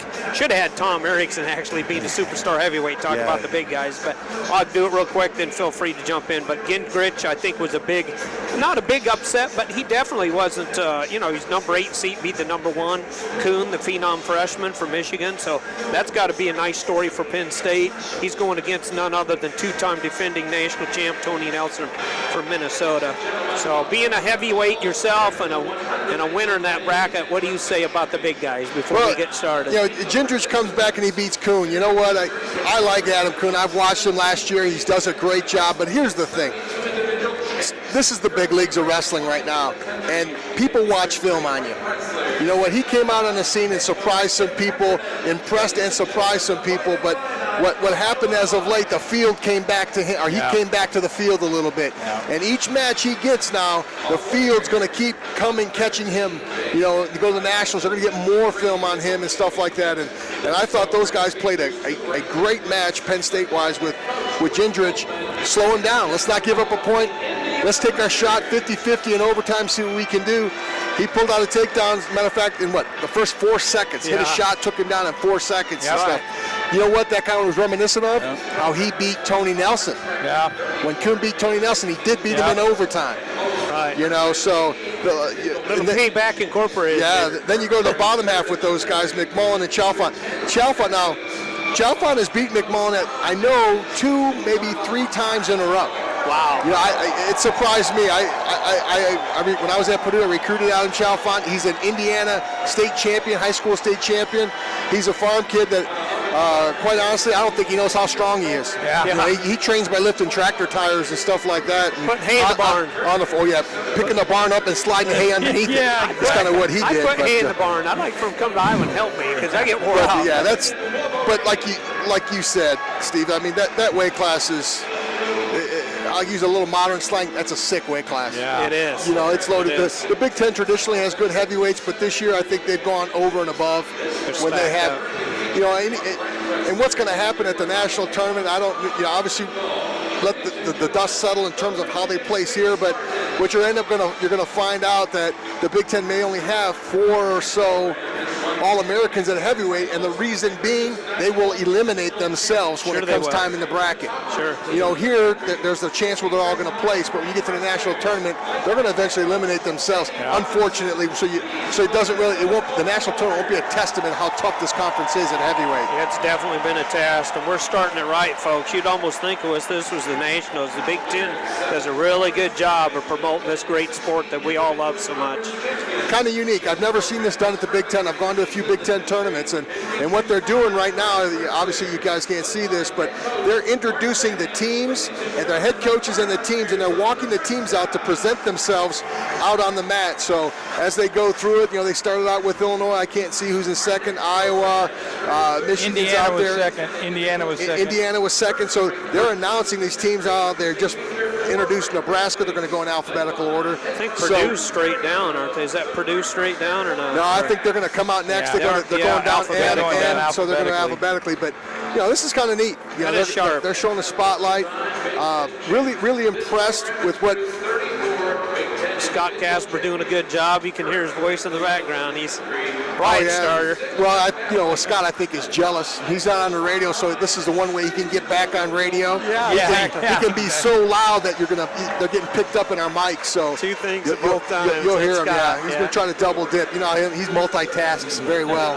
I've been working with Scott since the get-go. In fact, we started this, folks, as Saturday Night Slam, and then it ended up going into involved me giving a ride in my pickup truck with Hulk Hogan. That was fun. He took up the pickup truck, found out how big Hulk Hogan was. But then we went to the all-amateur, or what I call the the real conditioned ones, man. Amateur wrestling. We've been on the air for 16 years.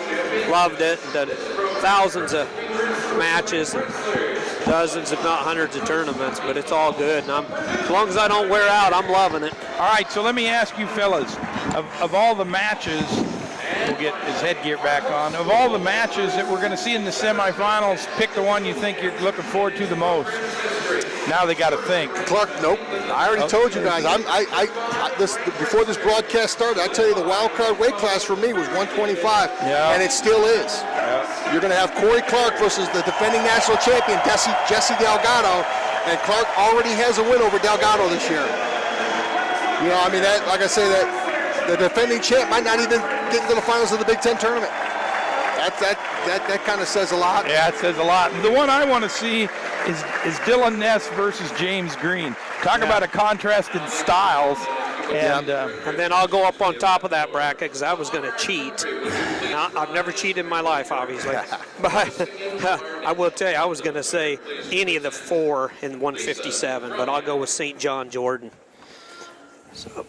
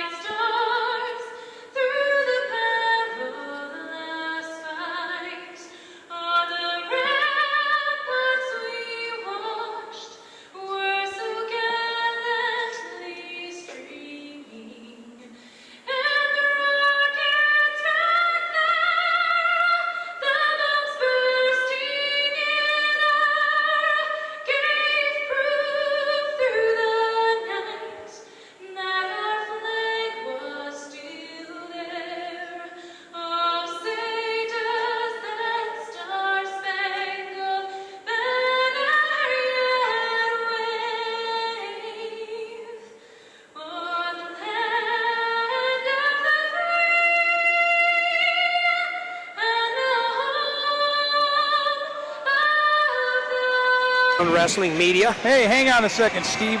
Before we get rocking and rolling, how about we talk about our sponsors? Who's from paying all year for this long? stuff, huh? You know, they've done a great job of sponsoring college wrestling, and so, folks, if you're listening, you happen to have the opportunity, please support these sponsors. Really quickly, I'm going to run down through the list.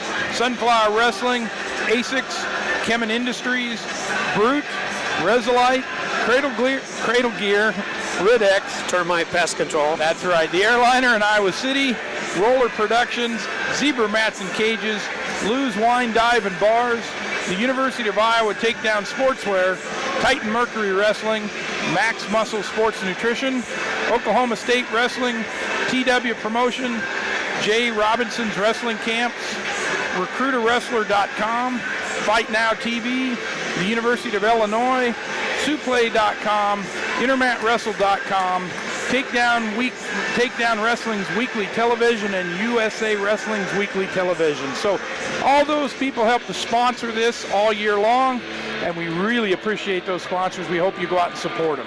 Two of them you got live is Kemin, Ridex, Termite Pest Control. Right. So, near and dear to our hearts. Yeah, but they're all great, but we need them all. That's what keeps us alive. Without the financial support, we all go away. So we won't survive, but we do survive because we love and we feed on wrestling. All right, we're getting ready to have a smorgasbord, boys. Here we go. Gentlemen, I mean to say. Give you the lineups right here.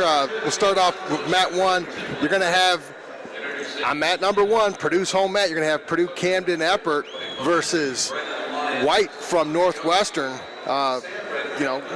Must-win match since we're taking top 6.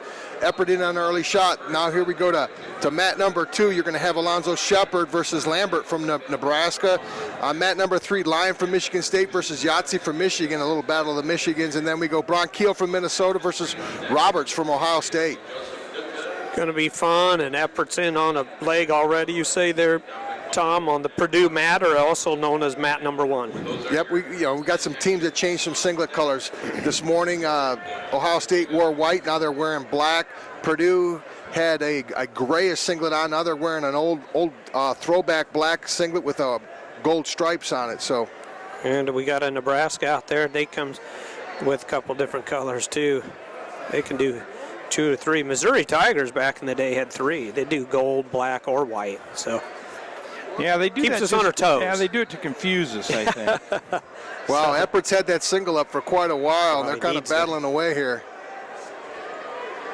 Wow, I wish I could do the splits like that. Yeah, big splits there. Got a by big White. situation over here on mat number. Oh, with the fall. We have a fall over there on mat number 4. Was that Minnesota? Nick Roberts. Nick Roberts with the big win fall over Bronchiel from Minnesota. Yep, so scratch one Minnesota wrestler. Yeah, 25 goes down, so yeah, it's tough for Minnesota, but Ohio State Buckeyes will pick up some more points. Yep, big one, big Effort match still. in the team race. So Still on that single leg, and he's just still defending it. White doing a good job with the splits, just keeping that other leg away from Eppert. I'm a little surprised they don't call that as a stalemate. Yeah, so to speak. I'm shocked. Nothing's happening with it. I mean, I guarantee you White's hamstring is like a stalemate. yeah. I can promise you that. So down on mat 2, you got Tim Lambert. Lambert was a 6 seed coming in here, and he's facing Alonzo Shepard. Lambert up 2-0. Quick lead there for Nebraska against Shepard, and we got in the middle Lions.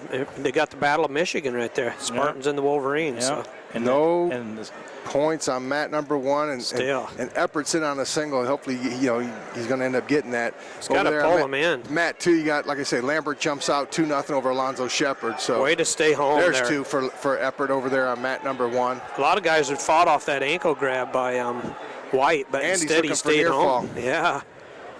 He just kind of settled in, didn't he, Coach? Yeah. He got that takedown. He wrestled smart on the edge.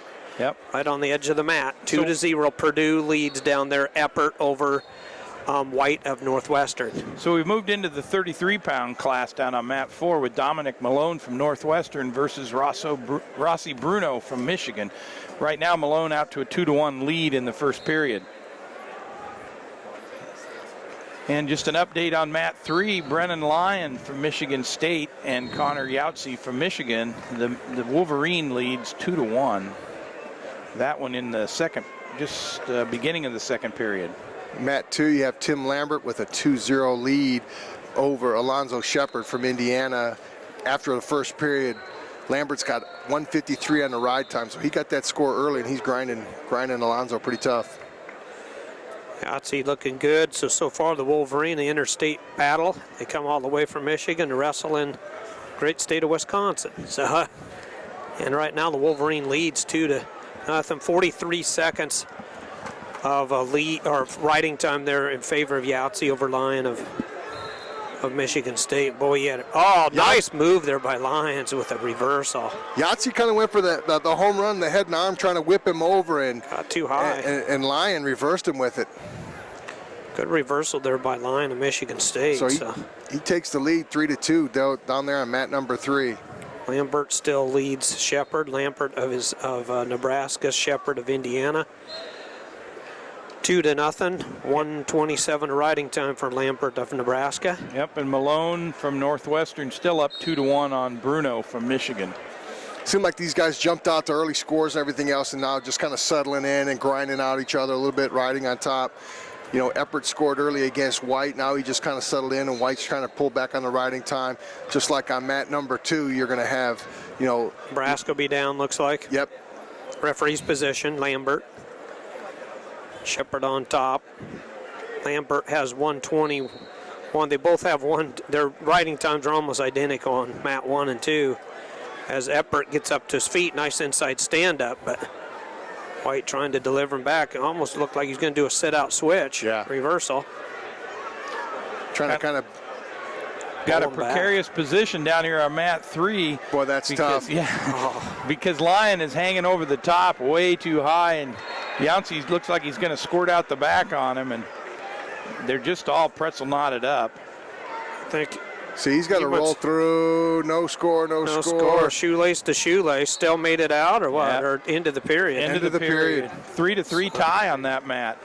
Between Lyon of Michigan State and Yahtzee of the Michigan Wolverines. Yep, going into the third period, and Yahtzee's going to start in the down position. From Michigan. Lyon on top from Michigan State. Eppert works. It looks like he's working for reversal down there on mat number 1, and he gets it. So Eppert from Purdue gets 2 more, right, over White of Northwestern. He leads 4-0 over White with Northwestern with the riding time going back up. He's going to clear. Oh, he was down in the riding time point. He's working the riding time down. So Eppert, what we got? Potentially dangerous? No, 1 point or illegal? Or he kind of backdropped him a little bit. Okay. So Eppert got it. Yeah, Eppert got a penalty point because White kind of did a little backdrop. He just kind of bounced him off his butt a little bit.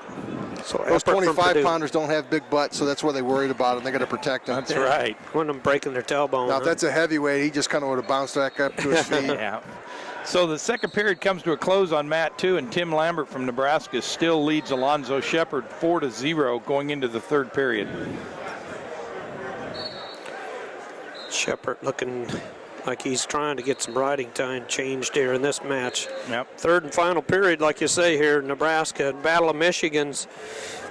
Now we got the Wolverine up 4-3, and that would be Yahtzee from Michigan over Lyon of Michigan State Spartans. Yahtzee started on the bottom and escaped early in the period. Scramble situation down on mat number 3. Looks like Lyon from Michigan State might be in a scoring position, but referees allowing it to continue to wrestle between the Spartan and the Wolverine. Looking down on mat number 4, you have Dominic Malone from Northwestern up 4-3 over Rossi Bruno. Right there late in the second period. Bruno got a little bounce in his step. Yeah, he needs it. And he gave up a takedown. Okay. Boy, it's quick, maybe. Quick yeah, call? That What do you think? new rule, you know. No reaction time anymore. Yeah, no reaction time. It's just kind of a little tough. You know, it's kind of hard to fault these guys. I think they're told in their meetings, you know, the officials, hey, you see it, you got to call it. They touch, you got to give it the call. And, you know, we've kind of seen it go a little bit of both ways, but there's been some calls that have been really, really quick. Very quick.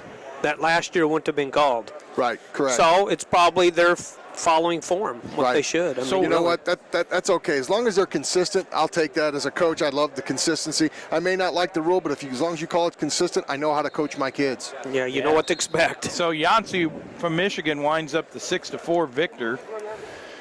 And Bruno subsequently escapes, and so Malone is now from Northwestern's now up 6-4 over Rossi Bruno from Michigan as we start the third period. And Eppert, what do we got? Blood time, I think, between Eppert got 2 more from Purdue over White and Northwestern, so he now leads 7-0 with 1 minute and 16 seconds to go in the third and final period. Just 12 seconds of riding time. Still in favor of White, I believe, down there, but not much riding time. And as we wind down the last 15 seconds of the match, Tim Lambert from Nebraska with a 4-0 lead. Looks like he's going to win that one. So it looks like we could end up having a Lambert and Eppert match to get the automatic qualifier down there. Be fun. 125. Two good 25-pounders. And Lambert does wind up winning Nebraska 5-0 with riding time. So Nebraska wins one here. They came into this round, fourth place in team points, I believe. Cornhuskers. Yeah, fifth. Well, fifth with 32, half a point right behind Michigan. Okay. But then again, no, they were probably tied because they get a half a point advance. 1.5. No, they get the guaranteed 8th place if they win this match. So that's 1 point. So it's 1.5. So yeah, they were fourth going into this round. Yeah. Michigan's right behind them. So what's that? Right now. Hold on a second. We got to. Yeah. Oh, really? Is it that big long one that he said to twist it? Remember that one where he said to take it out and kind of twist it? Is that connection? Well, it was. No, mine we register there. Can you hear it? So right now we got so Eppert. What's his time? 4 seconds to go here. Yeah, he's going to win that with an 8-0. He's going to get a major decision. Yeah, all you're hearing is background noise, right? Can you hear my voice at all? Oh, I remember what that all right. is. That happened to us at the Midland. Yeah, it did. It sure did. It sure did. That was right up here. Yeah. Was it this deal? That happened to us in the middle. It was a wire. Yeah, if you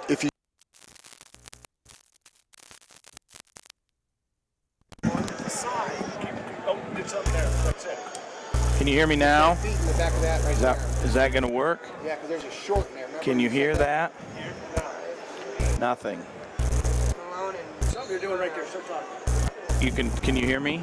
Test, test, test, test, test, test, test. Well, I took that out and I put it back in.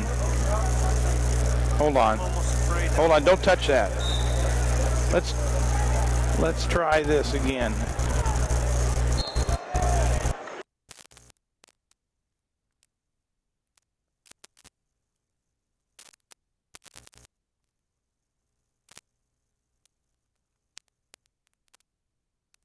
All right, how about this? How about this? Can you hear this? Anything? Nothing. You're mic 1. I'm mic 1. I'm mic 3. You got me pegged out. I'm mic 1. Good. Check. Hold it. Can you hear? So everything looks like it works from here, except for. I got his number. His 988.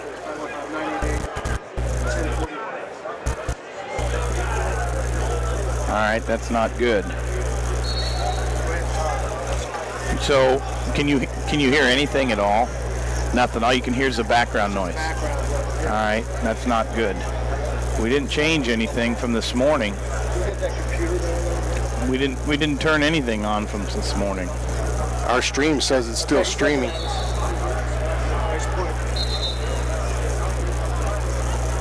And well, so. Price is okay. Okay, can you hear now?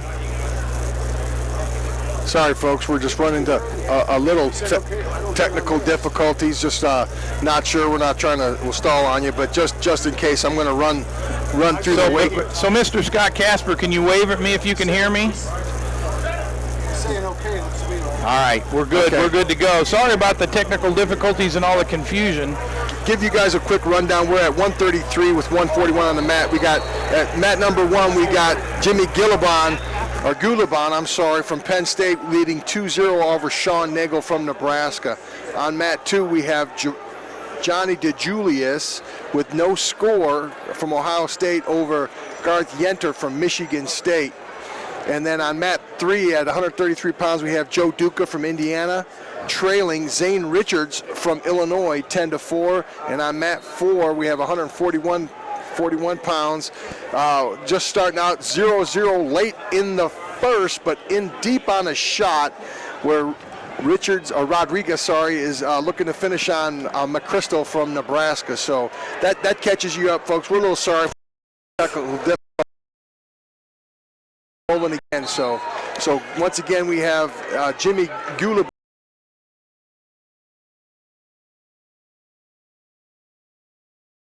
Zach Brunson from Illinois. This is another one of those weight classes where, the winner of that match, they need to win that match. That's a big win of the match because I don't think either one of those guys, those gentlemen, have earned that automatic qualifier status, being the 7th and Griffin coming in as unseeded, I think, the 9. So you got the 7 and 9 there, and you got 8 spots. So this is a big match for these young men right here because they're going to be one off. Got a tractor in there. But do you type in BuckyNet or that number? No, you go down to that voucher number. Yeah, what is that number? You type in capital N, Yeah. small p, small q, small j, small x, capital A, capital C, H, capital R, J, small j, small j. To come back and wrestle right after these matches.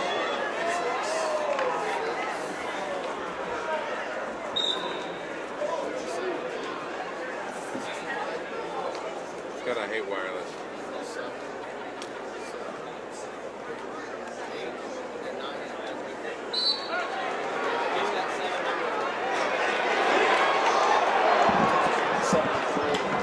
That's like I say without right.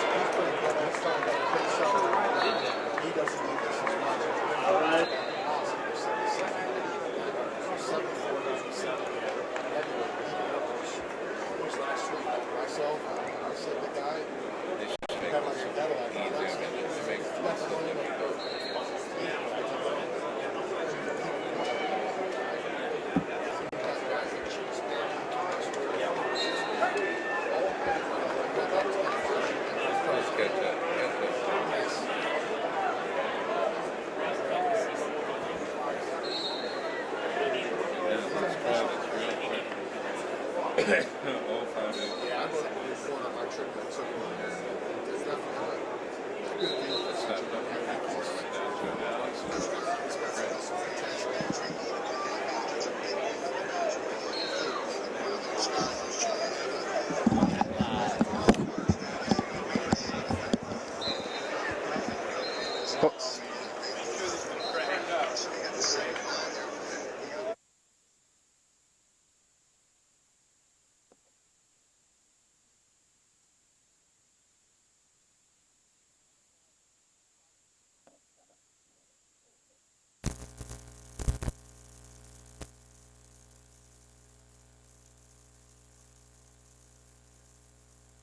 UPS delivered by the UPS to learn how. UPS can put the power logistics. Here we go. A little bit of technical difficulties, but we're going to try to. We'll catch you up to where we're at right now. That's right. And then we'll see if we can't kind of pick at it and see what's going on. Yeah, because our small thermonuclear generator that we use to generate the electricity here in this remote location melted down, so we had to restart everything. But I think we're good to go. Don't touch that. Don't touch that, or you're going to be in trouble. Don't go there. Back up. You're going to have to get a cushion for your seat. All right. Good. Sorry about that. That's all right.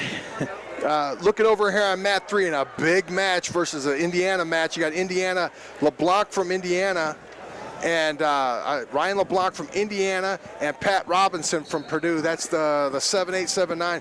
Big match right here at 65 because the winner of this match, because they're taking 8, will punch their ticket. The loser's got to sit there and look on the outside, looking in on the automatic qualifier. So really big match here. Second period, it's 3-1 going into the third with Robinson going down. So that's a big match down here on mat number 3 as far as the 165-pound qualifier. But starting us up again on mat number 1 at 157, we got Benjamin Sullivan from Northwestern trailing Brian Murphy from Michigan 3-0. Mat number 2, Pierce Harger from Northwestern with a 2-0 lead over Ben Cox from Wisconsin. Mat number 3, as we talked about, Ryan LeBlanc from Indiana with a 3-1 lead over Pat Robinson from Purdue.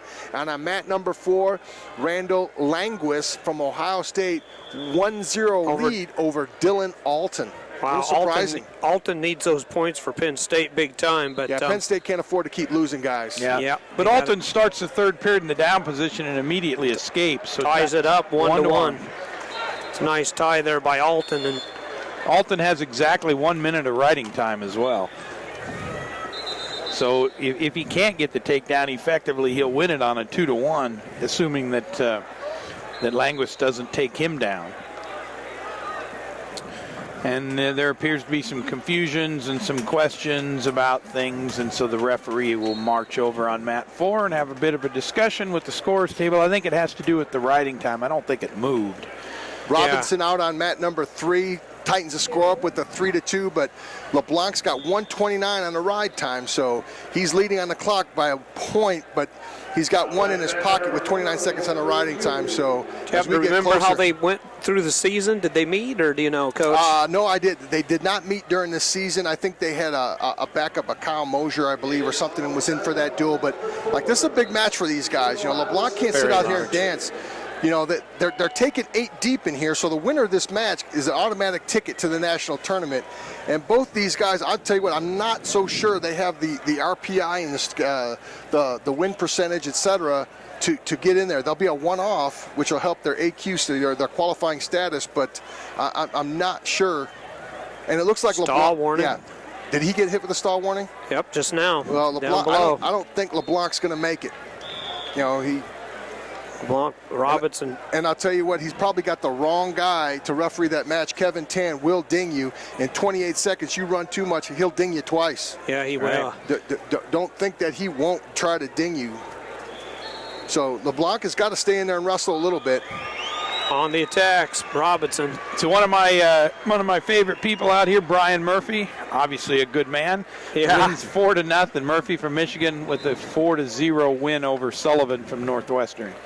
Sure he likes enjoying St. Patrick's Day like you do, Jeff. Hey, his name was in green on the big board. That was a good thing. Unless he's an orange St. Irish, Patty's then that'd green. be different. Yeah. Boy, big match down here, 3-2. Third and Robinson period, goes down. LeBlanc. That's sorry about that. Yeah, he did. Jeff, he goes down. That's a tough one. That is. LeBlanc wins, victorious for Indiana over Robinson, so he's going to move on. LeBlanc will. 165 pounds for Indiana. And Pierce Harger is right there next door on mat number 2. He's leading 5-0, 130, and he's got a week in a day riding time at 3:52, so the riding time is locked up. And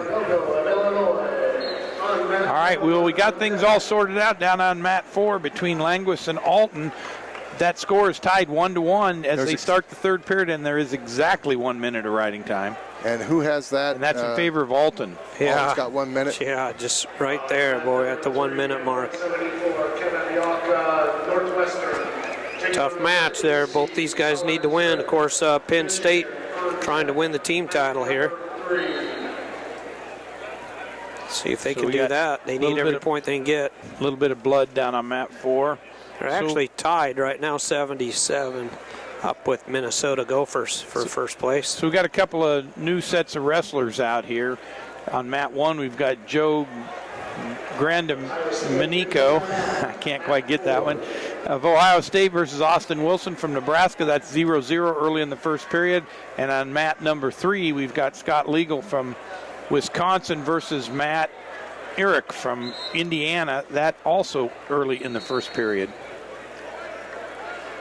Looks like Dylan Alton's kind of hanging on down there. He's on his heels. He's backing up. Boom, out of bounds. Yep. Again, Alton knows he's got that one minute exactly of riding time, so he just needs to not get taken down or not get called for a stalling call, of course. D'Amico, I'm surprised he didn't get almost hit for a stall warning. It's been 2 shots, and he backed out of bounds against Wilson in Nebraska. And it's like Wilson or D'Amico's he's going to have to take a shot here. Wilson really bringing the action here for Nebraska Cornhuskers. That's Joe Grandamanico. Yeah, Grandamanico. Grandamanico. And Grandamanico. It's tied up. Tied score, yeah, nothing between Grandamanico. And Harger closed that out with a 9-0 score. Pierce did? Yes. Okay. Over Cox of Wisconsin. So the number 3 seed moves on. So 40 seconds left in this match between Languis and Alton. Languis is doing all the attacking. Alton's backing up. I'm really surprised the referee hasn't hit him with the stalling. I agree. Because he's done nothing but back up the entire third period. He backs up to the edge and tries to trade places to kind of a little show at the edge as he goes right before he steps out of bounds. Oh, big throw there by Wilson. I think he did. Yeah, he took Grandamanico down. Got the 2 points, 2-0. Score now. Up on mat number 2 right now, you're going to have Mark Martin versus Nick Kazanowski. Nick Kazanowski from Michigan State. Mark Martin from Ohio State versus Nick Kazanowski. I used to have a Kazanowski 650 at one time. Oh, really? So we had oh no, that was my motorcycle. I'm sorry. So we had and Languis at the wire almost takes Alton down, but runs out of time. So Dylan Alton advances with a 2-1 win over Brandon Languis. Cale is not happy. And so we talked during the break about referees not interjecting themselves in the match, but that's almost a reverse case there, because I don't know how you could let Alton stall like he did the entire third period without making some kind of a call on him, because he did nothing. Definitely agree with you. A little disappointing. Alton backed up, at least warned him. I don't know, they might have warned him. I didn't see it. You're watching 4 matches, but you got to do that. Martin's down here. Martin on mat number 2. He's got his head stuck between his knees, Kazanowski's knees, and he's kicking, so they break that. Looking down here on mat number 1, we have Joe Grandamanico versus Austin Wilson. Austin Wilson from Nebraska leading 2-1 from Joe Grandamanico from Ohio State. Grandamanico needs some offense. It's been mostly Wilson, and keep saying his name so it's fun to say and I don't mess it up. Grand Monaco needs to be on the offense because really it's been Wilson's match. I mean, I haven't seen Grand Monaco make a shot yet, really. So there's a shot. So Wilson does a good job on the sprawl and the crossface. So. And down on mat 4, we're going to have another Battle of Michigan. Bobby Nash from Michigan State versus Dan Yates from Michigan. Yates, 4 seed. Oh, big lockup position here for Michigan down there, taking the Spartan to his back maybe. Yep, Yates gets control and takes the Spartan to his back. Is he going to get a 5-point move out of that? I don't think he doesn't have the tilt quite yet, does he, to the degree to pick up back points? Yeah, he gave him 2 back Yates points. doesn't. So 4-0 in favor of Yates. This isn't our first Michigan State Spartan matchup today. Yeah, they had to drive all the way over to the state of Wisconsin to wrestle a match that they're only, 20 minutes apart from Ann Arbor to East Lansing. They got to figure it out, don't they? Yeah, over on mat 1, you got Wilson. Like you said, he's been kind of dominating, so to speak, but it's only 4-1. You got 1:34 riding time. Going to end the second period up 4-1 with 1:37 on the ride time. So Wilson doing a solid job down there from Nebraska. Nebraska needs a little help. They got their big 3 that they're doing the damage, but it'd be nice to kind of help a few more getting in there scoring points. Yeah, they're sitting down there, and as of right now, as of live feed, they're sitting down there in 9th place, just a tick ahead of Purdue. With 25, Nebraska got 25.5, Purdue's got 21. They took it a little bit in the teeth, just a little bit that round. They still got, 74. They've got Kissel coming up, Tanner Line, Atwood, and Alex White coming up on the back half. So they could climb back in this and stuff like that. And you got Quiroga up on the top side, who is good enough to get into the finals. So exactly. Kind of fun. Down here on mat number 2, you got Martin, 2-1, ends the first 2-1. He chooses neutral. He's going to go neutral here. See what he can do on his feet. Needs to take a shot. Yep. And we've got a 3-2 lead for Eric from Indiana over Legal from Wisconsin on mat number 3, and that is in the second period with about 30 seconds left. Wilson over there on mat number 1 is kind of opening up his lead against Grand Monaco. He's up 7-2 now with 1:23 left in the match and 1:39 on the riding time, and they're both wrestling in a neutral position. These athletes really been kind of pushing the actions from the get-go, and he's in on another shot there, Wilson is, on Grand Monaco. Yeah, he's opening up late. Big lift, takedown, return. Kind of power score. Power takedown there with a lot of force. 9-2 with the riding time point advantage. He's sitting there looking at a major decision right now, so he's definitely helping out the cause for the Cornhuskers. Now he's going to get his place point, his advancement point, and he's going to get a bonus point for the win. So that's going to be a 2.5-point win right down there if he wins that match. Nebraska came in 4th, now they're in 7th, but of course they got their big scores coming up maybe next round, if they win, the Soufflon and Kokesh, yes. And James Green. And Green at 57. So Martin back in on a shot, takedown right down the edge, has a single leg, fights it, dives down, catches the other ankle, takedown, out of bounds, back to the center. And Yates with a big takedown. I'm sorry. No. Martin, that's, he wanted to go neutral. That's where he scored from. Yeah, he knows what he's got to do. And Yates from Michigan with a takedown and back points. 8-1. Yep, he moves out to an 8-1 lead. Vigo and Eric, 4-3. Yep. That's a 4-3 down, 174-pound match. That's a good call over there on mat number 1. What'd you see, Coach? Well, Grand Monaco from Ohio State. Austin Wilson's dominating the match, but he ends up getting in a scramble and catches Grand Monaco by the ankle. Grand Monaco kicks out once, and he's about to step off on the head and kick out again. They stalemated it right away. Yeah. I like to see that quick stalemate because you can't do anything. Right. If I'm wrestling you and I drop and I get caught on an ankle, so I don't want to say drop, but I get caught down there, what am I going to do? I can't climb. He's kicking. Right, Let's stop it right now. And like I say, you get in the tie breaks, I lean over to the young man and say, hey, we can't do that anymore, son. We're going to hit you. Yep. And as we look away, we look back over on mat number 1, which is Wilson. The Purdue mat. We have another Purdue. Tony Delago versus Pat Kissel. I think they're going to get an invoice for leasing that mat. Maybe they've wrestled over there enough. They're going to have a rental fee coming up here.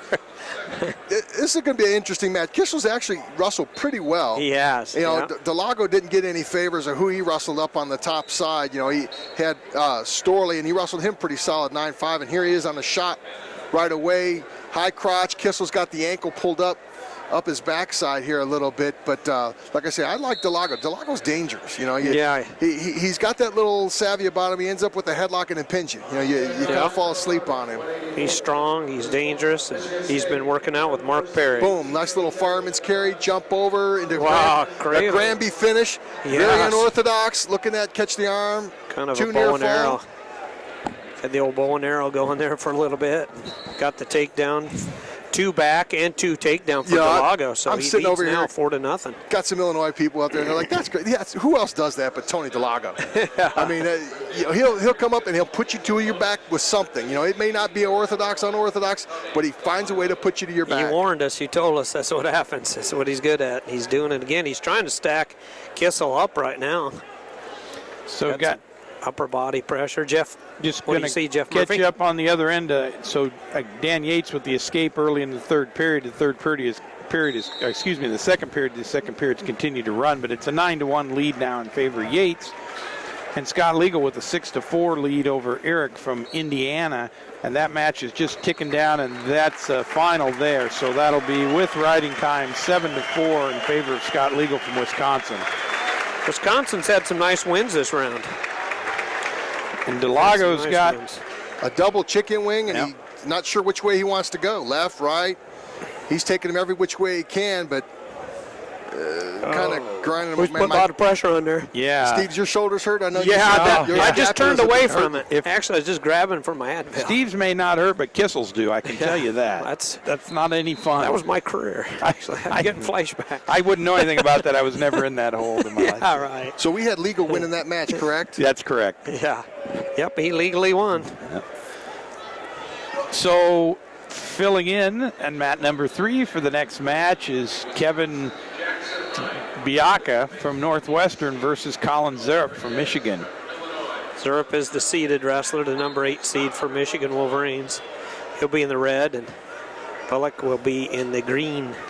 Over on mat 4, Northwestern Wildcats. Dan Yates is extended out to a 9-1 lead over Bobby Nash from Michigan State. Dan Yates from Michigan extending out to a 9-1 lead late in the just starting the third period with 1:40 riding time and going up. Just looking at riding time, boy, he's getting a lot of it. He really is. Delago's got a lot of riding time. 151 against Kissel of Purdue. Delago wrestling for the Fighting Illini of Illinois. And Mark Martin and Nick Kazanowski. Martin with a 4-3 lead over Kazanowski, and time runs out, and Martin's going to win that one with riding time 5-3. So he'll be victorious. You know, that's a weight class where the loser of that next bout that they're going to wrestle, there's a one-off. Oh, and Delago's got Kissel in a cradle now. Shoulders are off the mat, but he's still getting back points. Yeah, but that's the new rule. Absolutely. That deceptive new rule. You know, he could be almost in the stands in that front row, and he could, as long as there's a toenail touching inbounds on the circle, he'll score with it. And knowing Delago, he'll try it. Yep. Remember Eric Thompson from Grandview, either last year or year before in the Midlands, he had the Michigan wrestler pinned. Almost on the other mat. With the foot on the other mat, I think, or something like that. Yeah, for like a minute, but it was out of bounds, and if that rule was in, Thompson would have moved on. And I think he actually ended up losing that match. So Delago with the 7-1 lead over Kissel now as they start the second period. Atwater, I think it was. We talk about over there on mat number 4 an all-Michigan match, and here we go on mat number 2 an all-Indiana match with Luke Sheridan from Indiana and Tanner Line from Purdue. The neat thing or interesting thing about Sheridan came into the weight class unseeded, but yet was an AQ winner for the conference. So he earned a spot for the conference to give them 7 spots as an automatic qualifiers. That's what I'm talking about on an AQ.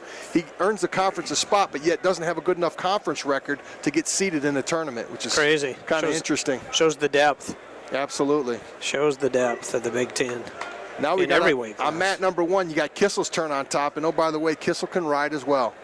You know, he's tough. Tony a little unorthodox with what he's going to try to score with. But he's definitely unorthodox. And Kissel, we had his brother AJ Kissel, who is that little armbar chicken wing. He's phenomenal with it. And here you got Pat doing the same thing. But the big difference right here now, Pat's down 7-1. He's chipping spread. He's chipping away at the riding time, but he's sitting, chipping away.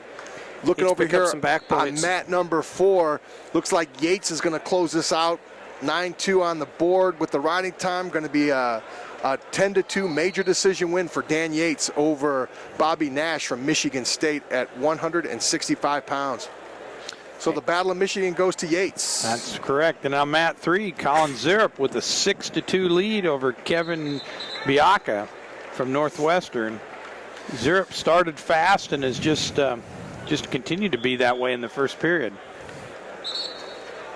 So Yates went back. Boy, 165 down there. I had to turn my pages. It's been a slower mat, and everything keeps rolling here. So we bring another match out onto mat number 4, Kenny Courts from Ohio State. Courts was the 6th seed, and Jacob Berkowitz from Northwestern. Just getting started in front of us, and now I think Delago might have got a reversal. Delago got a reversal. 9-1 now, I looked down there to check up on mat number 4, and Delago comes up with a reversal and kind of extends the lead up to 9-1 with 2:05 riding time. He's looking tough for Illinois, for the Fighting Line. And the all battle of Illinois here, or Indiana, I'm sorry. On mat number 2, you got Sheridan and Tanner Line.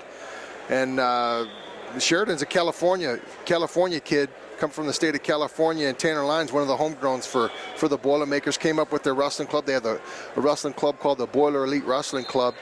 Wrestled at a local high school, Delphi High School. Ironically enough, he was coached by Braden Atwood's father at Delphi High School. That's amazing. That's amazing. Atwood being a junior this year, I think? Yes. I think he still has 1 year to go, Atwood does, for Purdue. 9-3. Kissel got two of his own points, so he's 9-3. But Delago, what do we got here? Kissel going for a reversal, is that right? And he nice gets little a leg reversal. control. So. Kissel starts to reel him back in. 9-5. 9-5. Got a big number in riding time, and Delago's got to be careful. You can't lay there. Yeah. Kissel is good enough to pin you. I mean, he's turned some people, and he's come back, and he's had a couple big wins. He had a big win against Northern Iowa. Yeah, right. In that duel, that was a little bit of an upset. I can't remember weight the class? 174. Ryan Loader, maybe? No, Loader's 85. 84. 84. Yeah, Loader's 84. But Kissel's got that ankle trap, looking for reach over backhand, right hand, ankle trapped, and reaching across the head, trying to take it over. So, you know what? Delago's going to have to earn this one the hard way. And Kenny Courts with a big 5-point move, takedown and back points. He takes the lead in his match with 1 minute exactly left in the first period.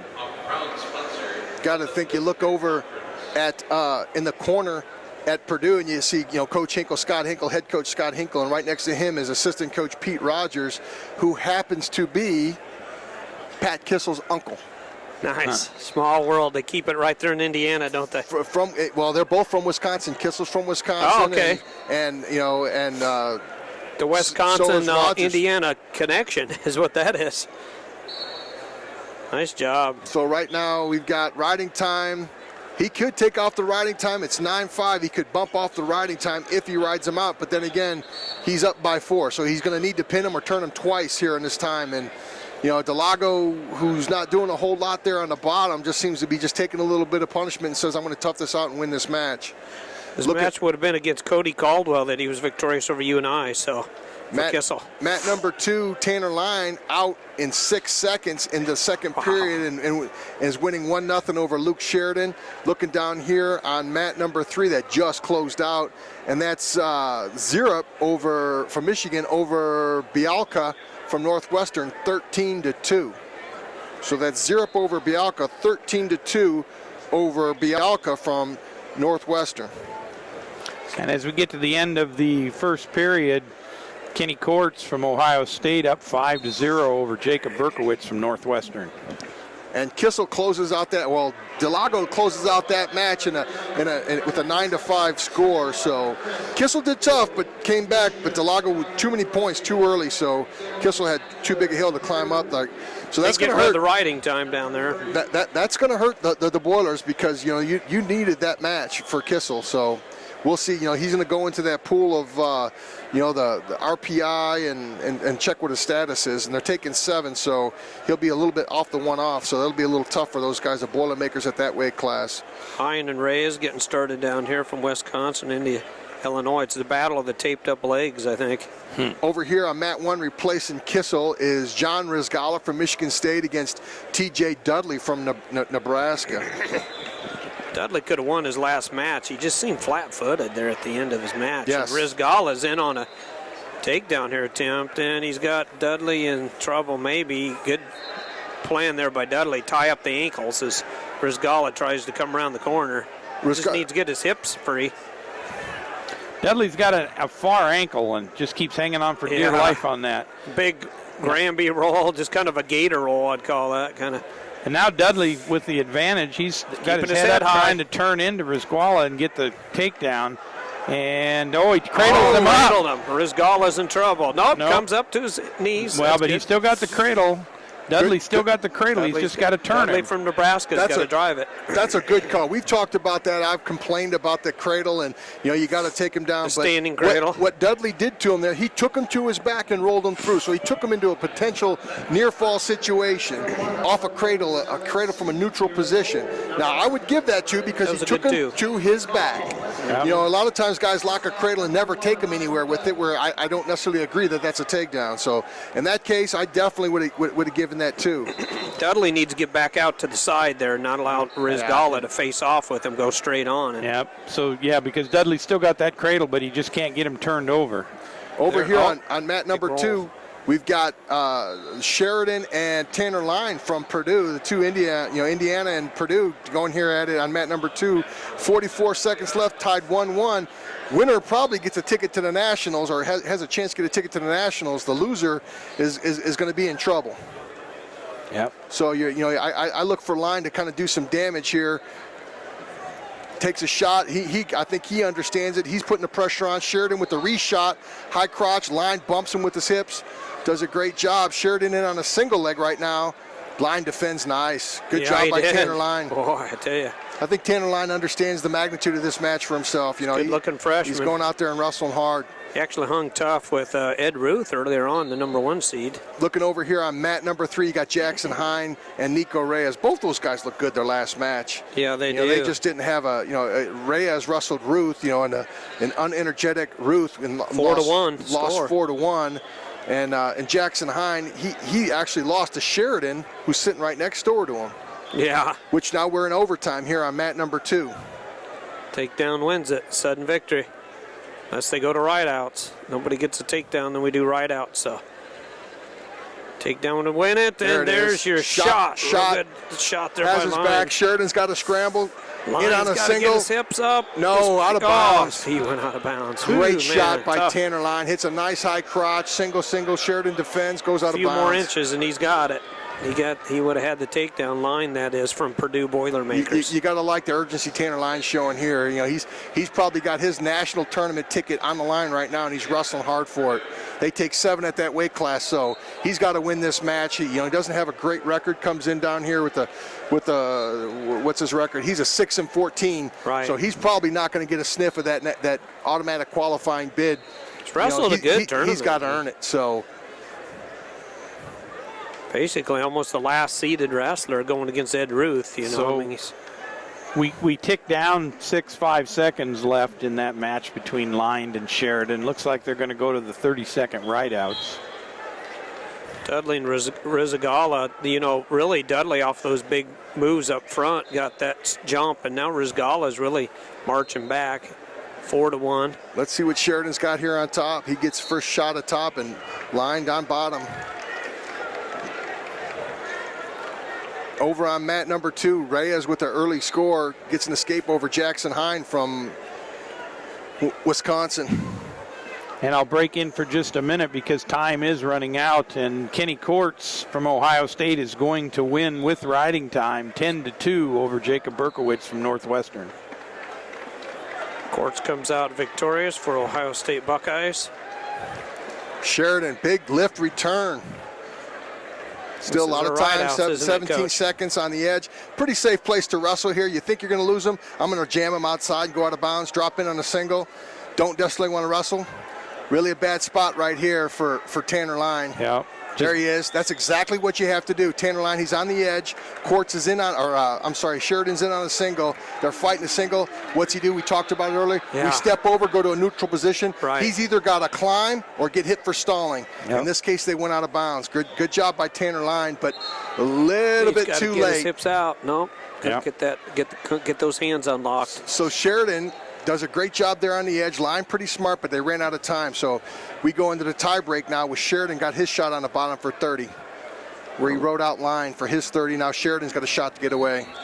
We're 5-3 down here between Rizgala and your Nebraska Cornhusker Dudley. Sheridan on his feet.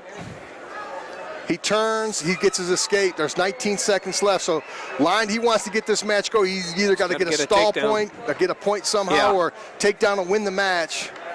You know, if I'm Sheridan, oh, nice shot for a Line on the edge. 7 seconds left. Sheridan's out of bounds. Come back, they meet, they kind of right Snap. on the edge. Sheridan wins That's the Battle it. of Indiana, beats Tanner Line. Well, that's a tough one for Tanner. I mean, he's a match away from getting into that spot, that at-large bid. Freshman, He's got a lot of upside for the Boilermakers. yeah, he does actually. His future. You know, you got to like it. A homegrown kid. You know, he's going to finish way off the qualifying spot with a losing record. Doesn't think he's going to probably make that national Had some tournament. tough matches here though. Really showed himself well in the Big Tens. He could have won some of these.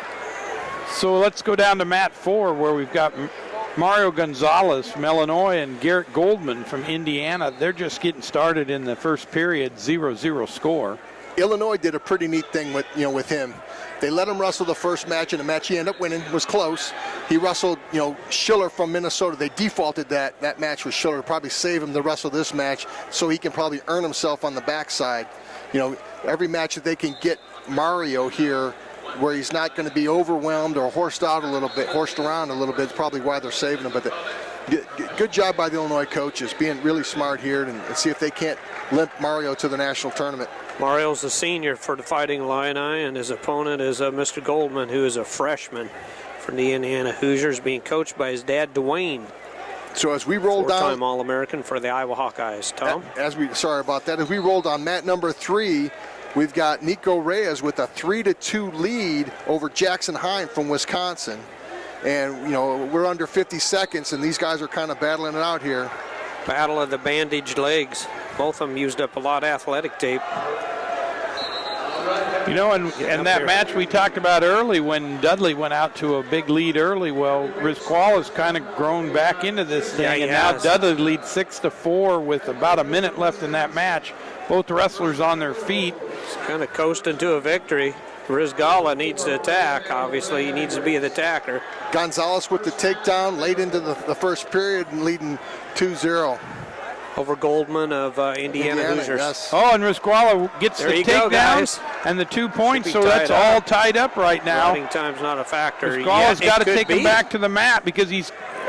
Don't want to give up riding time. He could have it, I believe, mathematically if he holds on. He's got that leg, he's but got to hold on. Trying to cross-face him.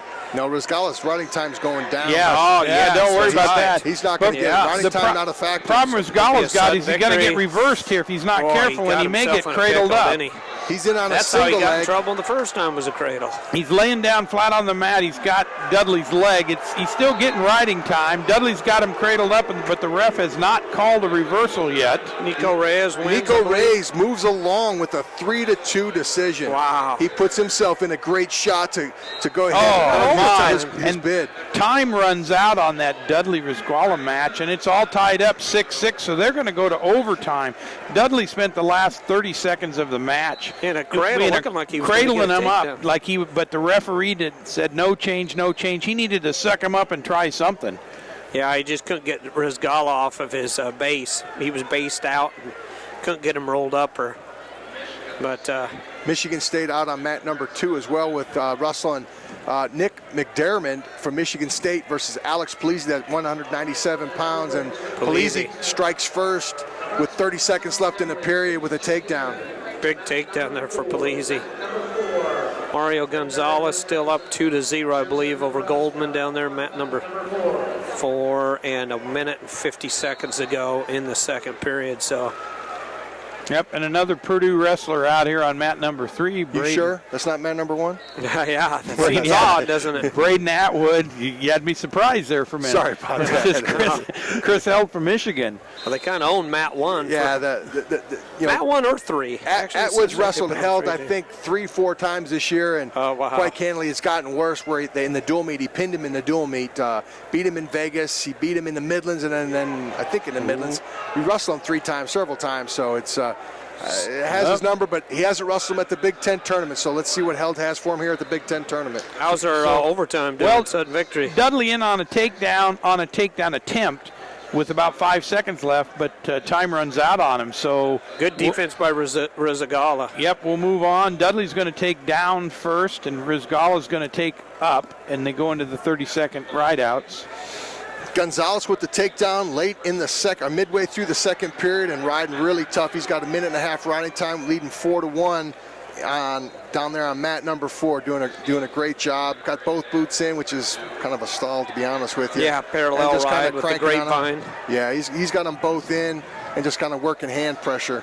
Rizagala got the leg in there, kind of figure 4 in the thigh of Dudley, so Dudley's having a hard time getting up to a base. I thought that's smart by Rizagala. Yeah, I thought Rizagala was going to get a little high at the very beginning, but he's able to scoot back a little bit. He's going to easily ride this out for this 3, 2, 1. That's it. So he gets the ride out, first one. Now he goes down. Dudley on top. That's a little surprising. Dudley just laid flat. I know he obviously didn't want to lay flat there, but Rizagala kind of broke him down and just put the figure 4 in the thigh and glued him to the mat. Yeah, so now Rizagala gets his chance to get out. I talk about... But Dudley says, stand us both up. Wow, he gives the automatic release. Well, you got to do it. Because he's going to try to go out and take him down, and takedown's going to win it. Got the chance. You don't see that option taken very often, even though it's legal. In the tie breaks, just don't see you that really too don't. often. So he's got confidence in his takedowns. He better. He's got 15 seconds. He's halfway done, so... His 30 seconds goes by fast, guys. Yeah, we're going to decide whether that was a good move or a bad move here in about 10 seconds. Looks like it's a bad move right now. Time running out. Stall warning against Rizagala, but he's in on a leg. Reshot. He may have scored his own, but regardless, Rizagala wins. Yep, 7-6. Michigan State Spartan moves on. Match number 111. 111, it only seems like 110 to me. Yeah, I know. Yeah, I can tell the difference of that one match. Here we go, Held and Atwood. I bragged up Atwood over here on mat number 3, and here we go, 0-0 into the second period. No score. Obviously, 0-0 is a no score. Gonzalez stretches his lead out to 6-2. They're in a neutral position with 2:38 on the ride time. So he's got ride time locked up. 1:13 left in the match. 6-2. So he's winning 7-2 over there. He's got a 5-point lead over Garrett Goldman of Indiana. So he's in the driver's seat for now anyway. Yeah, Goldman's got his shoulder wrapped up. Mario Gonzalez obviously with the leg situation. You know, the big question, I'm sitting right next to some Illinois people, the big question you got to answer for Illinois is, he goes ahead and wins this match, he gets an automatic qualifying spot. Does Illinois sit him, get him healthy, or do they let him wrestle the next match? Like I say, provided he wins, there's 45 seconds left. They set him already once in one circumstance. They set him once and to try to get that qualifying spot. So, you know, like I say, if he hits that qualifying number, which is 8 in this case, right? You know, he could default himself to 8th place, punch his ticket to the national tournament.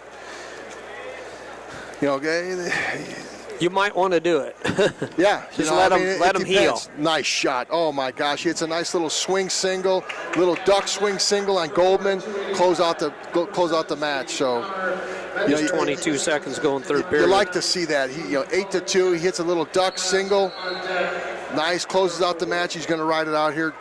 You got to like how it finishes that up. Tough on top. Got riding time, 3 minutes riding time. Also in the third period with time running out, you've got Alex Polizzi, who is winning from Northwestern, who's winning 8-2 over Nick Diarmid from Michigan State. Polizzi on top, just riding him tough as we close out the final few seconds of that. He's going to win 9-2 at the end because of 3 minutes of riding time. Caleb Kolb from Nebraska and Timmy McCall mixing up down here mat number 1, and there's no score there.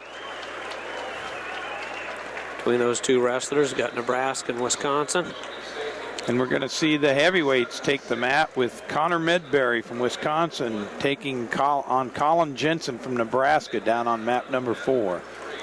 Remember his loss to Chalfont earlier today, but you know, he was a gamer. He fought hard against Chalfont. And Polizzi, I didn't catch the score, but Polizzi closed out McDermott over there on mat number 2. Yeah, that was a 9 to something, but it was a pretty wide margin. Gonzalez was victorious for the Fighting Illini of Illinois. Yep. And in another heavyweight match, we're going to see Mike McClure from Michigan State versus Chris Lopez from Illinois up on mat 2 here in just a minute. Atwood and Held still scoreless, is that right? Yep. Yeah, they had some blood timeout. I think Held got banged his head and got a little blood timeout. Out Just as comes we Atwood. said, Atwood comes out 10 seconds into the second period, gets his escape. First lead of the match there for Atwood of Purdue. Only points on all 4 mats right now is that 1-point escape. Yeah. Yep, that's right. Kolb and McCall, pardon me, still scoreless down on mat number 1, 197-pound match between the Nebraska Cornhusker and the Wisconsin Badger. McCall with a nice little power double takes down. It's real strong. Takes down Kolb from Nebraska, a little double. There's a lot of horsepower on that mat. McCall wrestled McIntosh, the number 1 seed, 7-4 earlier in the tournament. And just kind of proved his power. I think he's hard to move around, you know. McIntosh probably got him, I think, with a little technique, but this McCall, he's real strong. Then you got Illinois' favorite son, Chris Lopez, out there at heavyweight wrestling Mike McClure. Yes. Lopez, looking tough. McClure, of course, the seeded wrestler here for the Michigan State Spartan. Yeah. He's had some big wins for them over the years. You know, McClure looks like he just is a recent graduate of the Charles Atlas course. Yes. Yeah, he's spent some time in the weight room. See, now that if you have young wrestlers listen, they won't have a clue what we're talking about. I have no idea what that Charles means. Atlas, Just showed our age there. Yeah. You know, kicking a little sand in the big bully's face. 1-0 still. Atwood overheld from Michigan. Atwood from Purdue. So I'm not going to hold my breath on this one, but I'm just kind of waiting for Atwood to kind of break this open a little bit, get that takedown, a turn. There you go. As soon as you said like it, he shot, Coach. So he must have heard you. Boom. Coach, how many years did you coach at Purdue? 15. 15 years. 15 years. Good job. There's his takedown. He's up 3-0. You know, usually with Braden, when he's wrestled Held, and I've kind of watched some of the film on him a little bit, he kind of breaks it loose. You know, he kind of wears a guy down. He's really physical, and kind of so the points kind of come in bunches a little bit like Taylor does. You know, I mean, he just kind of rolls them up. Medberry with the takedown over Jensen. Yep, in the closing seconds of the first period, the closing seconds. Yeah, that's a wrestling coach's cancer right there. A late takedown at the end of a period with no answer back of points. You know, you get a takedown, you can't answer back. Jensen's just a freshman, and Medberry a sophomore, so they're both pretty young. Yeah. But Jensen's got a nice look about him. You know, those are two good-looking guys. You know, I mean, they have some potential, grow, get a little bigger. Might still be working out. I don't know if Tucker Lane's still in Lincoln, Nebraska or not, but I remember Tucker Lane was a tough kid that wrestled for Nebraska just not too long ago. Right. I don't know if he's still in the practice room or not. But so that score is 2-0 with Medberry over Jensen at the end of the first period. And McCall, I still believe, leads. Yeah, and he just got an escape. So now an escape for Nebraska there. McCall up 3-1. Over Kolb. Yep. And we've got a 0-0 score in the other heavyweight match between McClure and Lopez. See, there go Atwood with the count. There got the legs in, throws the boots. Boy, he's tough on top, isn't he? He starts out the third period in a nice tight match. Boom, now he breaks it out. We got 3-0 score. He's got 3 coming in the book, but I think he's going to get the fall here. Boy, he's got a lot of pressure on those shoulders. Ooh, he settled right in and picked up some bonus points for the Purdue Boilermakers. Big win there for Purdue at Atwood. Yeah, that definitely was a 197 pounds. tourniquet on the bleeding there for the Boilermakers. Yeah. You know, they had lost, 49, 57, 65, 74, 84. They've lost 5 in a row. Wow, You know, all up and down the close. back. So, Mostly all close. Very, very competitive matches, but losing 5 in a row, and then you have Atwood that steps up and Gets takes the big care pin. of that. Yeah, that was good. So thank you, Braden, for kind of bailing me out. I kind of was bragging you up after winning a couple matches. It's 0-0, 1-0 for second period, and made you look just as smart as you are, Tom. I know I rely on you a lot. I wish I could got a lot agree, of knowledge. but I look in the mirror way too often and know I don't look smart. You do good. You help us with rules and all kinds of situations. So Connor Medbury down here in the heavyweight match, or one of the heavyweight matches. Big match right here on mat number 3. You got Tavanello from Ohio State and Kuhn from Michigan. Kuhn just got clipped. You know, he lost a heartbreaker. Yep, and to you know, Penn maybe State. a match he shouldn't have lost. But then On he goes paper. out there and he's wrestling Tavanello, And he gets Tavanello taken takes down. him down. See, Wow. this is a big match to see how a young man reacts. Yeah. Sometimes they fade fast, or can they rebound? You know. Exactly. Okay, let's boom. Big arm. Some guys get thrown down and get back up. Some don't. So big whizzer underhook throw really there by Kuhn. So as we finish the second period, Connor Medbury up 4-1 over Colin Jensen. McCall with another blast double takedown on the edge Wisconsin Badgers to go ahead and stretch his lead to 5-2. That was a tight 3-2 match up until that point. Now he kind of blasted it open 5-2 with, riding time really not a factor right now. Kolb gets taken down from Nebraska as his opponent. Lopez hanging tough over McClure from Michigan State. McClure got out early, got out in 4 seconds in the second period as we wind in midway through the second period. McClure 1-0. A lot of shots taken in this particular match, but a lot of qualifiers. Well, we got 9 qualifiers at 285, so 9 of them's going to go. Kind of trying to sort out exactly who won't go, basically. A few that don't. Kuhn just still trails, doesn't he? 2-1. Yep, two of the 4 who lose here. Yeah, that's right. Actually, it is, isn't it? Two of the 4. So you could 2 of these guys can still lose and get an automatic qualifier spot. Not sure how you do that exactly, but yeah, it could happen. It will happen though. Well, if you get 9 qualifiers at this weight class. Nice explosive double leg by Adam Kuhn. Kuhn gets 2. Got taken down early, comes back, gets his escape, back on his feet. Blostrom with a nice double leg. Like I say, big match right here. Joe McFarland, you know what? He's playing on house money right here. This guy's going to qualify for the national tournament. But the number 1 seed, you want to see him bounce back. Yeah. He gets beat in a very strategic match by Gindrich from Penn State. Let's bounce back in his first wrestle back. Tavanello's a quality heavyweight. I think he's earned an AQ spot for these guys. But this would be a nice little win for Kuhn, no matter how he wins it. We're not done with the match yet, obviously, but be a nice little comeback for the young man. Kuhn could still take 3rd place. I mean, he's still in the running. And as you say that, then Tavanello escapes, and so it's 3-3 in the first period. Keeps it competitive. Real good match here. But the one thing I can tell you, Kuhn will keep coming at you. He's got a huge gas tank he and does. grinds at you. Yeah. Cole still up and wins. Is that right? 5-3. Cole closes out. Wisconsin. Yeah. McCall done closes with 197 pounds. Punches his ticket to the national tournament with a 5-3 win. They're taking 8 at 197. So he's got it. Polizzi, Gonzalez, Atwood, McCall all have punched their tickets along with McIntosh, Burak, Schiller, and Heflin. So you got some guys that have punched their tickets to the national tournament. Good, congratulations, gentlemen. All right, and we've got still a 1-0 score in favor of Mike McClure over Chris Lopez. There's 1 minute and 10 seconds left in the match.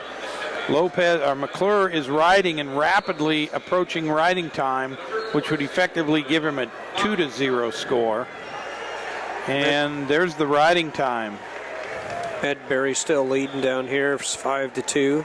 With 17 seconds to go in the 3rd and final period. He's leading 5-2, but Jensen's got the 31 seconds riding time advantage. Yeah, he does, doesn't he? Stall warning against Medbury of Wisconsin. Kuhn starts out the second period with a quick escape. And he locks up, and he looks like he wants to give the throw, but his opponent backs out of bounds. So wisely backs up. Didn't get hit with a stall or anything or fleeing the mat. But Medbury closes out Jensen with a 5-2 score to punch his ticket to the Medbury. NCAA tournament. Yes, and on the Purdue mat is Alex White from Purdue against Bobby Telford. Telford out to an early 2-0 lead.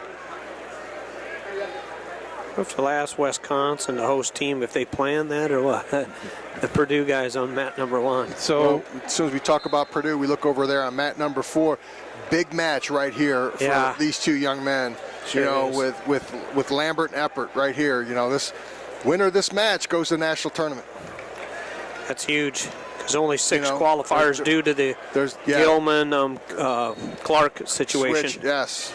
So for the Iowa Hawkeyes. Only 6 of these guys get to go to punch their tickets. So this is a big match right here. So and then Lambert jumps out on a quick little shot, looking to pop his head out here.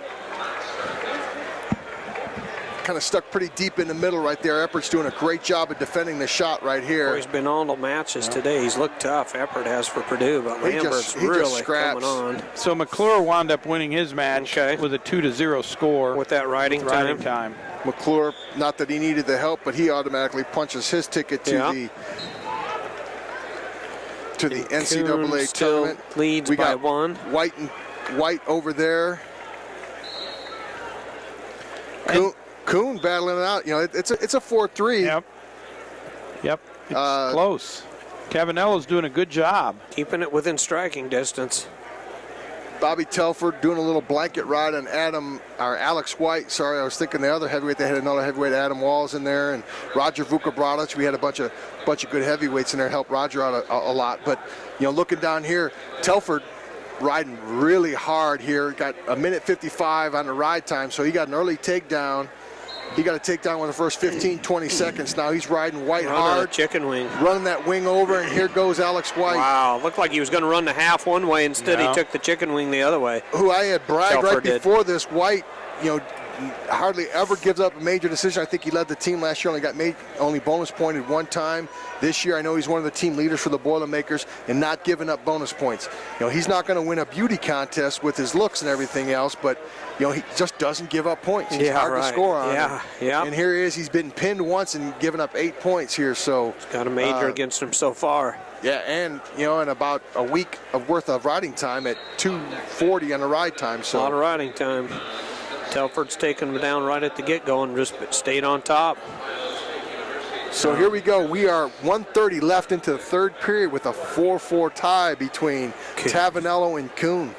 Tavanello wrestling this real smart, isn't he? He's just...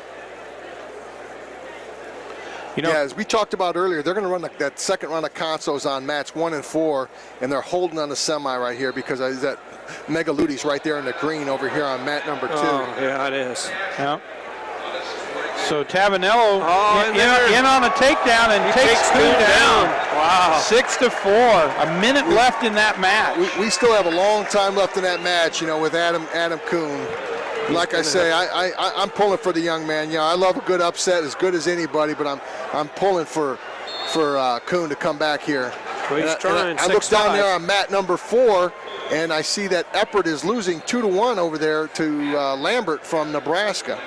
Yeah, he is. Like I said, that's a big match both ways for both of those young men down there. Qualifiers for the big dance, really. Yes. Whoever wins that match. And Tavanello in on another shot. Boy, he was in there deep, wasn't he? Yes, he was. They're on the edge of the mat, and they go off the mat. But you talk about punching your ticket. Tavanello's going to punch his ticket for sure. Doesn't have to sweat anything out if he can win this on the mat tonight. And as you said earlier, Kuhn, he's going to get in one way or the other. It's good RPI. I tell you what, this best offense or best defense many times offense. You got the lead. I admire Tavanello for shooting, Yep.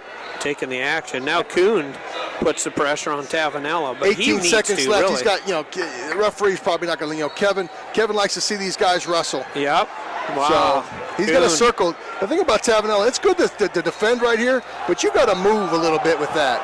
Oh, Kevin Tan calls a quick stalemate. He does, 11 seconds. So some of the crowd doesn't like that too well. Yeah, exactly. A lot of the people want to see the super. You got to stay in there. You got to stay in there. 2. Stall warning against 1. Wow, 2 losses in a row. That's it. Coon. So Nick Tavanello from Coon goes down Ohio 2 times State, in a row. 6-5. Yeah. The number one one seed seed will not place in the Big Ten tournament heavyweight. Wow. The Tough number one freshman seed, finish. you know what, I hate to repeat this, guys, for the radio land. The number one seed will not place in the Big Ten tournament of heavyweight. That's huge. The number one ranked heavyweight at one time in the country will not place in the Big Ten tournament of heavyweight. Shows how tough the Big Ten at heavyweight is, isn't it? I mean, and also, we were preaching it. Like I said a little bit earlier about him, I'd love to have seen him win that match to bounce back, but what I think happened, I think the field caught up to him. Yeah.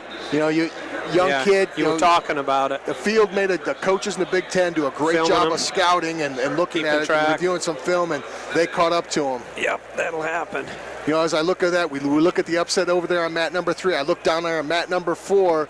I see 4-1. 4-1 Lambert over Eppert from Purdue, working his ride time up. So, Eppert's got to get himself a score here. He's got to get an escape right here. 1, 2 really doesn't matter. He can't really afford to sit there and get ridden out here in the second period. Lambert's pretty tough on top, but we still got to find a way. Eppert's still got to find a way to get up and half that score. He comes in this, closes it out, goes in the third period, 4-2. He's got a shot. And Not that he doesn't anyway, but he needs to get out, like you say. And down on mat 1, as we start the third period, Telford up 9-0. And about 111 minutes of riding time. Yeah, a lot of riding time there for Telford. So. Just out of the corner of my ear, I heard Scott Casper call the 25-pounders up to the mat. So semifinals are starting right now at 125.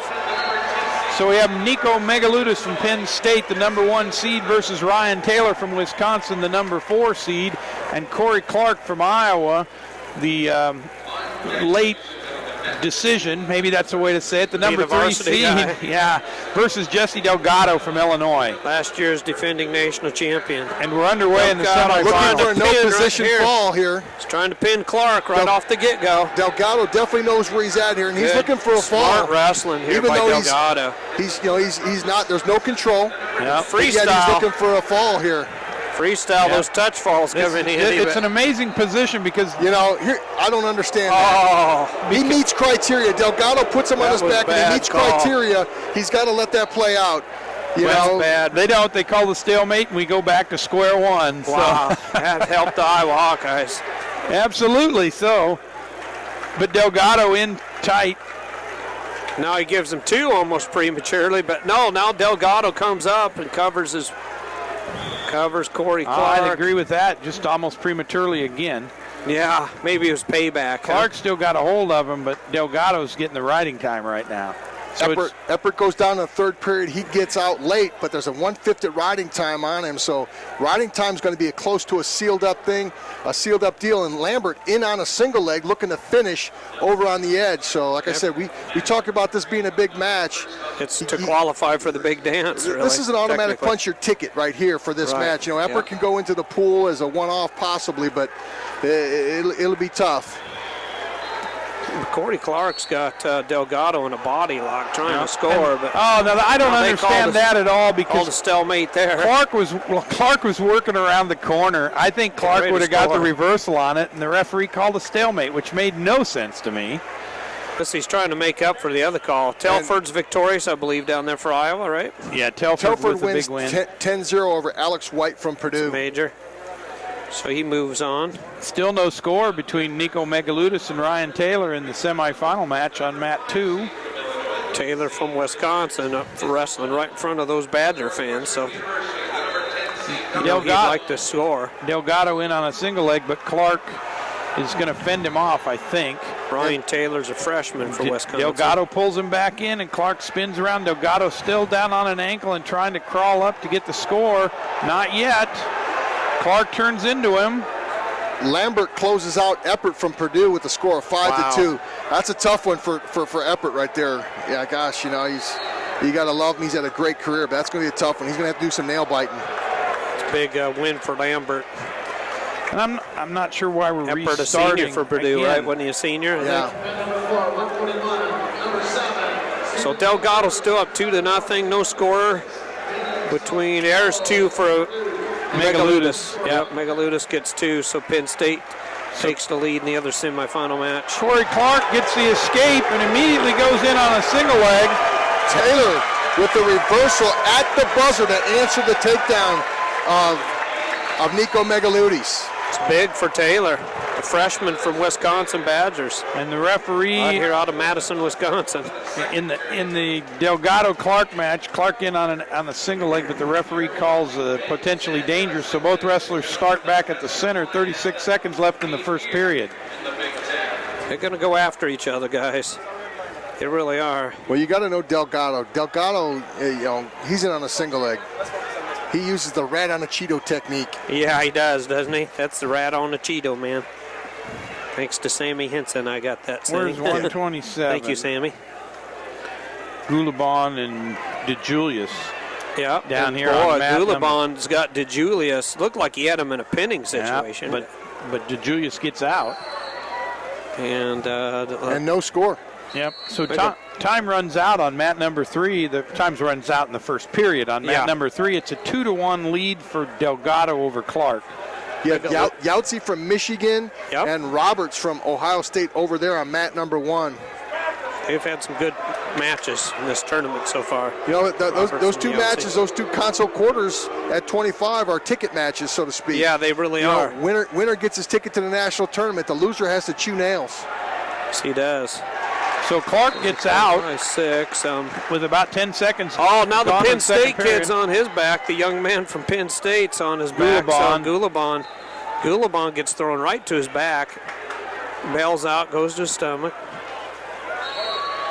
So Clark and Rodriguez go off the mat, and they come back to the Clark and Delgado go off the mat, and they come back to the center. The score's tied 2-2 at the minute and 30 seconds in the second period. Delgado back in on the shot. Megaluna's still leading the freshman from Wisconsin, Ryan Taylor. They're on their feet. 27 seconds to go in the second period. Megaluna's a NCAA finalist before. And Taylor, obviously a good-looking freshman for Wisconsin. He's had a good tournament. Gulabon looks a little shell-shocked down there on mat number 4. He's down 4-0. Yeah, he got thrown to his back. A big move there. And fortunate to get out, really. Did the Steve Foster bridge. Got out of that thing. It's not good when you have a move named after you when it's getting you off your back. So. All right, so we come to the end of the second period, and Megaludis up 3-2. Megaludis will be on top to start the third period. There was no riding time in that match. It's a tough match there. A good match here by Ryan Taylor of Wisconsin. His coach ruled this weight class back in the day. It might have been 118 at the day, but Barry Davis, 3-time national champ. I'm going to say he probably won most all the Big Ten championships that he entered, but Barry was a buzzsaw. Megaludis sitting on a deep shot. Taylor on his butt. We got 1:40. No, actually, he's not in on a shot. He's riding him out. He's riding him. Yeah, starting on top. So, scramble situation here. This is a tight match down here, Jeff Murphy. Yeah, big scramble right on the edge. Referee calls, I don't know what he called. Yeah, restart. Delgado's feet. He's called more stalemates in positions that look like they were action taking place. I think he specializes in judgment calls. Evidently. So we wind down the end of the second period, and the score is all tied up 2-2 between Clark from Iowa and Delgado from Illinois.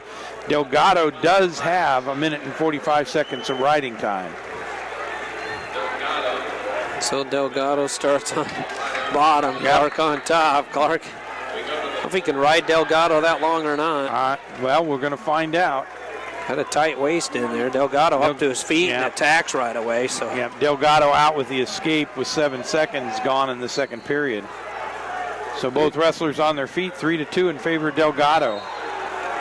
Clark is stalking him. Delgado's done a lot of backing up in this match. Yeah. Since the early in the first period. Nice Clark shot in by on a Clark. nice shot, but Delgado spins. Good leg grab by Delgado, readjusting there. Yeah. But A mass scramble right on the edge. Delgado and Clark. Neither wrestler with the advantage, both just scrambling. good scramble here situation between these 125 Clark back in on the leg. Yeah. Scrambled Delgado with the good roll somersault through. roll, shoelace to shoelace. My goodness. Oh, now he might come up with two. Maybe he gets his hips up. No, he's got He the gets his leg hips out caught. or not. So referees. And we have a stalemate. Go figure. Oh, potentially dangerous. Yeah, is what he Potentially called it. dangerous. which made everybody happy. Look at this. And here we have Megalodus. Brands back on the mat again. Yep. So Ryan Taylor from Wisconsin gets the escape, and it's all tied up 3-3 with Nico Megaludis. 13 seconds left in that match. Tied up. But Megaludis has riding 1:45 time. on the ride time. Stall warning against Megaludis. Megaludis gets hit 1:15 for a riding stall. time.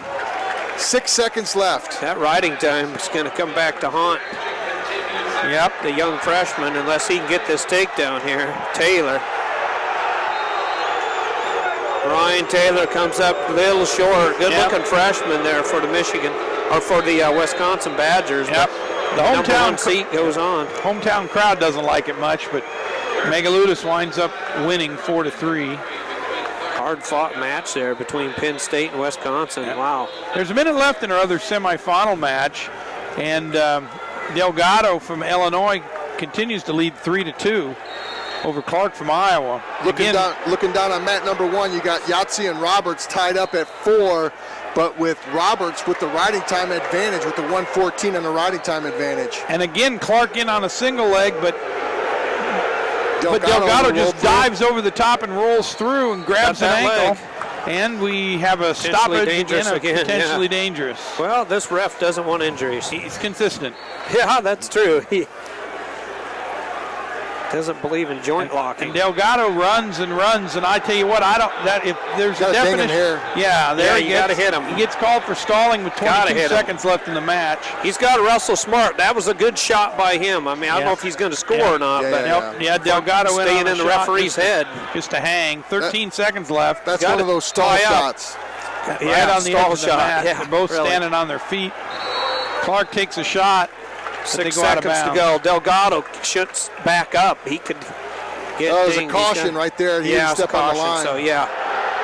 Right, Delgado 3, runs 2, 1. Well, but there's one. That's it. It doesn't matter. It's still with riding time. Yep. Delgado with a 4-3 win over Clark from Iowa. With riding time, so. That one stings a little bit for.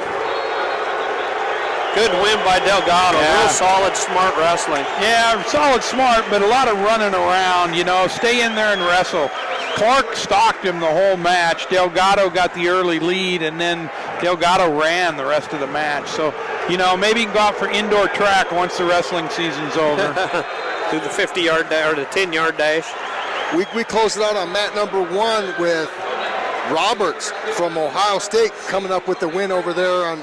Well, I think right now we have a riding time or sudden. Well, it's 4-4. Got 1:14 on the ride time, so be the difference maker. We'll kind of have to see what they come up with right now. I don't know if they're looking at something or not. I know Coach McFarland's over there looking at a review screen, so we'll see what they're doing. So meanwhile, we're going to get started on our 133-pound semifinals with Tony Ramos from Iowa against Cash Kuroga from Purdue, and David Thorne from Minnesota, and Tyler Graff from Wisconsin. So, let's see. What do we think right now with riding time?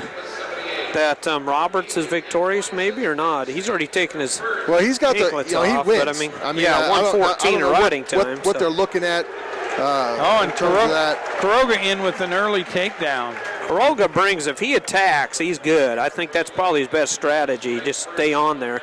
Ramos will have a tank, so he's not going to wear out. But Cash, two good-looking seniors. Both these guys are aggressive. Can't walk with them. Yep. Yeah, right. So Kuroga cuts him, and it's 2-1 in his favor. Cash gets the early lead. And Jimmy Gulabon goes down. I don't know what the score was. They changed it already, but I think it was a 5 or 6-1 score, something like that. Cash maybe stay up top, keep that upper body stuff going on. Although Ramos can lock it up too. I just have flashbacks all the time of Cologne pinning him in Midlands. He made it look so easy, didn't he, Tom? We called that match. Oh, nice. Tyler Graff with a nice throw by and gets a 2-point takedown on David Thorne. Now you got Ramos in on a takedown. It's the takedown and the lead, 3-2 for the Iowa Hawkeye over Purdue Boilermaker at 133 semifinal match. Oh, Thorne up to his feet and throws Graff but he gets the 1-point escape. So Coming out on mat number 1, you're going to have Zane Richards from Illinois versus Dominic Malone from Northwestern. So you got a couple of Illinois-based kids, so to speak, the state of Illinois, with Richards with an early takedown in that match, a quick takedown. He got a takedown within the first 5 seconds. Illinois has produced so many great wrestlers over the years, including the big cat. Speaking Erickson. of Illinois, you got Danny Sabatello wrestling for Purdue, but he's an Illinois alum, so to speak, from the state of. Yeah. He's out there wrestling against Steven Rodriguez from Illinois. He's got a couple Boilermakers out there from Illinois, and we got a lot of states represented, but Illinois does produce some great ones over the years. Rodriguez had this really big coming out party at the Midlands, I think. Yeah, now he he's did. getting near fall here. Yes, now, I he don't know did. if they give him that, but he was on his back trying to do that little quote-unquote California roll or whatever, but he had already given him the 2. I don't know if McCormick's holding this 2. A lot of in his rolling hand. around. He is holding 2, so he gave him 2 and 2 near fall over there. Wow. And that was Sabatello's fault on that one. Yeah, he tried to right. do that little roll through, and I don't think he realized he gave up the takedown. He So didn't he rolled across his back and held him there. McCormick had the count for it. So Jeff Murphy's pointed out earlier, we got an all seniors semifinals, That's I believe. right. Everybody's a senior. So we get to the end of the first period, and Ramos and Cash Quiroga all tied up 3-3 as we start the second period. Quiroga on top, Ramos on bottom. Picking up a little bit of riding time, but Ramos good getting back up to his feet. Cash Quiroga tough on top. Good Step through scissor. Turk. Yeah, Turk in the legs there, but Ramos doesn't have any part of that. Kind of hanging back. And again, Got some loose or kick out there by Ramos. So Nice shot by Cash Quiroga. 4-3. Good hips by Ramos. And as we get to the Iowa. end of the first period in the other semifinal match, we've got Tyler Graff of Wisconsin leading 2-1. Quiroga going to get 2-1. Oh, he's in Boy, on a close. really tight single, looking for that step through Turk. Twice he's been in there. So doesn't get anything. So still trails 4-3, correct? Ramos Yes. leads from Iowa. Got to be careful here if I'm Cash a little bit. I know you got a great gas tank, but Oh, someone's look coming at Tyler down. Graff. Big move there by Tyler Graff. Starts the second period down, immediately Wow. blasts up, winds up with the reversal. He's got that far leg cradle Yeah. wrapped up there on Thorne. That'll test your hamstring. Yep. What that'll do, that far leg cradle here by Graff. He's got to do a roll on that. Is that right, Coach? Yes. To make that thing work, you got to do a somersault. Yep. So Graff's got the 4-1 lead. Looks like he's just trying to cinch things up here a little bit. Can he take it either direction, or is there one? Well, it The depends. leg's going to post Yeah. out on Thorne, so. He's got to be Nice. careful here. I'll tell you, he's in a good situation. If he kind of even fakes like he's going to turn him here, Yeah, right. the referee's going to give him time here, but Yeah. Nope. boom, he Thorne pops his head out, out. gets his escape. Thorne did a good job with that inside stand-up. Got a little blood time on it. Yeah. I think got banged in the nose. So 4-2 in favor of Graff right now. So that move paid off. Those points did for Graff. Up by 2, 1:12 to go in the second period. 50 seconds of riding time in favor of Wisconsin, I believe. Yep, the Badgers up. Ramos, Cash Quiroga still just kind of battling it out here. This could be a third period takedown. This is coming down the wire. Could be. With Quiroga, there's, it's going to be 4-4. Quiroga's going to get out. Ramos is going to ride him for 5-10 seconds, but Quiroga's going to get out. Yeah. All right, so we end the second period, and it's 4-3 in favor of Ramos. Quiroga to take down. Think he gets up, gets out. He's got powerful legs. He looks real strong He'll for be out 33. 10-15 seconds. Let's see what we got here. It's pretty tough. All-American as a freshman, correct? Yes, as a Quiroga true did- freshman. As a true freshman. For the All-American. Boilers. So Yep. tight waist ride there, kind of a for Ramos. Yep. Back here with Graff. I'm off on Thorne. my timing. There's 15 seconds, 16, 17, 18. He still got him. He's but out. He's out now. Yeah, he got it. So Got out in about 20, and tie it up. takedown's going to win it.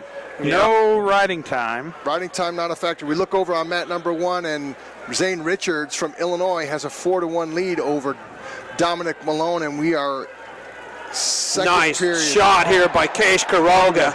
Real nice takes shot. Ramos to the mat. Wow, powered Ramos to the mat. So Quiroga up 6-4 now. Wow. Minute and 12 seconds left in the match. He could get riding time, but keeping Ramos down that long is going to be tough, and he doesn't want to get caught here for You don't stalling. want to get dinged on a stall call, Yeah, that's for sure. so gets escape, and now he's got to stay busy. Look good, in Yep. 58 seconds. Knowing Quiroga, though, he might take a shot. I mean, that looked I'm not saying it looked easy, but that was textbook. 57 seconds Ramos. left. 57 seconds. 6-5 score in favor of Kuroga. There he is. On the Boy, leg. he cleared. The arm came in. That's how he got him last time. Oh, then Ramos steps out of it. another shot there by Kuroga. Another shot by Keish Kuroga. It's been with the takedown. It's been 4 shots to 0 in favor of the Boilermaker. So he's got to stay busy, but he doesn't want to get sloppy at the same time, you know. 30 seconds left in the match. Ramos tough. Oh, there's Ramos on an outside shot. Nothing there. And Tony Ramos with a heel pick. Kicks out. Bails Nothing. out. That's a great no call by the referee. Big He time. kicks out on that. You He know would have what, kicked out like that in the middle. He'd So have it's kicked out not like like he that in fleed the the middle. mat. You know, Yep. Kuroga kicks out. He's in on a shot. He kicks out. He happens to go out of bounds with it. Oh, Ramos big in on a deep shot deep there. double Ramos takes down Takes him Kuroga, down. takes the lead now. He's got to 7-6. crawl off the mat here. Now it's 7-6 in favor of Ramos with 12 seconds left. Stalemate. Gonna Good job. restart. Good job by the referee. Let's hit a It stalemate. is. Let's get these kids a chance. 11 seconds left.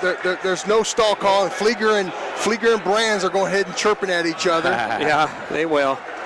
So Kuroga down in the down position, 11 Wow. seconds left. Ramos climbs on top. He's got the 1-point lead. He just got in there so deep. Keish Kuroga could do nothing but belly out in that one. Yep. Kuroga's got to get out. He's trying to kick. 3-2. Stalemate that. Stalling on Ramos. 2 No time seconds left. left technically or not? What do you think? They're going to climb for the 2 seconds. 3 maybe. I think there might have been 3. All right, and Tyler Graff, as we look on Or the not. other side, Graff with the takedown. I think there might have been 3, but And They Graff gave up, him 2. Graff up 2 6-3. seconds. So, yeah, it's going to be tough. Graph up, you say 6-3. 6-3. The good thing, that's a full 2 seconds. I know you have to Thorns, say that. It's crazy to say it, but he gets a full 2 seconds with this. Kick out, man. Up and couldn't get the hands. That's it. Ramos wins. Wow. Tough fought match there 7-6. between these two. They 7-6. both going to the Nationals, though. To the big dance. All right. Keish Kuroga just proved to me again that he's a force to be reckoned with. And in the other quarterfinal match, we've got 36 seconds left in the match, and Tyler Graff's up 6-4. Both wrestlers on their feet in the middle of the mat. The grab, big desperate move there, really. Thorne- Desperation move by Thorne Thorne. tries a headlock, and Over on mat number 4, you've got Steven Rodriguez with a 4-0 lead, which is a little surprising over Danny Sabatello from Purdue. Steven Rodriguez from Illinois over Danny Sabatello, and they got minute 43. So we've got a long time left here in the third period, but Yes, we do. little surprising. Tyler Graff's a lot of riding times, Yeah. guys. 2 minutes and 21 seconds riding time. So a lot of riding time for your senior from Wisconsin. You hear the Badger fans right here in Madison, Wisconsin at the Kohl Center. 9-4 win for Graff. Moves on to the finals. Big win for Graff. So we're going to have a Ramos-Graff showdown. So that sets us up for our quarterfinal matches at 141 pounds. The 141, one of those matches has already started. Zane Rutherford from Penn State versus Stephen Dutton from Michigan. Dutton's tough. He's looked solid, but Rutherford, what else can you say about this true freshman? Yep. So In the other quarterfinal, Chris Dardanes from Minnesota versus Logan Stieber from Ohio State. Stieber's a scoring machine, but Dardanes is just strong enough. I don't know. We'll see if Stieber can throw him around or not. Dardane's real strong, but Logan Stieber, he's a junior, won 2 titles already? Yeah. You don't do that by just making weight, do you, Coach? Yeah. You got something else going for you. Yeah, so we've got a Rutherford in on a takedown with about a minute gone out of the first period, so that's a 2-0 score right now. Oh, fans outside of Minnesota and Michigan, the fans would like to see another Stieber-Rutherford showdown, but there's a lot of Michigan fans just soon spoil that, as well as the Dardane and Minnesota Gopher fans out of the great city of Minneapolis, Minnesota. So in on a shot, Stieber, this is his 3rd shot, boy, there he got one. Yep, so 2-0 in favor of Stieber. Oh, nice little suck back there by Stieber trying to get the crab ride in. You got to like Steven Rodriguez on mat number 4. He's winning 4-0. He's not sitting on it. He's going out there and score. He's been on the leg Smart. multiple times. See how he's going to close this one out. And now Stieber's tilting Dardanes, so he's getting back points. So Rodriguez is winning, correct? Rodriguez closes him out 4-0. Yep. So 3 back points awarded to. He's going to punch his ticket anyway, so Purdue is going to have a situation where they're going to have 2 guys punch their automatic ticket, or 3 with Atwood. Stieber's just working Dardane's over down there. He had the chicken wing in and just cranking on him. And the referee stops it potentially dangerous, but it's a 5-0 lead for Stieber. Rutherford up 2-0. Man, that shows how good Stieber is. Dardane's, you just remember him wrestling Ghetto Hilton, and he's just so solid, so strong. Yep. Be able to take somebody down there and get such a big, not huge lead, but, you know, with just a minute, 30 seconds to go in the first period, that's shows how dangerous Stieber is. Look at him loading him back up for some more tilts. Yep. Takes Dardanes to his back again. Picked up some more, right, Jeff Murphy? Yep, going to get 2 more. 2 more, didn't get a 5 count. Stieber's on a roll, guys. 7-0. Rutherford riding tough on top here against Dutton. Yeah, Rutherford's going to finish that first period with 2 minutes and 17 seconds of riding time. Stephen Dutton the third, I believe. So there's been a couple more Stephen Duttons. Either that or... Oh, I think that's how that typo. works. Yeah. 3 comes Either that after or 2, I've been told. It's the third movie, kind of like Rocky 3. Yeah, that's right. Could be, huh? Stephen Dutton 3. Yeah. He's back. He's bigger and he's badder than ever. So we got just 2-0, and Stieber up gets 2 more. 7-0 over really tough Dardanes. Yep. From Minnesota, the number 3 seed. So junior Dardanes is Stieber. They're both juniors, so. So Rutherford starts in the down position, Dutton on top. We got another Stieber coming back next year, correct? Redshirt this year for one of the other Stieber brothers. So gets back for Ohio State. And they're going to be tough next year, the Buckeyes. Got some kids coming back from redshirt, real tough. Jewa gets, is that Rothus or Jewa? Getting thrown to his back down there. That's Jeva versus Jewa. Thelke. Thelke with a 2-point takedown.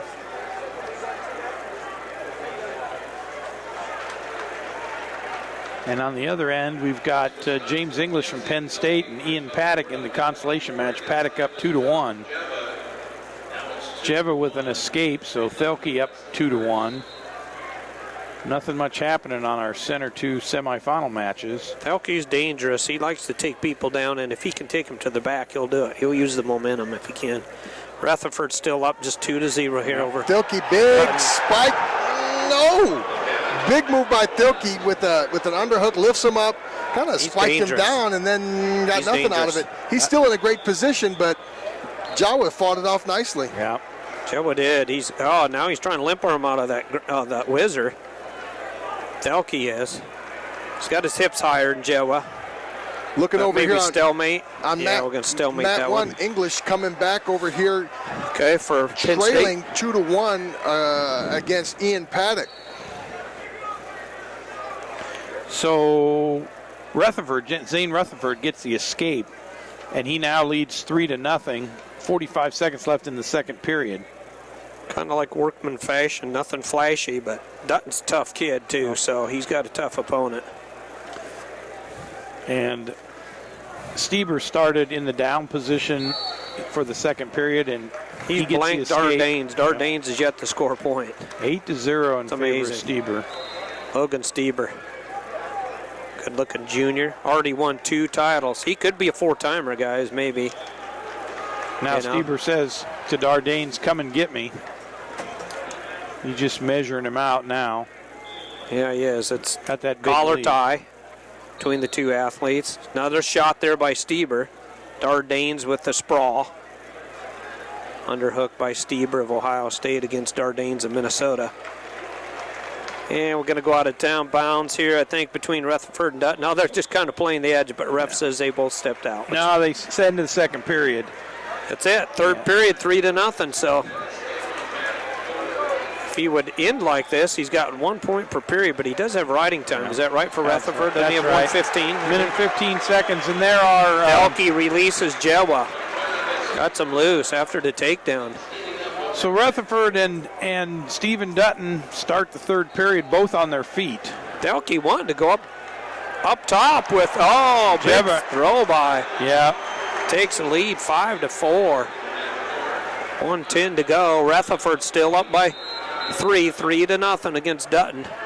And we go to the third period on the other semifinal match, and Logan Stieber still with an 8-0 lead over Chris Dardanes. I have no idea if Dutton wrestles or works out with Kellen Russell, but you remember Russell? He's kind of had that built-in gyroscope.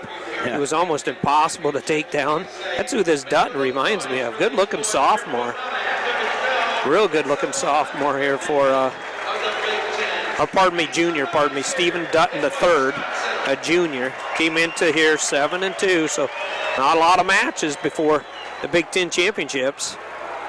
Boy, I almost ankle picked Rutherford, but they go out of bounds, so. Rutherford back in the center. I don't know if Thelke wanted to cut Jewa like he did before or not, but he had the lead and he cut him right away. He was up 4-2. Yep. A lot of confidence in maybe getting a takedown, but that wasn't the case. Rutherford on the edge of the mat with Dutton. Stephen Dutton from Michigan. They're going to go out of bounds and a fresh restart with 32 seconds to go. 1 minute and 15 seconds of riding time in favor of Rutherford. Yep. Dardanes in on the leg on Stieber, and nothing. They go out of bounds, so 1 minute and 3 seconds left in that match. Stieber up 8-0.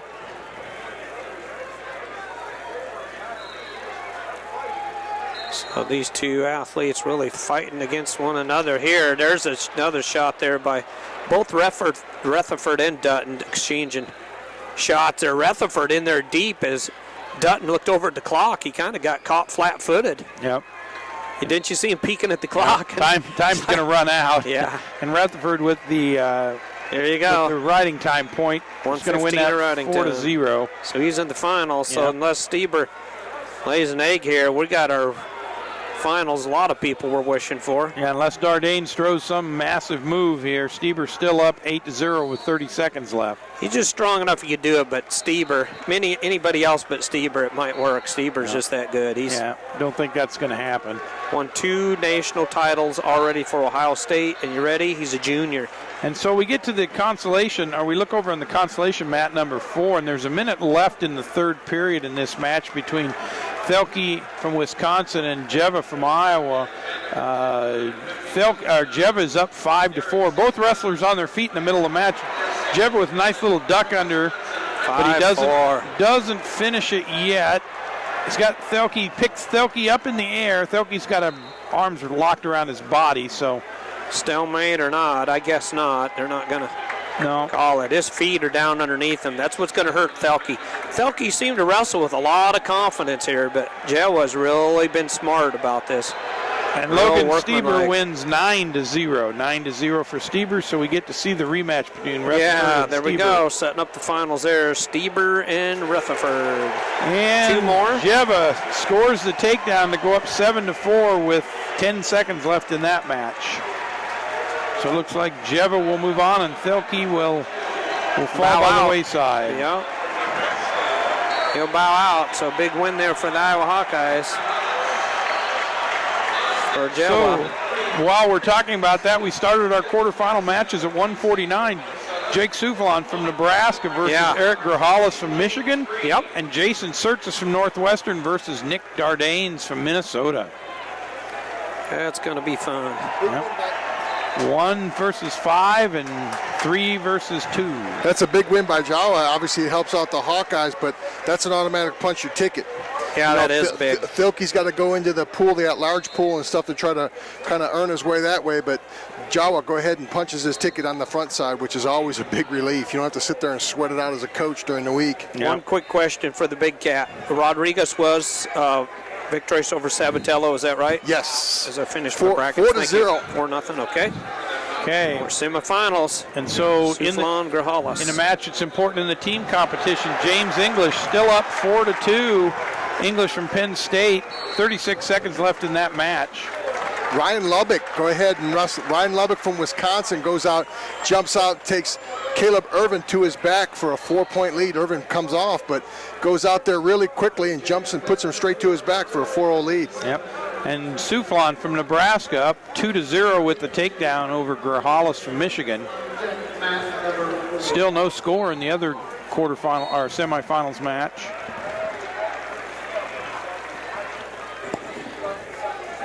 We've got a good setup, don't we? Yeah, Rutherford Steber is going to rematch there. That's going to be a fun one, isn't it? 141, and right now going down will be Grahalis. Souflon takes the first 2 points of a takedown. 1:28 to go in the first period. Trying to get up on his feet is Mr. Grahalis. And English wins it 3-2. Somebody's more excited about that than I was. Yeah, English does come out on top, so big win there for the Penn State Nittany Lion, and a reversal by Grahalis. So Souflon and Grahalis, you ready? All tied up, 2-2, 59 seconds to go in the first period. And no score on our other semifinal match. Souflon starts down, Grahalis on top. Referee's position. First period not over yet, 59 seconds to go. Souflon, a junior, 28-3. Grahalis is a senior, 19-8.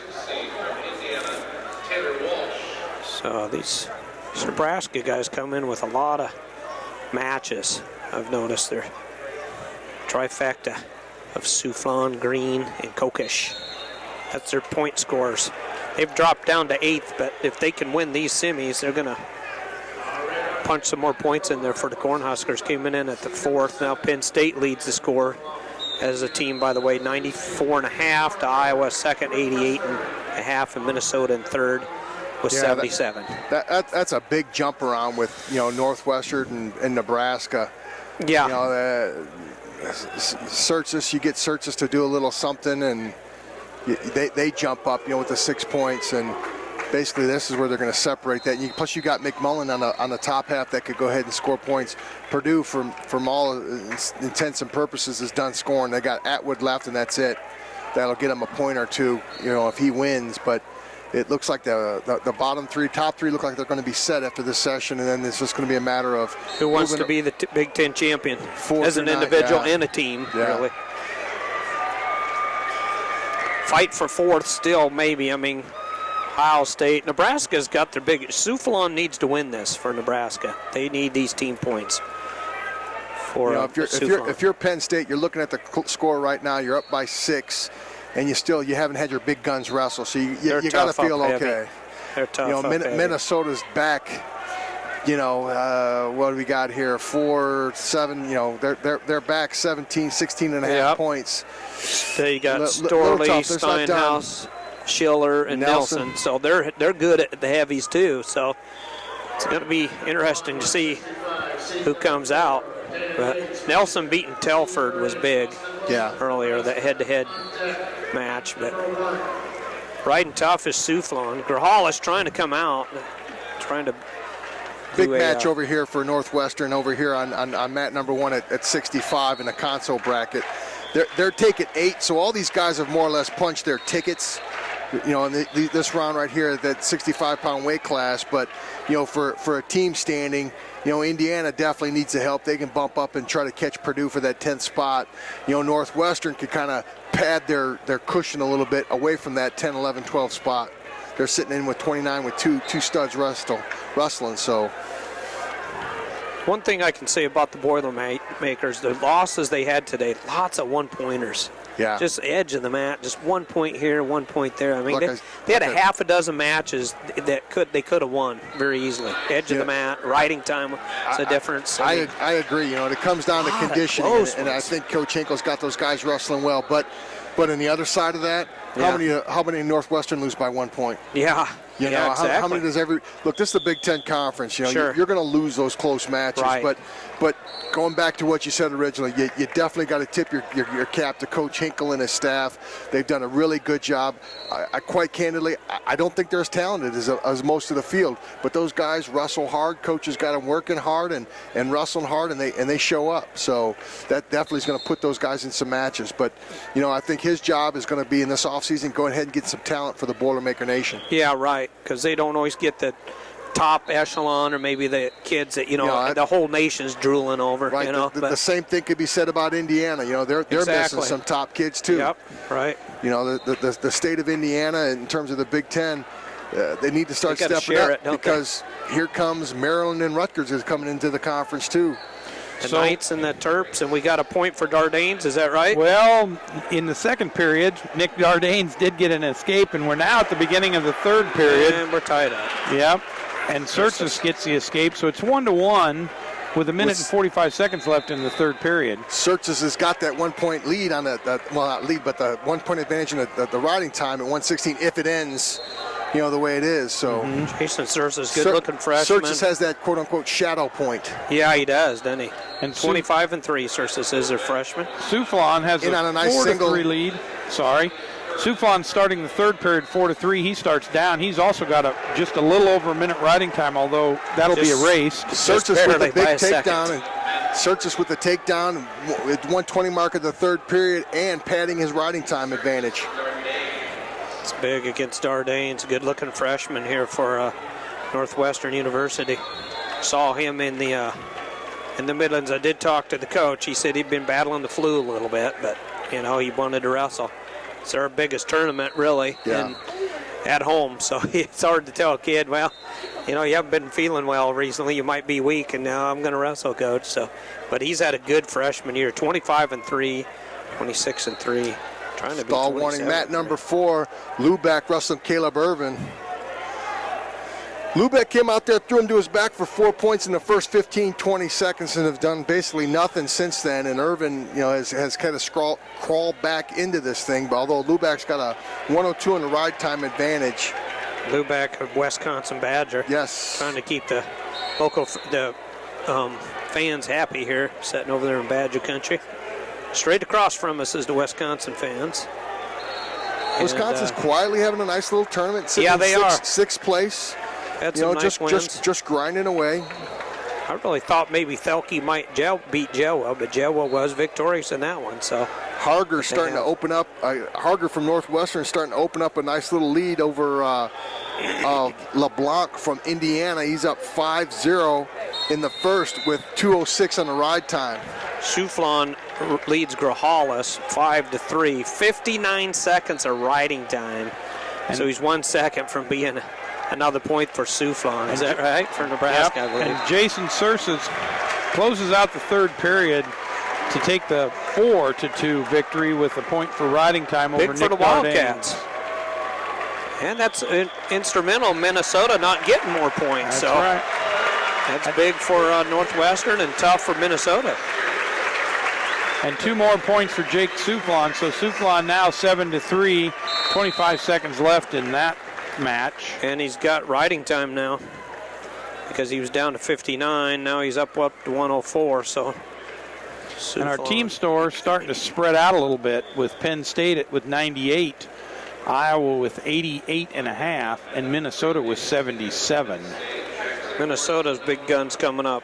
Steinhaus, Schiller, Storley. I didn't do them in order, pardon me.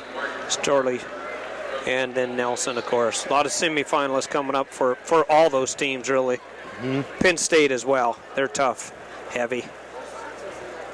Grohalis in on a takedown. Gets it, but wow, 7-6. Riding but time's going to run out.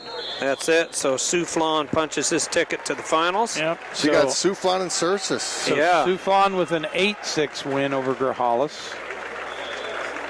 Down on mat number 4, we've got Dylan Alton from Penn State and Brian Murphy from Michigan. They're just getting started. Yes. And we just getting started on mat number 3, one of our 157-pound semifinals. Dylan Ness from Minnesota versus James Green from Nebraska. These are going to be fireworks. This is my pick of the day for the best match of the day, so we'll see how it turns out. And all of a sudden, still, both guys' feet up in the air. And in the other semifinal match, I want to call them quarterfinals. In the other semifinal match, Isaac Jordan from Wisconsin, Derek St. John from Iowa. Local Wisconsin Badger, good-looking freshman, comes from a real wrestling family. Dad won a couple titles. His brother's been an All-American. Isaac trying to do the same as a freshman. You ready? 25-4 this year, with wins already against Green, St. John. So. Yep. Well, you got to think Penn State and Iowa are serious James Green fans right Yeah, here. absolutely. Yeah. I was just Yeah. thinking the same thing. Big time. Green could really mess up Minnesota's party. Sure could. Yep. Green's tough, a lot of speed. Ness is unorthodox, real lanky. He's dangerous, Ness is. Of course, the Penn State and the Minnesota fans are kind of thinking that they're going to cheer for Isaac Jordan as well. Yeah. Ness almost looked like he wanted to pull Green in for a bear hug there, but Green doing a good job getting his hips back and backing out of there with a side whizzer. The MO on Ness is he's got some solid fundamentals, but as the match gets later, he starts to open up. I don't want to say funk, but he starts to open up the creativity. Yeah, he does. You know, and he'll hit a little roll. He'll his percentages kind of slide. You know, instead of the high percentage stuff, he'll kind of get a little risky. Oh, Green in a nice double. Looks familiar. Jordan Burroughs. Yeah, absolutely. Jeff, that's a great call. I was thinking the exact same thing you called Absolutely. I remember Jordan Burroughs when he was a freshman at Nebraska, and I just marveled because nobody could stop that takedown when he was a freshman, and he just got better and better. And he didn't start the whole season. They pulled him out of his freshman year right before the Big 12. Yep, I remember the Big 12. It was at the Hearn Center. Yes, it was. In Columbia, Missouri. And I thought, boy, Jordan Burroughs. this kid's going to be special. Went Iranian on you. Sorry about that. Jordan Burroughs, as they like to call him over there. World champion and Olympic gold medalist. All right, so Jordan and St. John still 0-0. A minute left in the first period. St. John's got his arms wrapped around the leg. Jordan's got a whizzer in. So it's just kind of a movable object against the irresistible force. Nice job by St. John to get the leg in. He's feeding him his hip, too. That's a little unique. You know, yeah, he is. He stepped over, and he kind of, I guess he's got to try to do that to prevent that. He's got a little hip whizzer right there, and he's pushing in so he doesn't limp arm that. Yeah, he's trying to limp arm out of there. So here we go. Yeah, Barry Davis in there. And Brands. So Green in on a leg on Ness. His coachers, that is. Ness trying to stretch him out. Well, he's actually got the two, and he's just hanging in there with the riding time clock running. So he's still running off that initial blast double takedown. Look over here on mat number 1. Pierce Harger still hanging on with an 8-0 lead over Ryan LeBlanc from Indiana. He's got, Northwestern. a week's worth of riding time, so he's looking at a 9-0 lead, and that riding time is not going anywhere. NU wants that after Sursus just punched his ticket to the finals, so they could maybe Wildcats pick up another win. Yep. You know, and at 65, like I said earlier, these guys have all punched their tickets to the national tournament. They're taking 8 automatic qualifiers, so. And then over here, we have, what, is that Alton down there? Yep, Brian Murphy from Michigan with a 1-0 lead over Dylan Alton. You know, the Alton boys haven't exactly had the season that they would have liked to have this year. Yeah, or career. I'll go back to exactly. Career, really, overall. You know, we take the words out of your mouth. No, you called it. That you're absolutely we're on the same page. You know, they had a lot of promise. I think they had a little situation last year, never really recovered from it. Yeah. You know, freshman, he takes third in the nation. Yeah. And he comes back, and they kind of limp to the national tournament. So it's been kind of tough for him. Only one of them in the lineup. So we go into the second period, and St. John is in the down position. Still 0-0 score. St. John bounces up to his feet almost immediately. Isaac they went out of bounds temporarily, folks. They were both out of bounds, I'd say. But maybe not. Circled in, maybe. Well, St. John gets the escape either way.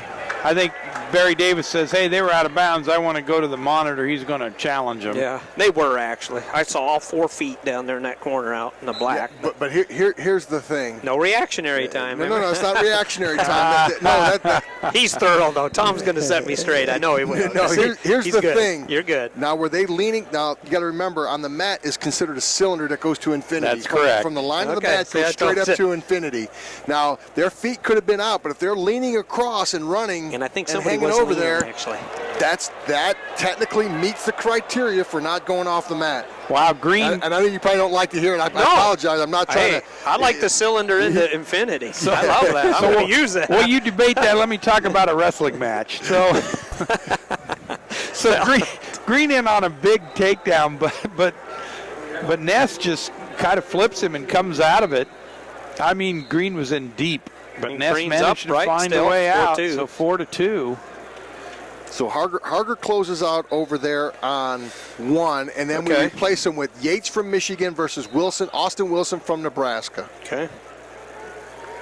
And Brian Murphy still doing a great job down here on Dylan Alton. Murphy up 1-0, and they are in the third period. So he's going to... 2 seconds riding time, so there's nothing there. This Murphy might be celebrating St. Patrick's Day early. Absolutely. He leads like that, so... You know, I was just a little sad, Steve, but St. Patty's Day is just a little early for the NCAA tournament. Usually it is, then. I wore green. The last time we were down in Oklahoma City for the NCAA tournament, I celebrated St. Patty's Day. Jeff, you didn't let us debate it, and you should have, because he was in the cylinder. He was in the... Got it. They overruled it on mat number 2. No escape. Absolutely the right call, though. But you're right on the leaning. I see your point. I understand what you're saying, Tom. Yep. It's a little ridiculous, but no, that's I what understand. they call. No, I agree. I like it. I mean, I learned some. Cylinder into eternity, unless they're leaning. That's the upper bodies. Bounds, right? That's what we're calling. Proverbially, if part of their body was within the cylinder, et cetera, a toe is upraised. No, they didn't hold it. They didn't give him the point, though. Yeah, right. So that meant he leaned across the cylinder. His feet were out. He was out of the cylinder is what you're saying. Right. No, he was in. His feet were out of bounds, but his body leaned across over. But he got the escape, and they ruled the escape no good. No good. Because he was still within the cylinder. That's why. But he got away. But he didn't get away because his body was still within the cylinder. That's why they didn't give the point. I understand. Yes. I understand. His feet were out, but his body leaned over. I see. He got away after they'd already... Okay. Yep, so it's 0-0. Well, it doesn't matter. Doesn't matter. Cylinder. The only cylinder I'm really thinking about is about 9 o'clock. I'm going to have a cylinder in my hand and have a cold one. There he goes. It's been a long day. Earns it with 103, so that's all. Point is mute. Look down here. Alton, was that... Murphy and Alton all tied up, is that right? So 1-1. We're going down the last 30 seconds. Murphy's had a nice season, by the way. He really has for Michigan. He's had some nice wins. And Green and Ness standing on their feet facing each other and sort of all tied up. If I was Green, I'd be real worried about that, because that just looks like an accident waiting to happen. Doesn't it? Oh, I know it. Yeah, minute left. So. Yeah.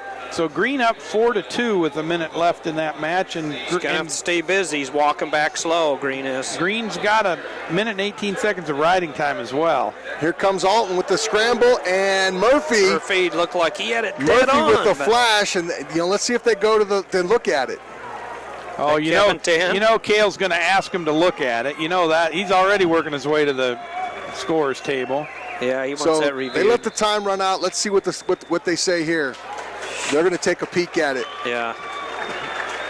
Yeah, so that was one of those flash takedowns. Oh, and Ness shoots a takedown.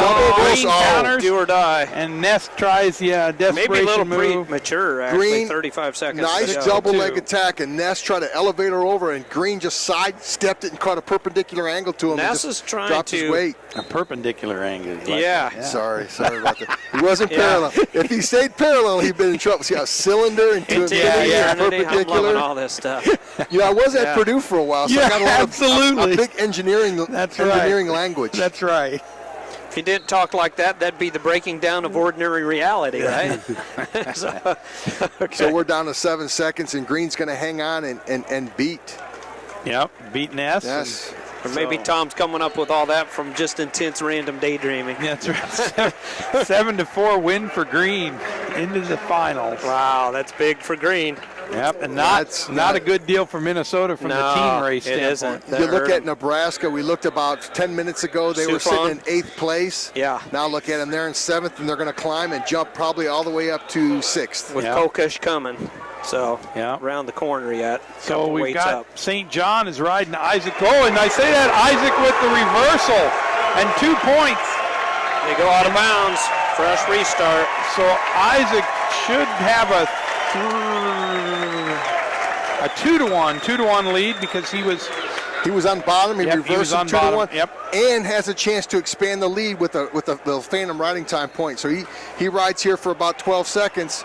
He's got a shot to really expand. He's got to be busy. He's trying to pick St. John up. Oh, St. John's real tall, so it's probably hard to throw him down. He kept landing on his feet, but That was pretty All subtle right, that Isaac so did. He Brian kind of Murphy, lift return on the edge.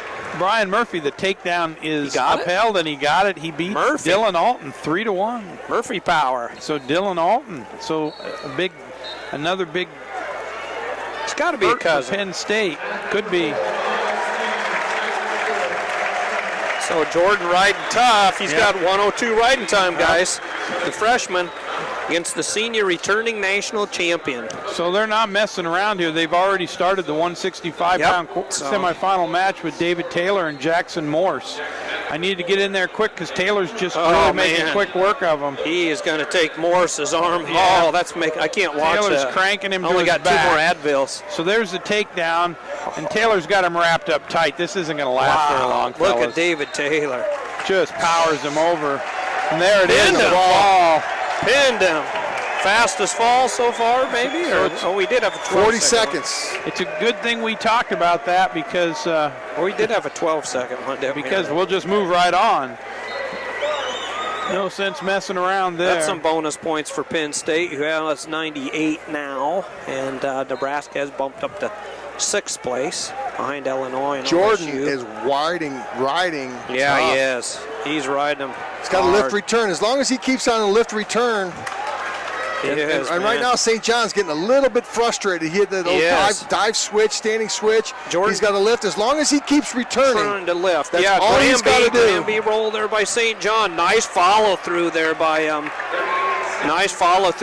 Jordan. But St. John, can he clear the hips and get the escape? Riding time's a lock, so it's a 3-1 match right now, regardless of what happens right here. Smart wrestling by St. John. He knows he needs a reversal.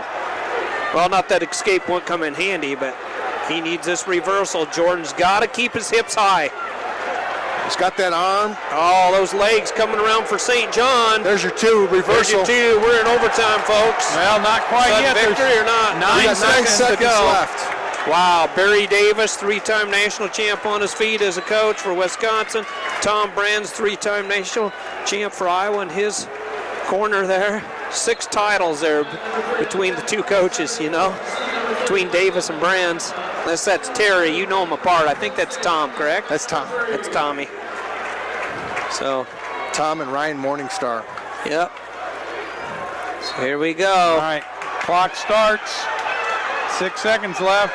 With the ride, boy, that riding time came in handy for Jordan. Nice Granby there. Yep, but don't get. St. John tried to stop him. Yep. Stack him up. Jordan's got to be a little careful there. He gets caught on his back. And Barry Davis says he's got locked hands. He's yelling locked hands. He's out in the middle of the mat. Davis wants locked hands. He's hitting the button. He's hitting the buzzer or whatever. He's hitting the buzzer. He says, I got a challenge here. Freestyle to throw the block in, right? Yeah. Freestyle, they throw the block in. Yeah, they throw the block. I'd like to be the guy over at the scores table, just gets to hold up the little red flag when they call the... Yeah, that reminds me of freestyle. They used to do they do the paddle still in freestyle or not? Freestyle, the paddles. Hold up the points. Yeah, the paddles up. So we've got another quarterfinals match going on while we wait for this one to finish. Robert Kokish from Nebraska and Logan Storley from Minnesota at 174 pounds. Semi-final. Boy, I'm going to stick with quarterfinals all day. I just can't get that out of my mind. That's all right. Look over there on mat number 4. You got Scott Legal from Wisconsin, Ligo Legal from Wisconsin, and Mark Martin from Ohio State. They're just getting acquainted. Went through the first period, no score. So you got Legal going down in the second period with no score. Legal in Wisconsin and Mark Martin from Ohio State with no score in the second. Checking it up on mat number 1 with a 5-1 decision. Austin Wilson over Dan Yates from Michigan. Wow, so Wilson with a 5-1 score over Yates from Michigan. It is big. So I think it's really interesting because they're all overlooking at all the refs are overlooking at there's the locked video, hands or not. okay? And so Terry Brands comes up sort of out of the crowd, out of the crowd, walks up to Barry Davis, and Terry's been behind the monitor watching it. So then they had a word with each other, just a joking word, laughing with each other, and so former Iowa Hawkeye superstars. Barry had a stellar career. Still remember his matches with Darkus. Yeah. Kevin Darkus, those are Barry great matches. Just fabulous. Let's see what we got here. So the refs now the points don't change, but let's see what happens. Well, if it is a locked hands, they will. Jordan, no locked hands. Wow. Well, so overtime. Gave Jordan some breathing time, maybe both athletes actually. Yeah. You know, you look at oxygen back in the air. You look in their at this, no score. You got to like their chances in the tiebreak. Jordan's chances in the tiebreak, since he's ridden them out for, over almost 2 minutes. Yeah, had a takedown apiece. So yeah, right. Yeah, you got to think if you're St. John, you want to get that takedown here and not move on to the. Over there on mat number 3. Oh, and Jordan in on a single leg, and St. John immediately sits out. The referee's not called anything. St. John's got his hands locked through the. 29 seconds coming through the Oh, legs. he calls it. Referee calls a stalemate. 28 seconds left. Kokesh 2 minutes into the match with Logan Storley gets a takedown. Minnesota Kokesh needs from this, Nebraska. guys. But Kokesh is a tough cookie. They can't afford to go ahead and keep dumping matches here. They have been in the semi so far. Isaac shoots and step over switch with Kokesh and Storley. Switch. Storley's in on the lingo. Kokesh is in the crotch. Great scramble. Great scramble. Isaac in deep on a double. St. John bails him out with that throw. That little front body lift. Yep, but nothing. So comes we go through to the legs. Boy, he locks those hands. So here we go. Like you said, Jordan has Tom Erickson, Big Cat. He's been tough rider, but St. John's can ride too. If he gets his long legs in, he's so long. out. Absolutely. Absolutely. I think that little timeout, that little review stuff, helped him. Both, both ways, I guess, maybe. But well, let's find out. We'll see what Jordan does here. That's right. Freshman against a senior. Over there on mat 1, Delago back up with Colin Zirup from Tony Delago from Illinois. He's up 5-0 over Colin Zirup from Michigan. And you say, he's probably been trying to take Zirup right to his back because Delago's tough on top. So St. John starts in the top position in the first of the 30-second ride out. Got to come off the ankle ride. Tight waist ankle ride. That's a stall warning. Correct? Yep. Yep. And Jordan call it, did he? Jordan crawls off the edge, so they'll get a fresh restart with 15 See, seconds that's a tough thing about that. You get a stalling call, but yet your kid crawls off the mat. I look over at both coaches. I said, look, I'll hit you both for it. You stalled, you ran off the mat, and you picked on the ankle. Equal. Yeah, that is being fair. Correct, yeah. So, right now, he's going to have to get hit. He's on it again. Ankle. Now he but you know what? As an athlete, I'm not going to come off. If you're not going to call me, I'm not going to come off that ankle. Referee's responsibility, 7 seconds to go. Now, if he drops down to the tight waist near ankle, what do you think? I mean, depends on if Jordan's crawling or not. I'm doing it until you prove that you're going to call it. Yeah, absolutely. Because it's working. It's being successful. 7 seconds and left. There he is Jordan on it. Get out. But in the same token, Jordan's got to be smart enough to know he's done it 3 times. Well, with 1 second left, he did call the stalling warning. So maybe that'll mean something somewhere down the road here. Yeah, if it comes to that, huh? But that's going to have to be after the Boston Marathon match takes place, something like that. I mean, they're going to have to go into more. Right. All right, so 2-2. We're all done there. We got time over there, so we'll stay here. So but while they're switching around, Kokesh and Storley are tied up 2-2 with 53 seconds left in the second period. Both wrestlers on their feet. Storley gets it. Kokesh gets the first takedown. Storley escape in the first period. Then Storley takes down, gets a escape in the second period. All right, St. John's up to his feet, tries to switch. Tries to set out, switch, reversal. Doesn't work. Jordan putting lots of pressure on him. St. John back up to his feet again. Big kick out by Jordan. Jordan returns and they go followed him. Hip to hip. Good hip following by Jordan. 3-3. Because St. John went into that Granby. Now look, this is what I talk about. Brand's got to get off the mat. Yeah, you got to ding this guy. You got to get him off the mat. He's clear out in the red. I'm really sorry to tell you guys, but you got to get off the mat. Yeah. Technically, those lines really should be obeyed. All right, St. John's throw down there. Jordan takes him back to the mat.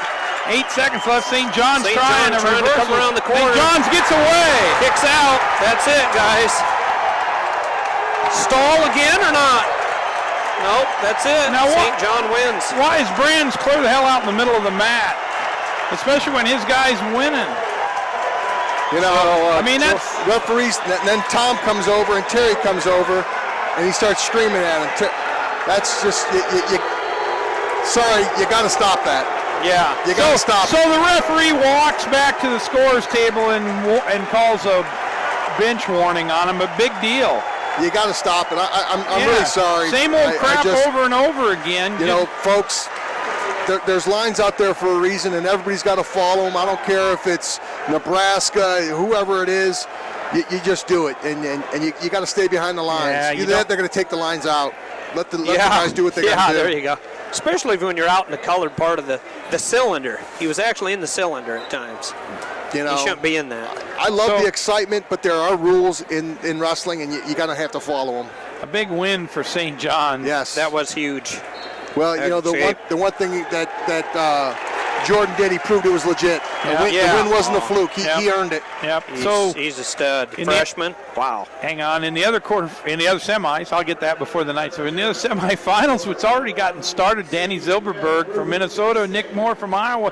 Zilberberg in on an early takedown, 2-0 over Moore. You know, if I'm Penn State, I'm excited for Zilberberg to win this match over Moore. It's time for Iowa to start dropping some matches. Yeah, they've won a lot of them, and Minnesota needs to start winning some of them because I think they trail here too, right? Storley trails Kokish. Storley trails 3-2, 3-2. 43 seconds to go, 37 seconds of riding time in favor of a real tough Kokish. So Kokish is tough. You got a 1-point match with Howe, you're tough. That's a stacked up weight, isn't it? Chris Perry, Howe, Evans, Brown, Kokish, Storley. I mean, that's 74. Those top 6 guys are. Shows how tough Howe is. He's in the driver's seat right now, but. So Delago closes out. No, they're going to the third period. Tony Delago from Illinois is leading Colin Zierup from Michigan, 6-0 going to the third period. He's got 1:40 on the ride time. Oh, reshot. Kokish get it or not? Nope, but that's your win for Nebraska. Yep, Kokish so Nebraska 3-2, so another Golden Gopher bites the dust. They should be at least in 4th place soon, or maybe 3rd. Well, Nebraska, you figure with the final 63 for Buckeyes? They will be in 4th place. With that win, it'll put them in 4th. So they climbed with the trifecta. They started the round out in 8th. Yeah. 9th. Yeah, 8th. 8th or 9th. You know, and then now here they are. They're going to probably At one time they did fall to 9th today, but yeah. Wow, that's climbing, isn't it? Is that trifecta? Yeah. The Soufflon, Green, Kokish. Gosh, last time we did radio, we had the trifecta. Maryland had their trifecta with Sheptok. Sheptok, yeah, I remember Sheptok. Oh my gosh, at 97. Yep. And Christian Boley and heavyweight with Spencer Myers. Spencer Myers and at the Midlands, yep. I remember it. We start our other 174-pound semi-final match. That's right. Mike Evans from Iowa and Matt Brown from Penn State. Number 1 team against the number 2 team, and we got a number 2 team against the number 3 team. So we got 2 Hawkeyes on there at the same time. Different mats. Evans at 174 against Brown. Number 2, number 3 seed. Brown came in here as a junior, 26-3. Evans comes in as a junior, 24-3. Looking over on mat number 4, you got Luke Sheridan from Indiana trailing Kenny Courts from Ohio State, 2-1. That's late in the first period, so there's about 20 seconds left in that first period where Kenny Courts has a 2-1 advantage over Luke Sheridan. We had a big. I'm sorry. No, you're fine. You're fine. Big head collision down here, boy. These 2 guys, it's like 2 Rocky Mountain Rams smashing heads. I think Evans came out on the back and end, maybe. Yeah, Evans and Brown. I think it's blood same time. Those guys collided. They shot both same time and collided. Tom Erickson. Tony Galago over there on mat number 1 continues to put the foot on the gas. He's up 8-0, 152 riding time with a minute left in that match, and they're in the third period. Mm-hmm. And Moore escapes from Zilberberg, and then Moore takes him down. Zilberberg then in turn escapes, and we have 15 seconds left in the first period, 3-3. Tied up between these 2. Moore's tough. He's hard to score on. He's a good kid. Got a little trivia question. St. John won some state titles. Do you know who he beat as either his sophomore or junior? I think it was sophomore year. You ready? Can't tell you. Ivan Gatson, 197-pound, number 1 ranked guy in the nation. So Kyvan grew and St. John did. Yeah. Because they had that's back when Kyvan actually wrestled for an Iowa City high school, back in high school for a little while when Willie was over there coaching. So St. John won, and they've both turned about real good wrestlers. Real good. So, but Some All of right, these kids so- grow and some don't. We start the second period. Zilverberg on top, but Moore gets up to his feet immediately and takes the lead 4-3. Silverberg in on a shot. Boy, he got flattened out, stretched out. And Moore on sort of a reshot here. I think Moore's going to get the takedown. He's Yes. got the hips in there deep, so he gets the So 6-3 in favor of the Hawkeye. jerks the legs. And here comes Evans. Evans over on takedown. mat number 3 with the takedown of his own over on Matt Brown. These two guys are matching takedown for takedown, huh? Between Yeah. these you know, two guys. Evans is going to have to go after it here because, he's lost a couple of those one-point matches to Brown over time. Yeah, he has. I think he just he's got to have a little more offense. More blood time. These two guys really collided. It was on this side of the mat. They're going to have some blood issue timeouts here, but by the time they're done, I think he got opened up again on the top of his skull. Brown did. So Evans starts on top, and I believe the big duel at Iowa City this year that was in the snowstorm, by the way. Yeah. It's in the snow blizzard. I think Brown did win. Brown did. Pretty Yes, decisively, he actually. did win. He was kind of in control the whole time. So Minnesota's got to be careful right here with Zilverberg. He dumps this match, they're going to be in a little bit of trouble. Be tough for 'em. They're already 30 points behind Penn State. Can they make it up? Absolutely, they can make it up. But it's a little tougher getting dumped on that backside when you're getting these 6 guaranteed points going into the finals. well, they got Storley, Steinhaus, Nelson, Schiller, and Nelson.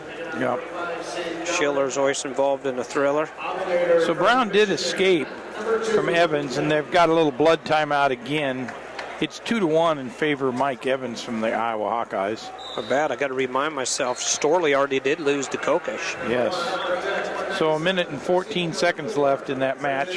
I think we're going to have a lot of blood timeouts in this one, unfortunately. We are. They, when you can feel it, you're 3 stories up, and you can feel the Clyde. Those two hit heads, man. I mean, so it looks like Matt Brown's going to have to go Phil Keddy on him, huh? Yeah, exactly. Or Paul Bradley, I meant to say. Paul Bradley, yeah. Let's go Paul Bradley. So. there wasn't a match that he went by that he wasn't bleeding. That's right. Yeah. Scotty Too Hot, I remember, finally told Paul, hey, just wrap your head before the match, would you? So, but, All right, so we resume action here. Kokesh. I'm a match behind. Evans up 2-1. Both wrestlers on their feet in the center of the mat. Starting the third period on mat number 4 between Luke Sheridan of Indiana and Kenny Courts from Ohio State, with Courts taken down. It was tied 2-2. Courts with the quick escape is up 3-2 over there in the third period. Riding time is going to be a factor because it's 1:15 in line with Kenny Courts. So he closes this out, he can wins it on a riding time point. Moore kind of the driver's seat here, 6-3. Minute 28 seconds ago, minute 33 seconds of riding time, and a stall warning against Zilverberg, I believe. Or is it a point yet or not? No, I think not that's. sure I don't that- think yeah. that's a point. No. I think that's the first stall warning. Silverberg shouldn't be getting called for stalling when you're trailing. You got to stay busy, but Moore just breaking Silverberg down. Tight wrist ride there with a tight waist. It's riding him kind of parallel, though. The ref needs to keep track of that when he starts throwing out these stall warnings. Parallel rides can be stalls too, right, Coach? Yeah. I mean, that's a, Tony Nelson won a couple national titles with it. yeah, with those, yeah, that's exactly right. Kenny Courts with an explosive little single leg looking to pop his head out. Sheridan on the mat trying to fight his way out of it, but Courts comes up with the takedown, and he's going to be up ahead here 5-2. Oh, and Two-point reversal. Zilverberg with a reversal, but then Moore with an immediate escape, so it's 7-5 now, 45 seconds left. Riding time for the Iowa Hawkeye Moore, so Zilverberg needs to keep busy here. He can't, he's not going to erase the riding time too. It's 2 minutes, 11 seconds, so that second period, Moore, boy, he was on top a long time, so Silverberg's going to have to get a takedown and cut him. Or takedown and tilt. I mean, you get quick tilt maybe or something, get some back points. Brown still leading. I mean, Brown is trailing. I'm sorry, Brown is trailing Mike Evans from Iowa 2-1 in the second, and he just ties it up. Just as I said, he ties it up with an escape here. I Right like the middle of way the second. Evans reshot right in there again. Got in on that leg, so. Yep, but to no avail, they go off the mat. Yeah, Brown runs back to the middle, so he's got minute and 28 seconds. And over on the Evans, on the Zilverberg-Nick Moore match, it's just going to be too little too late for Danny Zilverberg. Moore's punched his ticket here, I think, to Moore, showdown with David Taylor. Yep, Moore with the 8-5 win to move to the finals. Silverberg will drop down here. It's a nice win. You're climbing up. You're making a move now. They're going to be 101. Yeah. 101 and a half to 107. Yep. So it's a big match right over here. Temporary lead could be right over here on mat number 3 between Brown and Evans. Brown needs to. I don't think he's led this match. He's tied it. He's got a good gas tank, looks like. He's kind of been pushing Evans backwards. They've gone out of bounds twice now with Brown pushing on Evans. So yeah, he's got to look to score here because Evans is going to start the third period down, so you're going to figure he's going to buy him a point. And Kenny Courts winds up with a 6-3 win over Luke Sheridan in the consolation match. It's going to be important for Brown to get a takedown then, what he'd like to do here. Well, I asked the question earlier about Mario Gonzalez wrestling in that yes. 7th and 8th place match. He's punched his ticket to the national tournament with the number of qualifiers, yet he's going to go out there and wrestle Alex Polizzi. So. Yep. And in our other semifinal match at 184, Ed Ruth takes on Dominic Abinader from Michigan. And Ruth in early on a takedown.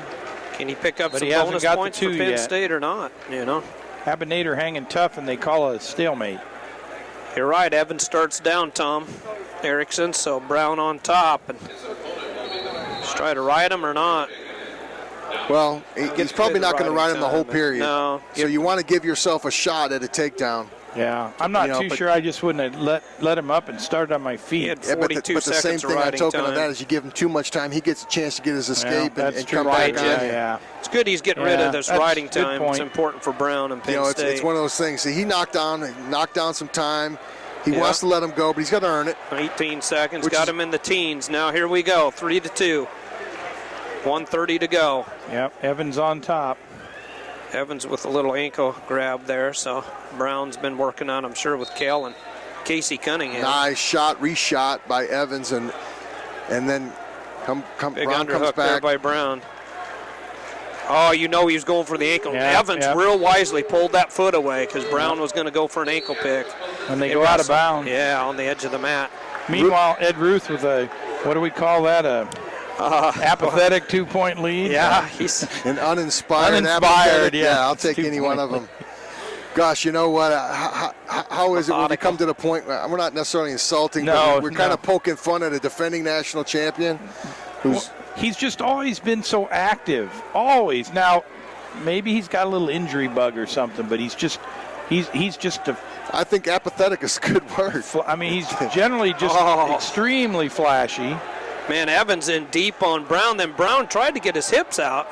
Shoelace to shoelace. 39 seconds to go here, guys. Now Brown trying to crawl around behind. Brown needs his takedown bad. No, he's got But Evans got him by the toe, so he ain't getting away. Stalemate. So. What do we do, man? Here you go. We talked about him. He must have called it. There was and Evans sneaks out the back, but Brown's got his leg. So now we got the Evans other is going to come up with this, I think. Yeah, he's got a knee. That's a knee bar. But that's exactly the same position they're in the other way. Yeah. Potentially dangerous, and that probably helped Brown out a little bit, maybe. Well, it gives them a fresh start. They're going to let them. They're all tied up, and Evans could have got rid of 16 seconds in that. Yep, 16 seconds left. Evans up 3-2. Brown's going to have to do something. Brown's in on a go. He goes to the go-to shot. 5 seconds left. Brown's not going to get her done. 3, 2, 1. That's it. Wow. Yeah. Evans victorious. All right. For the Iowa Hawkeyes. And here comes Minnesota. I think Ed Ruth must have hurt us because his small lead turned into a 7-1 lead.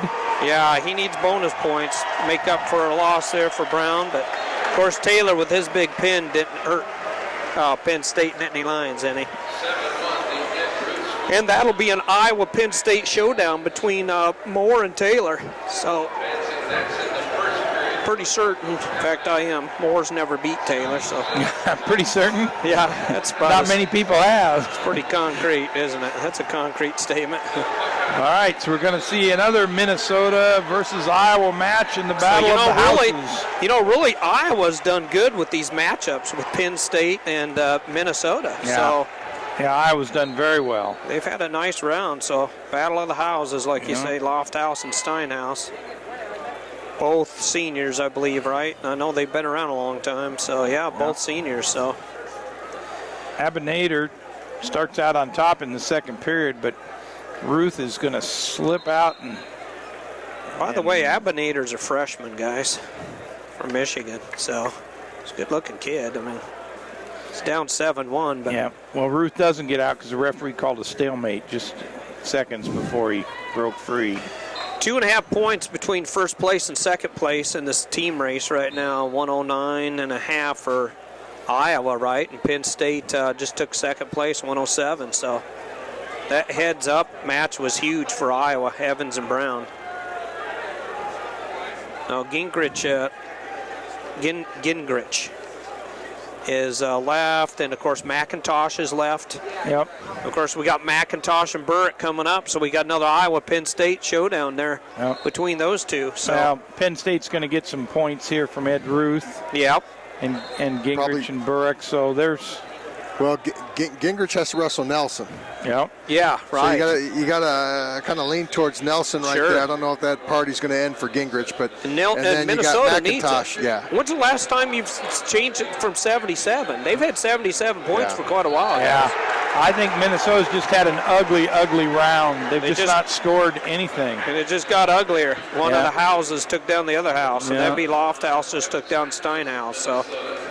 Look over here on mat number 1, kind of focus on the backside of the match as Nico Reyes is wrestling John Rizgala, and they are in overtime, and it's a 2-2 score in overtime. There's 30 seconds left in the first overtime period, so Reyes let's see what he has. And over here on mat number 4, another Illinois wrestler. He's wrestling Alex Polizzi from Northwestern, is wrestling Mario Gonzalez from Illinois and leading 1-0. We're late in the second period. And here goes Nico Reyes with the score and a takedown in overtime. Huge for the freshman. So he beats... So Reyes punches his ticket for sure instead of having to sweat it out in the 7th and 8th place match. And Rizgala's got to come back and do it on the backside. And big for Reyes. Definitely doesn't help Michigan State in the point total where they're kind of coming up the rear on this one. So Rizgala goes down, so... Reyes is victorious. Abinetter's done a pretty good job. He's kind of ran and drifted from Ruth, and let's see what he does here. Yeah. Yeah. Ruth up 8-1 as we start the third period. Ruth also with 1 minute and 5 riding time. A lot of riding time, so. Tricky match right here for Braden Atwood, right here against Tim McCall. So Steinhaus with the reversal, and now it's 2-2 in the battle of the houses. It is. Knocking down that riding time. Yeah, that's important because Lofthouse almost had the minute. So Steinhaus wrestling real smart. He's going to have to bring Lofthouse down. He front trips him. So front trips him. We got Jay Robinson and Brandon Eggum in the corner for Minnesota. Over there coaching him. Morning Star, and is that Terry Brands, I think? Yeah. Terry's wearing white. Tom's in the black. Yeah. You traveled a lot with them, didn't you? Or did you? I thought you traveled a lot with the Brands. I know you guys all know each other pretty good. I've seen you talk before. I don't know what you're talking about, but I think you're saying I could crush both of you guys at the same time. They don't travel well. Tom and Terry do not travel well. Yeah, they don't fly well. They don't travel well. They don't like travel. They don't like flying. Yeah, I bet they're not afraid of it. They just do not like it. And they let you know they do not like it. So Ethan Lofthouse starts the second period with an escape to take a 3-2 lead. So, well, I'm not going to bait you for some craziness, but you wrestle both of them at the same time. What happens? That'd be a crazy match. Well, I don't know who to pick. You know, normally if you're in a fight with multiple people, you try to fight the toughest guy, but they're both going to come at you. So I don't know who you. You know, it doesn't matter. They don't care if the other one's screaming or not. Go ahead, kill him, but I'm going to kill you type of thing. So. Well, your nickname was Killer, so I know where my money's going. But Depending if they get up behind you, right, Tom? Oh, yeah. That's... They're tough kids, though, aren't they, for their weight? Polizzi opening up a lead here on Mario Gonzalez. Mario got in a scramble, had a legal hold, and actually put Polizzi to his back and didn't get the points out of it, and ended up giving Polizzi a point. Polizzi gets a reversal and wins the scramble, so he's up 6-3 right now with 30 seconds left. Just not too long ago, it was 1-0. Yeah, I mean, Mario is really, you got to tip your cap to Mario. Mario has really gutted that one out, done a really great job on that. How's the houses coming, Jeff Murphy? The houses are 3-2 in favor of Ethan Lofthouse. It is 25 seconds left in the second period. So really, Steinhaus has tied it, but yet to lead it, right? As Lofthouse shoots in. So. That's right. On it. Gosh, you hate to see that. Polizzi in on a shot. Yeah. And Mario tweaks his knee. And wrestled the match. That's one of the things I had said earlier. Do you wrestle the guy? Do you get him healthy? If he's not 100%, he's punched his ticket. Get him off the mat. Yeah. Set him. It's not. He's going to go in unseated. Yeah, right, yeah. Now he's going to go in maybe not at all. Here's a little iffy thing. You've gone down the road. Do you default this kid now? Major decision by Ruth. Let's keep an eye on the team race. Ready, guys? It's supposed to be a running team race score up here, right? He's got to sign the sheet, and it's got to go back to the... Sign the sheet. Somebody's got to punch some buttons. Yep, so Ed Ruth with the win. With a major, 9-1. Appinator, tough-looking freshman there. We go into the third period, and Steinhaus gets the escape early in the third period. So once again, he ties it, but has yet to lead it. Yep, correct? So it's 3-3, a minute 45 seconds left in the match, 28 seconds of riding time in favor of Lofthouse. So look at this, guys. You ready? Iowa is still in the lead because they haven't punched in the numbers yet, but we got Iowa Penn State down here. And we got Iowa, Minnesota. So Iowa needs to win these two, and they can really make some noise and make it tougher on the big takedown there by Lofthouse. Yep. So. Lofthouse takes the 5-3 lead with a minute 17 seconds left. Hurt their cause any, and I have not seen Minnesota leave 77 points for quite a while. Yeah. Yep. That's right in front of me, too. Yep. You look over on mat number 4, you got Polizzi, against Gonzalez. Yeah. Gonzalez is clearly hurt. And you want to know how competitive the Illinois coaches are? They weren't going to default. There's 14 seconds left. They weren't going to give those 2 bonus points. Yeah, right. To Northwestern. They were going to make Northwestern earn every point that they got. So. Yeah. Illinois is in 4th place, by the way, right now, ahead of Nebraska by 1.5 points. 69.5 to 68. Ohio State has 66.5. So perfect example of these Big Ten coaches showing you how competitive they are. Yeah, they are. Over points. All right, so Lofthouse gets the escape. And Steinhaus, I'm sorry.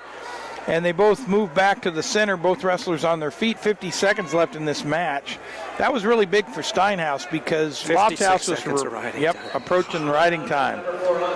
So it's going to take a takedown to win it. Steinhaus in on a single leg, and Lofthouse tries to duck under him. And he trips. And Steinhaus slips off. There, guys. 33 seconds. Boy, Steinhaus looked like he was in on that one. Oh, you thought he had it. Dead Absolutely. center. Nice recovery by Lofthouse. He's kind of raised his head up, refocused, and Steinhaus went down. Steinhaus going to that trademark outside single. Yep, 17 seconds. 5-4, that's huge, maybe. Oh, Steinhaus going for a reach. Yep, 10 seconds, you got time for one more shot. Got to go. Stall warning. Doesn't matter, too little, too late. Lofthouse. There you go. I was having a good round, guys. 5-4. Yeah, so here comes 7 points. Kind of 116.5 to 115.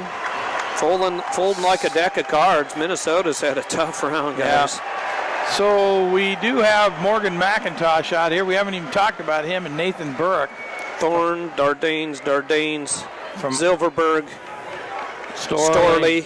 Steinhaus. Man. Ofer. And you got for the Schiller. semis. 0 for 6. Or for the 5. semis. Man, that's Schiller and Heflin right here. Yep, Schiller and Heflin. So we got both 197-pound semifinals on the mat. McIntosh giving Burek a nice little hamstring stretch. Yeah. Yeah, he's checking out the hamstrings. To no avail, they go off the mat, back to the center.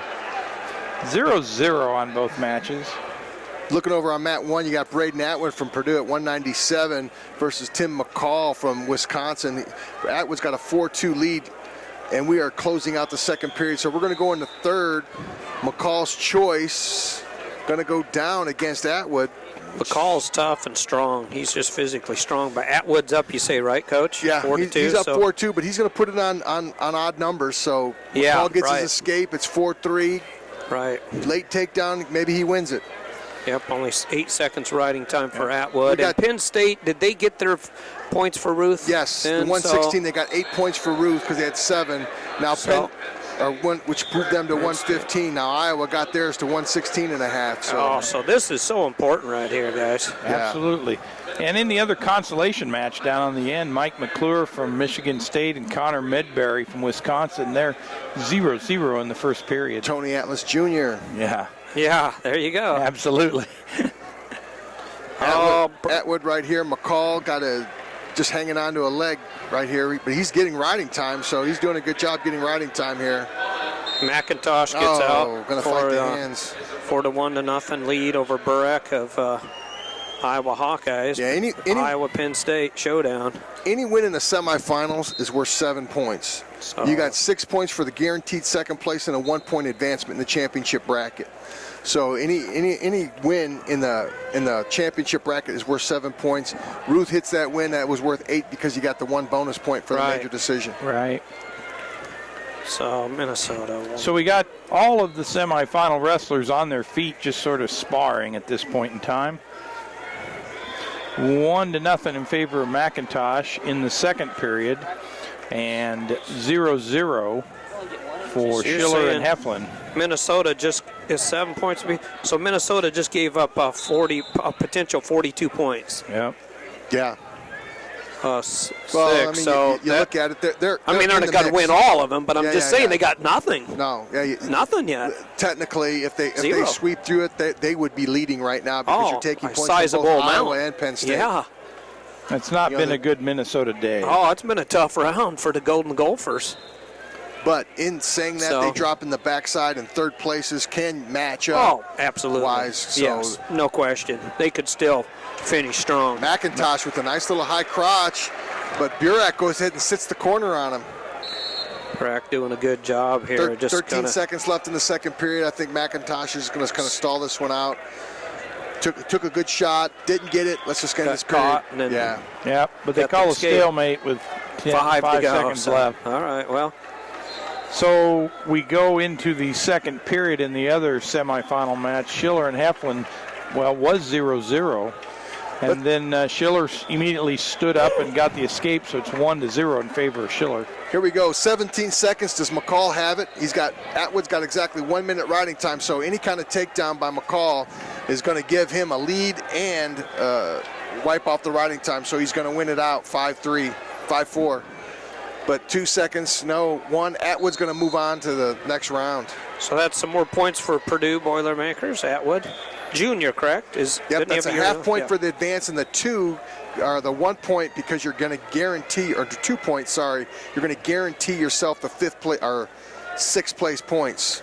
So that's a 2.5 point lead. So Purdue jumps up to 29 points. So they retake 10th place with 29 points. All right, so we go to the third period. Look at the body lock. Yep. But I don't. He sets him back in. Schiller and Heflin. Heflin loves the throw. He's been pinning people. He's been dangerous. 2 bulls going at it, but they go off the mat. Locked it up. Schiller and a thriller. Yeah. That's what happened to him against Kyvan Gatson at Hilton. He got locked up in a bear situation. Remember that one? Yes. Morgan McIntosh riding out Burek, but Burek with the escape ties it up 1-1. So exchanging escapes. Wow. Yeah, McIntosh with 21 seconds of riding time. Penn State needs this, guys, for the team. I know it's not over till tomorrow. I realize that 2-day tournament, but some of these points can be the difference maker. Iowa, on the other hand, had a real good round. Yeah. Hawks have had a great round. I won't say wrestled as good as they could have, but they've wrestled pretty good. Tony Atlas Jr. over there, yeah, a.k.a. Yeah. McClure from Michigan State gets a late takedown, so he's Over up Medbury. 3-1 over Connor Medbury from the home school. Yep, keeping the Wisconsin fans. They got their Bobby- sitting on their hands over there. Bobby Telford with the blanket ride over there in mat number 1 versus Nick Tavanello, who last round clipped Adam Kuhn. So, heavyweight kind of settling back into the way it's supposed to be. McClure seated a little higher than Medbury. Looks like he's on his way to win in that one. Telford definitely seated higher than Tavanello. Looks like he's doing pretty well over there, although we're still in the first period. Trying to work Tavanello's arm there, maybe get some. Looks like McIntosh is going to settle into an overtime shot. There's a shot. Does he finish? Yep, 9 seconds left. He's got to finish fast. Pops him up, trying to hook, double. Yep, don't think it's going to happen. Squared up, we're going to overtime. Well, outside of the superstars for Penn State, Taylor and Ruth, I think Iowa's wrestled a real good round. Or McIntosh needs to make a statement here for himself and the team. And Yeah, Penn he needs State. to put a little tourniquet on the bleeding here. in the other semifinal match really. is all tied up now 1-1. Schiller and Heflin. Heflin with the escape, third period, minute 20 seconds left. So all the wrestlers on their feet with takedowns are going to decide it. Tough match. McIntosh, the number 1 seed, against Burrick, the number 4 seed. Burrick, pardon me, the number 5. So he's wrestling above his seed here already. That big win over Atwood. Yeah. Somebody he hadn't beat before. Right. But now Atwood's kind of been on his nice little own roll back here in the consolations, really. What's going on over here? They're gonna sneak in the 8th place match, or are they? I don't know. By attempt there by Burrick. At 97, McClure wins that match, but I see a couple little guys lining up over there. That's because they've got to decide who's going to get that next place, isn't it? Don't they have to, of the guys that are done wrestling? The 6. Yeah. Only 6 qualifiers, not 7, because of the Gillum Clark situation. That could be the case, or no? 133. How many qualifiers at 133? There's 8, so they got to have the one off. Yeah, sure. They got to know who's next. It's for 9th place. Well, we got rideouts. Burrick starts on the bottom. All right. McIntosh moves up. That was a smart move by him to really jam his shoulder into his opponent. More important than that, Nick Heflin with the takedown on Scott Schiller. That's big. And there's 7 seconds left with Heflin up 3-1. Heflin cuts him. It's 3-2. 2 seconds, 1 second, and the Minnesota Nightmare continues. Yeah. As Heflin from Ohio State wins 3-2. Oh, he's hanging out on a leg again here, but wow. Still made. I don't know what the call was. I know it sounds a little crazy, but keep the sharp knives out of the drawers. That's right. And I'm going to tell you, you talked a little bit earlier about how at heavyweight here, Nilsson and Gingrich, and I'm going to tell you that I'm not too sure Gingrich. Did he get out with no time left? What happened there between Burrick and McIntosh? 1 second he got out. Yep. Wow, with 1 second to go. This has been a Hawkeye round, guys. Yep. McIntosh can still get out, obviously. And well, here's the thing.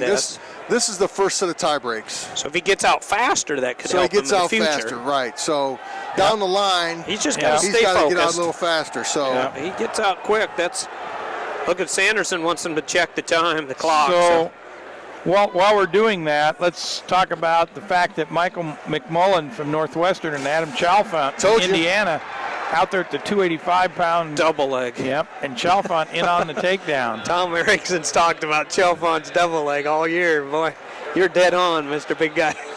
Yep. He's got a wicked double, don't he? Yep. Yeah. But McMullen escapes, so both wrestlers on their feet back in the center of the mat. And Burrick and McIntosh up. He would love to get a reversal. You'd like to get a reversal instead of an escape, but I think you get the one, though. You get the one. You got to get the one right away. Sure, the one. Secure it. If you can secure it, but he was doing a reach back, though. You can't start worrying about twos. You got to get your one. Yeah. Get free and get clear and live for another day. I was just calling that because it looked like he was going to go for the set-out switch, and he's going for it again. Right now. He's going for it again, guys. On the edge, but that's a great place. He's got to get his leg. Oh, he called the reversal on him. Well, he gave it to him because he had the back leg hook. Yeah. Yes. Okay. Yes, he Yes, did. You're he does. exactly He had right. the back leg hook. That's the only That's a reason good he gave it to call. him. So all he's Alright, got to do so- is ride him out. So McIntosh 1 winds second. up. That's it then, That's right? it. 1 Yeah, second. time's out. Wow, just like that. Big reversal Morgan there. McIntosh with the reversal. 3-2 over the There he is. Hawkeye. Well, I saw him going for the reversal first time. Well, it was a Hawkeye night right up to that point. That was big by McIntosh. That was two-point not only being reversal. the number 1 seed, but not only for being from Penn State, they had to Yeah, stem the gonna help bleeding. him. You, Yeah. you had to slow the bleeding down on that Yeah, one you because did. that was just crazy. Hawks were on a roll. All so. right. So do we see Gingrich pull off the big upset and just make the Minnesota nightmare? No. You know what? Okay. I said no very confidently, but I'll tell you what, I would have never thought Minnesota would have had the round that they did. I wouldn't Man. either. You know, I like I said, Thorne lost. Dardane's lost. The other Dardane's brother lost. They all lost. Yeah. Zilverberg. Storley. Steinhaus. Schiller. Wow. What's in their water jug? Obviously not enough of something. yeah. Might throw a little Gatorade. That's a bad round. Look at Chalfont again on another power shot. That's an understatement. He's got Steve. 35 seconds left. McMullen's going to fight this off here on the edge. They call it Black Friday on Saturday. Yeah. McMullen's Chalfont just secured the ankle. He's strong enough to pull him in with one arm. I'm just telling you, that's a very retard strong guy. I hate to say it that way, but He is. yeah, He's he just got that greedy strong. there. Just stay on the single. He made a mistake. That was good job by McMullen having him pull up, but That's how big that was. They got the 7 points. Penn State now. Look at the team score, guys. Yep. 122, 116 and a half. Now, if Gingrich could pull off this, I'd say it's obviously the upset. But if he could pull this off, boy, that'd really help them. 129 then. So that'd be a feather in their hat because Telford's heavyweights winning here, but he's not in the semifinals, so he's not getting as many points for his win over here. Do we know how much Telford could pick up if he gets this? He's trying for a major. Well, Tony He picks Nilsson. up- Well, he would with he the picks up riding 2.5. time. So Tony Nilsson in on an early takedown With the against major? Gingrich. With the major, it's 3.5. 3.5 2.5 'cause riding for the time. guaranteed place points because you're guaranteed the up place points. So Right. you know you're here. You're guaranteed 8th, so you get the 7th, and then you get the Be 6th place 120. points. It'd be up to 120, I believe. So Yeah. up to And then 120 the half still. points advancement through the losers bracket. Right. So that puts him up at 120. So this is important. Telford pulling this out. He's would like to get a major. He does with riding time right now. And his opponent's not getting up. Tavanello from Ohio State Buckeyes doesn't look like he's going anywhere real fast. Telford kind of parallel riding him, but he gets out just enough to make it interesting. Nilsson gets the initial takedown, right, Tom? Yes. So big takedown there for the Minnesota Gopher. He's going to try to stop the bleeding. Big period right here for Chalfont. Big period for Chalfont. Yeah, it is. You know, he's going to be winning here. You know, he closes this out right here. He wins at 3-1. You got to know McMullen's going to get his escape, make it 3-2 with a possible. Oh, cradle by Nelson Yep, here. and there's the fall. Wow, that helped Minnesota. Well, that helped a little bit, huh? Well, he's going to get a 7 and what? Well, 2. no, you're going to get 7, 8, 9 points. 9, so they finally scored. So they're going to go to They've 86 points. been 86, but they've been 77 a long time, so. yeah, but probably as much as it helps the Minnesota Golden Gophers, it helps the Iowa Hawkeyes. It does, yep, because Penn State gets no more points so far, so. But the Telford wins major, so he got his 3.5, correct? Yes. So we're wrestling some 9th place matches right now, with the exception of the one semifinal heavyweight match. Right, Chalfont, too. You pointed out, I believe you did say he's undefeated against McMullen. I don't say undefeated. I know he's won the last 2 or 3. Last 2 or 3 in a row, so I can see why he's the number 2 seed. I talked to Nick Simmons earlier. He said in the seedings they were arguing why he shouldn't be ranked seeded number 1, but maybe Nick saw something we didn't with Kuhn going out, you know. Phenomenal freshman. Came here 28-2. What'd Kuhn do? Lose 2 or 3? He lost 2, so. 0-2. 1, yeah, and then you get 0-2, to 2 and barbecue. sit in the stands the next day. 28-4. So we go to the 3rd period with Chalfont up 3-1 Interesting. and on top. Interesting statistic. Kuhn lost as many matches in this tournament as he had the whole year. Yep. So he came in 28-2, and in this tournament he went 0-2. So Chalfont, bit of a half shot, doesn't get it. Oh, Chalfont bowls There's some ahead. great action for a That heavyweight was match. some great action. And Great action for a heavyweight match. Chalfont wins it 3-2. Does. Number Goes 2 to the seeds final. in the finals against the Tony Nelson. Wow, number 5 seed. So he takes on the returning national champion Tony Nelson from Minnesota, who won in a fall over Penn State's Gingrich. Chalfont. 7 points to Indiana is going to take them up to 34 points and move Purdue back into 11th place. Yeah, so that helped them in the team race, didn't it? Yep, 34. So when we talk about the team race, yeah, for purposes, I think it's all closed out for tonight with the leaders. So up on the big board, we see Penn State University in first place with 122 points, followed by the Iowa Hawkeyes at 121, Minnesota at 86, Ohio State in fourth at 73.5, and the Illini with 69 points in fifth place. Nebraska 6, just a half out. So with 3 guys, in the finals, right? They're trifecta. Yep. Soufflon, Green, and Kokish. The scoring machine for Nebraska. So, but as we all know, and we've all said at one time or other, you score a lot of points. These tournaments are won and lost in the consolation rounds. Yeah, they are going for third. Boy, you get a lot of matches in. Yeah. Going for third place. Let's see. You look at that. Purdue's got a couple guys wrestling for some true 9th places. You got Alex Griffin over there on mat number 4. He's leading 2-1, and then Pat Robinson over here on mat number 2. He's leading 7-2. So you got to feel pretty comfortable about that. And then over here on mat number 1, you're going to have Joe Duke at 133 wrestling for their true 9th. To get into a 9th place match. So. Yep. So we've got these 9th place matches, and then we've got at least one more set of them.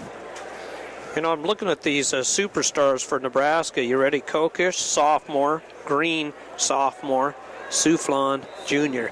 What's so Dudley? They're all back. What's Dudley? Dudley. Is it 70? And then maybe McCall. McCall was Wisconsin. I'm sorry. Yeah, but Dudley's Dudley's 74. another freshman. He's a freshman sophomore.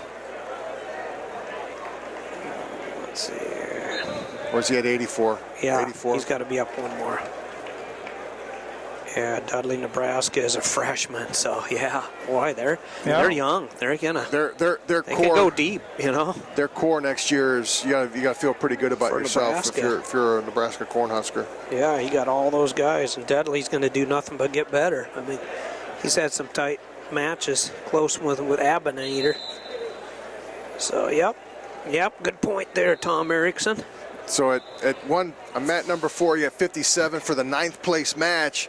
You have, they're gonna wrestle another match. Actually, this is like a semifinal, the 9th place match. You got Alex Griffin from Purdue versus Roger Wildemo from Michigan State, and they're tied 3-3, and they are in the first period still, so they're grinding it out. Mat number 3, you got Randall Linguist from Ohio State with over Benjamin Sullivan from Northwestern 2-1, and mat number 2, Pat Robinson.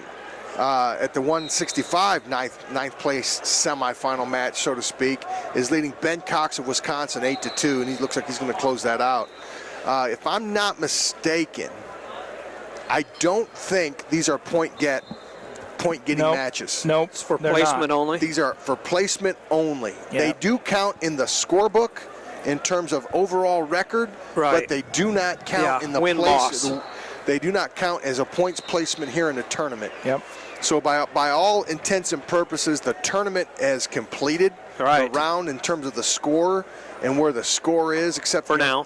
See, the Indiana just switched. The score's 8th place, Michigan, 49.5. 9th place, Northwestern with 44. 10th place is going to be Indiana with 34. 11th is Purdue at 30, and bringing up the back with 12th place is Michigan State with 15. Kind of side note to that, Nebraska was anywhere from 9th to 4th in this round. Yeah, they have. They've been danced all over the chart with this round. It's probably what you do with a team that doesn't quite have the balance. They got those 3 runners, and Dudley did some damage, obviously, but you got those 3 guys that are scoring the points. So until they step on the mat, Yeah. you're falling back, you know. And they're upper weights for the most part, except for Soufflon. With Green is 57-2, and then Kokish. So got some great finals going to be coming up here tomorrow, and then some good third place, fighting for third, still happening, 5th and 7th. All placements matches tomorrow, is correct? Yes. It's going to be for the placement. All placement matches. And, you look at Purdue, they got 3 guys trying to wrestle their way in to that 9th place spot, that one-off spot. Right. And the reason why that's an important spot, but when they go into the meeting, the at-large bid meeting in Indianapolis, you go on the board, and one of the criterion to qualify is to be an one-off, which means you were one off the qualifying. So at 65, they're taking 8. At 57, they're taking 8. Mm-hmm. At heavyweight, they're taking 9th. So they're going to wrestle for that one-off spot. So you are either one off that qualifying weight. So in that heavyweight, they will wrestle it. Well, they'll finish the 9th place person, and then they'll have a 10th place person, which is the one off. So, you look at Purdue, who didn't have a good round. They got 3 guys that are going to be wrestling their way, trying to wrestle their way in to that one-off position, so they can qualify, that many more. I kind of wrote down a little bit right now. They're looking at sending, Michigan State's got 1. Purdue's got 3. Indiana, I don't know what, I think Walsh won, so they're looking at 3, 4. So, these guys are all pretty competitive on that backside of the bracket, just as competitive as the guys are on the front side, on the top half, Penn State, Iowa, Minnesota. It's going to be tough. Tomorrow it's going to be a lot of fun keeping track of all this stuff and sorting it all out. So, and I just went through the finals, and I believe Iowa has 4, and Penn State, because of McIntosh's win, has 5, I believe, in the finals. Pretty sure. Because for Penn State, you have Megalunas at 25. You have Rutherford, the phenomenal freshman. Even though he's number 1 seed, in my mind, he's the underdog against Stever. I don't know. Sorry, guys, for the Penn State fans, but I just call it the way I see it. But who knows? Rutherford already beat him. So he's done it. He hadn't lost yet. So, but like I say, I'm from Missouri. You show me. Yeah, that's right. Yeah, the show me's day. Prove you can do it twice. Yeah, that's right. It might not.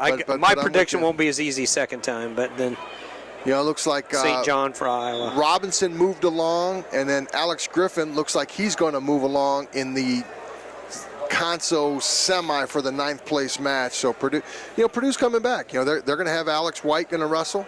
He's on deck on mat number 1, and he's got to wrestle Jansen from Nebraska. Griffin over there on mat number 4. He's looking to get some near fall points, and you got to admire the Purdue fans. The place emptied out pretty good. Yeah. And then you got, you look over there in the section on the right section, looking down our right, you got that Purdue section right there. It's got a nice group of people in it, kind of waiting for their Boilermakers. Got to admire that about the Purdue fans. I always loved their support. Yeah, I know when we were there, Scotty, Too Hotty, and me for the Illinois duo, man, you guys got a tight contingency there. Really do. Coach Hinkle does a great job with communication. He does. And keeping guys plugged in, keeping alumni plugged in and stuff like that. This year, they celebrated their 100th anniversary of the Purdue wrestling program, period. It's awesome. So, as long as they've had the Big Ten championships, Purdue's had a team. Makes my day in a roundabout way. Might seem trivial, but that's my alma mater.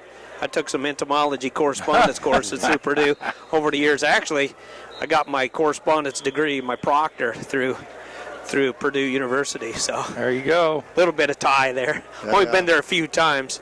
That's back before internet too, guys. I've spent a lot of time on postage, or a lot of money on postage. So. All right, so we move on to several other 9th place matches out here. Chris Held from Michigan, and Caleb Kolb from Nebraska, and Chris Lopez from Illinois, Adam Kuhn from Michigan at heavyweight, and Garrett Goldman and Nick McDarmid from Michigan State. McDarmid from Michigan State up 2-0 at this point in the game, and Bobby Nash up 5-0 over Joe Grandominico. from Ohio State.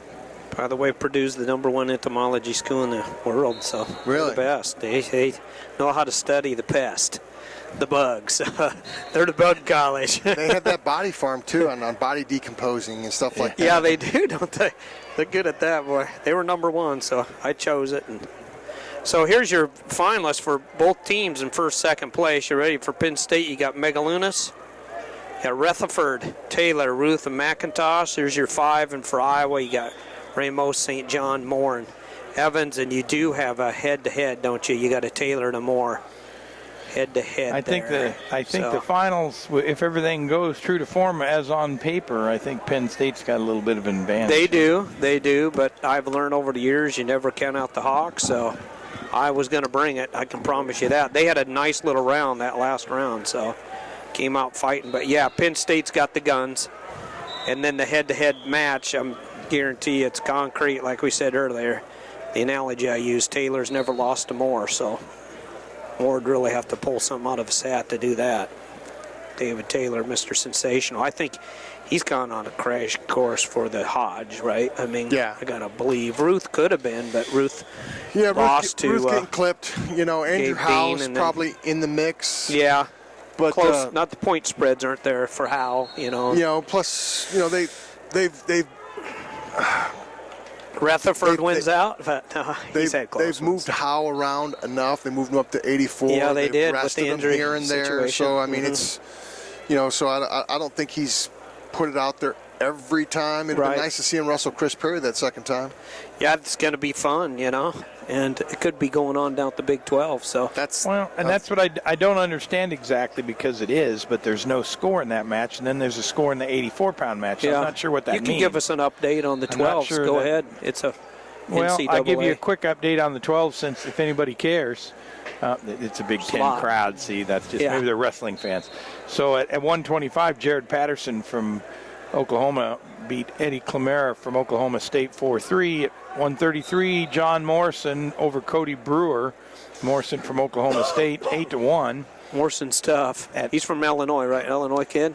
Carl Sandburg High School in Illinois. So I thought. At 141 pounds, number two seed, Anthony Kolika. Did I say that right? Yeah. Okay. Over Gabe Marino, 4-2. Gabe Marino had a good from little Iowa State. tournament. Yep. 149, number 1 Kendrick Maple over Returning Josh national champ at the lower weight, right? Yep. 41 last year. of OU over Josh Kindig from Ohio State. See, I'm at the Big Ten. From Oklahoma State University. And at 157, Alex Dieringer from Oklahoma State over Justin DeAngelis from OU. 8-3. 165, Tyler Caldwell over Mike Moreno from Iowa State, 12-1. Making a statement there. Caldwell from Oklahoma State. Yeah, Yes. and I think Marino beat him in the Big 12s last year, so Caldwell coming on strong. No Then report. we're missing No report big at one. 174. Not sure what that's about. Barry Howe. It's not there. And then at 184, Leland Witherspoon from Iowa State came in seeded number 3 in the tournament. Doesn't surprise me. He's With a fast and dangerous. 4-3 win over Nolan Boyd from Oklahoma He's State. no longer cutting weight. There's a Witherspoon. chance that they may save that Howe Perry match to close it out. Good. Well, that for could, excitement I hadn't factor. thought about that. Could be. They did that with Dakin Taylor at the Nationals last year. Remember how they did that? We talked to the NCAA folks on Takedown Radio or Takedown Wrestling Media, and I tell you what, they might do the same thing this year too. Oklahoma State, Oklahoma City. Pardon me, not Oklahoma there. Sooners, Cowboys in the city. It'll be in the city in Oklahoma, and I tell you what, if it comes down to a team deciding match or something of that nature, they'll shuffle it around this year again. I like that. Do you, Tom, or Jeff? Yeah. What's your opinion? I like it. That was fun. It keeps things fresh and keeps things moving around. I like it. Nobody's leaving. The only challenge I see with it is last year it was an obvious, with Dakin Taylor, but if it's hard to pick, with all else equal, unless there's a clear favorite match, how do you? They're going to let the fans. I think there's a way you can vote this year, though. We'll try to break that news with Scott and myself and Jeff Murphy back in the studio. So stay tuned, because I think the NCAA representative this year said the fans are going to be able to vote on it. We aren't going to be That'd be back good in the vote. studio. Yeah, we won't because we skip out. And because next week is the yeah. best of again. Of course, I'll be on the air a lot. Because Yeah, it'll be a that always best of includes show. that. Yeah, right. Scott will be out doing the World Cup out there, seeing if Iran can repeat, huh? Russia and Iran, So USA. He is going out for the World Cup? Yes. Yeah, he's doing the PA, and so Scotty's going to hear a lot of horns blowed and some drums beat, That's isn't right. So this won't help anybody who's listening, but I think I'm going to go to Cedar Rapids and see the Division III championships. he? Yeah, it'll be fun at the U.S. Cellular Center, completely remodeled.